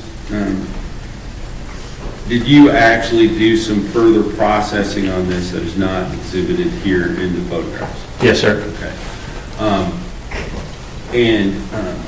Did you take, independently of what the FBI did, take some further swabs and things like that so that that would be retained just in case it was needed in the future?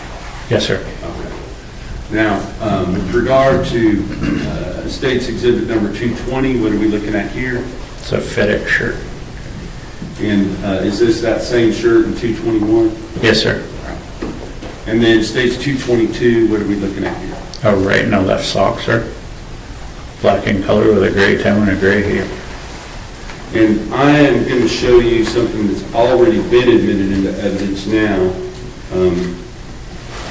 as State's Exhibit number 223. Do you recognize what we're looking at here?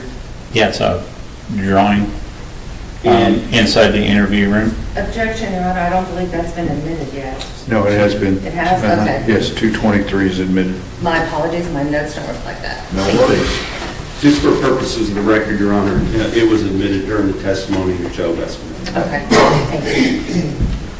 224 is okay. So, Yes, 224 is not admitted. so 223, where did they say that that photograph was taken? Inside the interview room in the CID office, sir. It was at the same room that the vocal swabs were taken in? Yes, sir. And at that time, did you notice this writing? Yes, I did. And later that day or the next day, did you come back and take these photographs? Yes. Okay.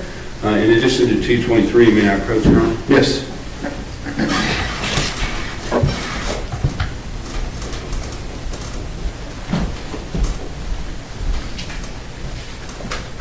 I'm going to show you 224.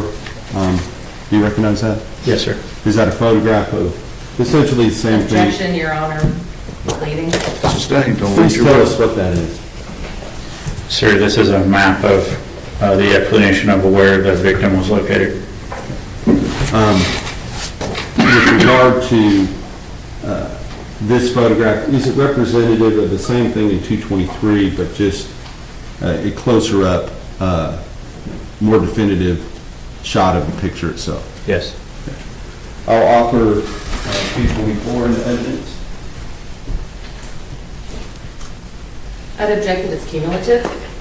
That objection's overruled. States 224 is admitted. May I publish, Your Honor? Yes, sir.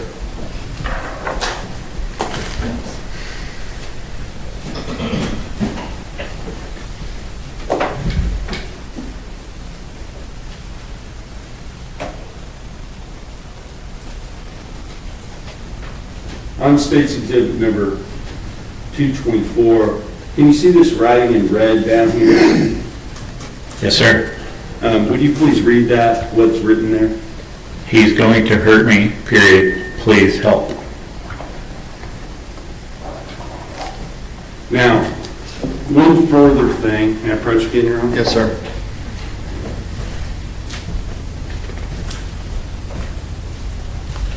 Officer Amy, crime scene, did she take into evidence a box, a FedEx box containing, that was brought in later that pertained to this investigation? Yes. Okay, and did you then take that out of box one and then bag it up as we see here? Yes. And I'm going to show you the mark. Box that we were just talking about? Yes. And, Your Honor, I will also take position on 159 evidence. Those remain overruled, and State's Exhibit 159 is admitted. May I open 159, Your Honor? Yes, sir.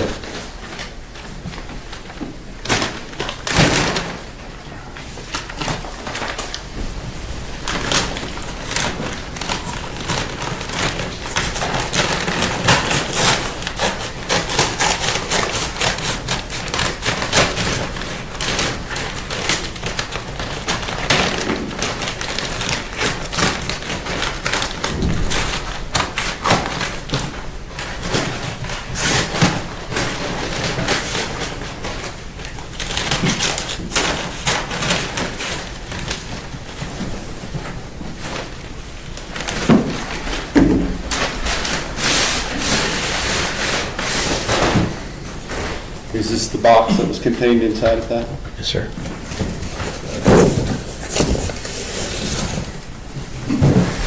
Inside of that box, was there another box? Yes, sir. And is this the item that was contained within that box? Yes. Yes.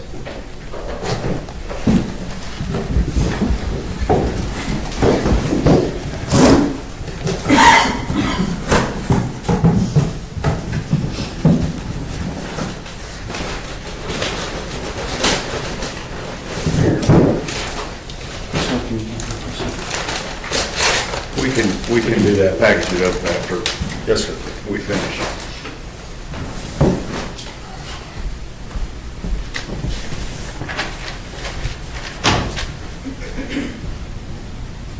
Final thing I want to ask you about, Investigator Yarrow, sometime,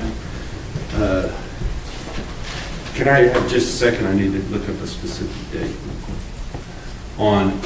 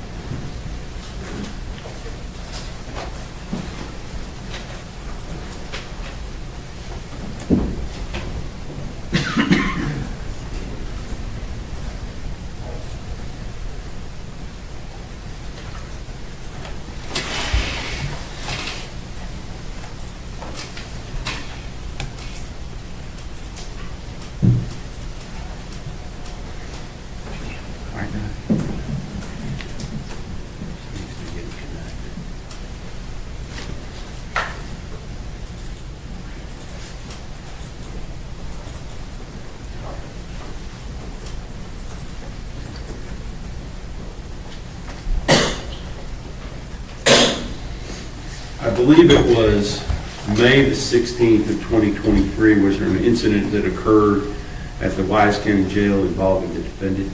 Yes, sir. Can you describe what that incident was, please? An attempted suicide within his jail cell. And at the time that that suicide or attempted suicide. And obviously, when we use the word attempted, you have to, that sort of implies that somebody... Objection, Your Honor. He's leading and testifying. Sustained.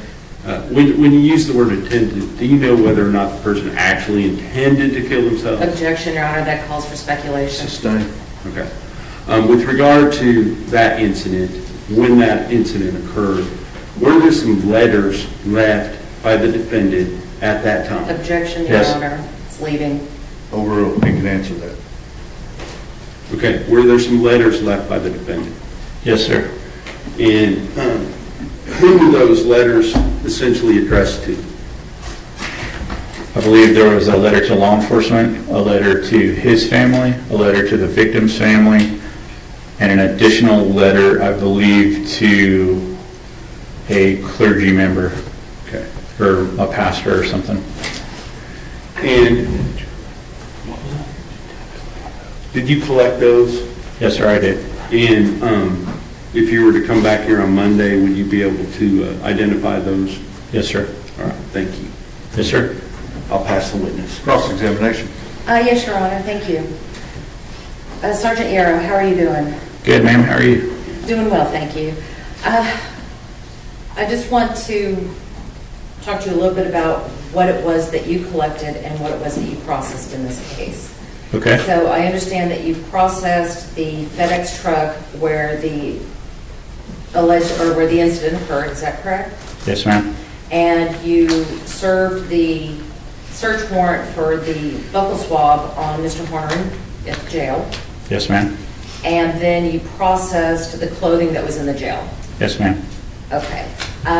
Let's talk about the shoes and the clothing. Okay. The shoes and the clothing that were collected in this case were not collected on the date of the incident, were they? I only know that those were the clothing that he was wearing at the time of his arrest.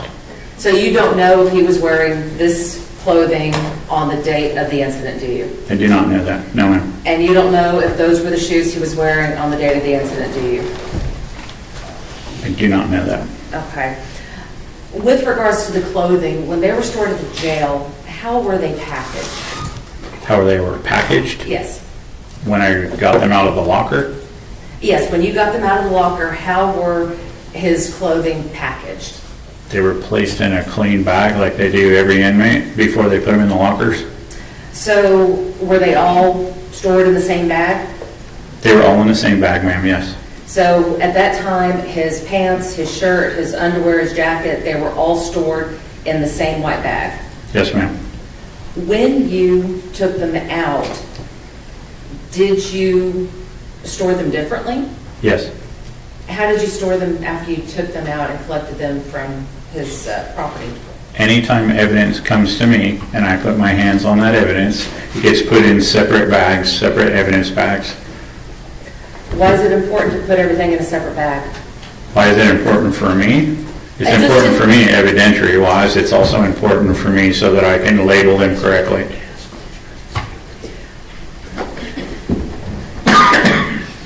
Another important reason to put everything in separate bags is to avoid contamination, correct? Yes, ma'am.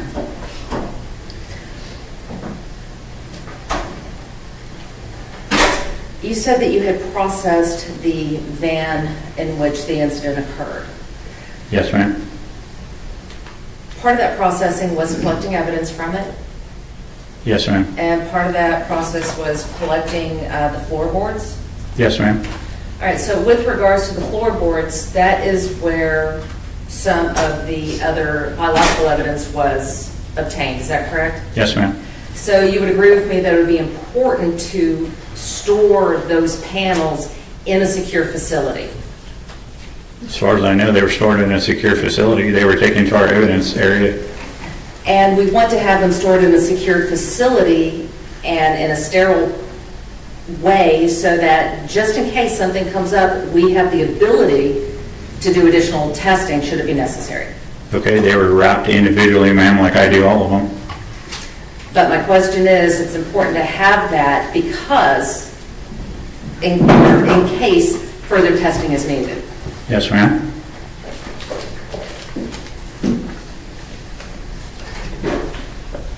May I approach, Your Honor? Yes, ma'am.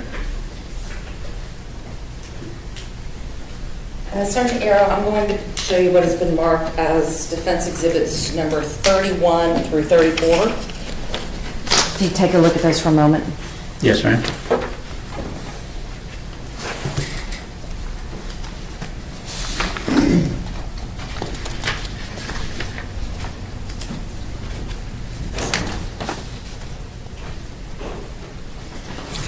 Yes, ma'am. Okay, on defense exhibits number 31 and 32, does your name appear as being the person who packaged that? Yes, ma'am. On defense exhibits number 33 and 34, are those your initials over the evidence tape? Yes, ma'am. What does that signify? I'm the one that wrapped that evidence. I'm the one that secured that evidence. I'm the one that sealed that evidence. Those are my initials to show that that is honestly my piece of evidence. Defense offers defense 31 through 34. No objections. Defense exhibits 31 through 34 are admitted. Thank you. May I publish, Your Honor? Yes, ma'am.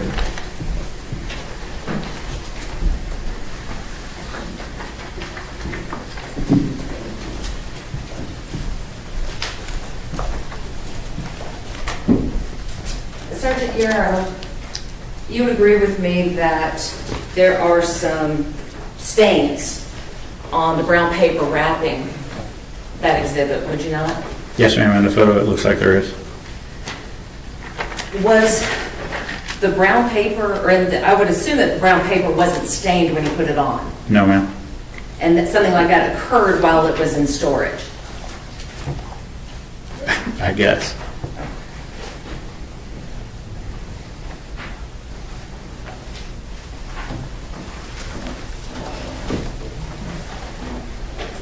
Sergeant Yarrow, how long have you been with West County? 16 years, ma'am. How long have you been an evidence tech with them? In evidence tech, ma'am. Or in working with CSI? In 8 years, ma'am. During that time, it's not uncommon for defense attorneys to want to come in and view the evidence, is it? No, ma'am. And when the defense attorney comes in and views that evidence, usually you have the prosecutors are there, members of the sheriff's department will be there to observe everything. Yes, so you're talking about an evidence review, right, ma'am? Yes, Your Honor. I mean, let's try that again. I'm up here. It's been a long I realize week. we don't look alike, but, you know. Well, you have the same haircut. There you go. Sorry about that. That was a good minute. All right, so Sergeant, when the defense team comes in to review, or when a defense team attempts to come in to review, or when they do come in to review the evidence, it's still important to maintain the sterility of the environment. Would you agree? And so, let me get this straight. You want to know at that time that you guys do the evidence review in the area that we're doing the evidence review, or the area that the evidence is housed? In the area that we're doing the review, you still want to put down the butcher paper, don't you? I do not, if it's already wrapped, ma'am. And if it gets unwrapped, you want to have that evidence placed on butcher paper, don't you? So, it depends on the evidence review, to be honest with you. I have been through several of those. Not everybody opens evidence up. They want to look at markings, they want to look at seals, they want to look at chain of custody, so not every time. So, All right, so the best practice, if that evidence is open, would be to place it on a... we would put paper down there. The other thing that's important is that the person handling the evidence has gloves on. Yes, ma'am. Because again, that evidence is still in play in a case, isn't it? Yes, ma'am. And it could be that there's other evidence that needs to be tested. Okay. And if you don't follow those procedures, there's a possibility that contamination could occur. Yes, ma'am. May I approach, Your Honor? Yes, ma'am. Sergeant Arrow, I'm going to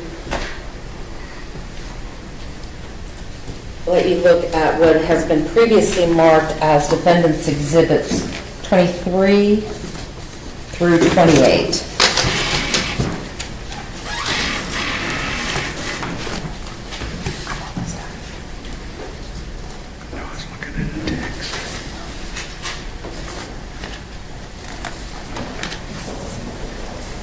Your Honor, I'd ask the defense to specify exactly when these photographs were taken and under the circumstances that they were taken. I'm not going to order the defense to do anything. It's their cross-examination. All right, so Sergeant Yarrow, you testified previously on direct that you had taken into custody a backpack that had Dragon Ball Z. Yes, ma'am. And defense exhibits number 21 through, or 23 through 28, does that appear to be the same backpack that you took into custody? Yes, ma'am, it does. Does it appear to have the same contents that you had taken? Yes, ma'am. We offer state or defense 23 through 28. When were these taken? Your Honor, the evidence review in this case occurred March 29th. Your Honor. Do you have an objection? I object, yes. The proper predicate has not been laid as to when these photographs were taken and the circumstances that they were taken. Objections are overruled. Defense exhibits 23 through 28 are admitted. May I publish your honor? Yes.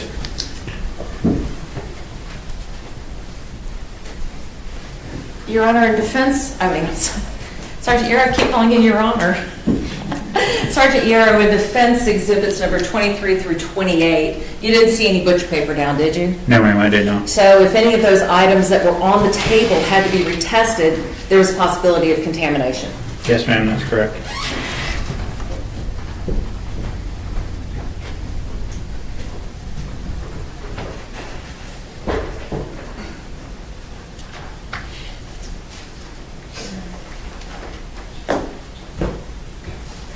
May I have one moment, Your Honor? Yes, ma'am.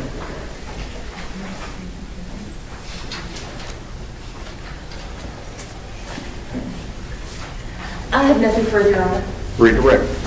Investigator Yarrow, since you're coming back on Monday anyway, will you check on the date?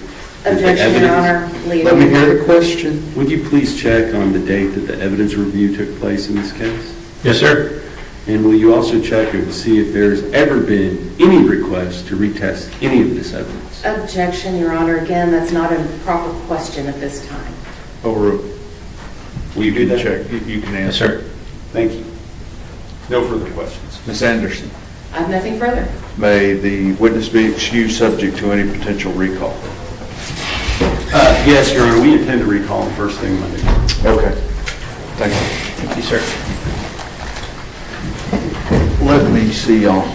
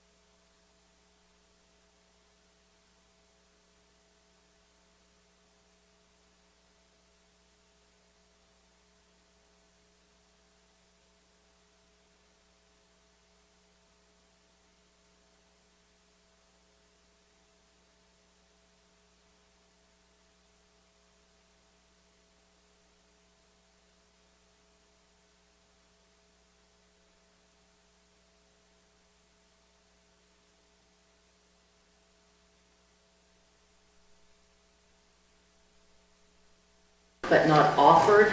We would still like to just offer them for record purposes. Okay, so you're wanting to offer 16 through 22 and 29 and 30 for purposes of the record? Yes, Your Honor. Any objection? No, Your Honor. Okay, so they are admitted for purposes of the record. Anything else we need to do for record purposes today? No, Your Honor. Defense? Okay, everybody, thank you. Y'all have been very good. We'll see you Monday morning. Easier than trying to put that one in the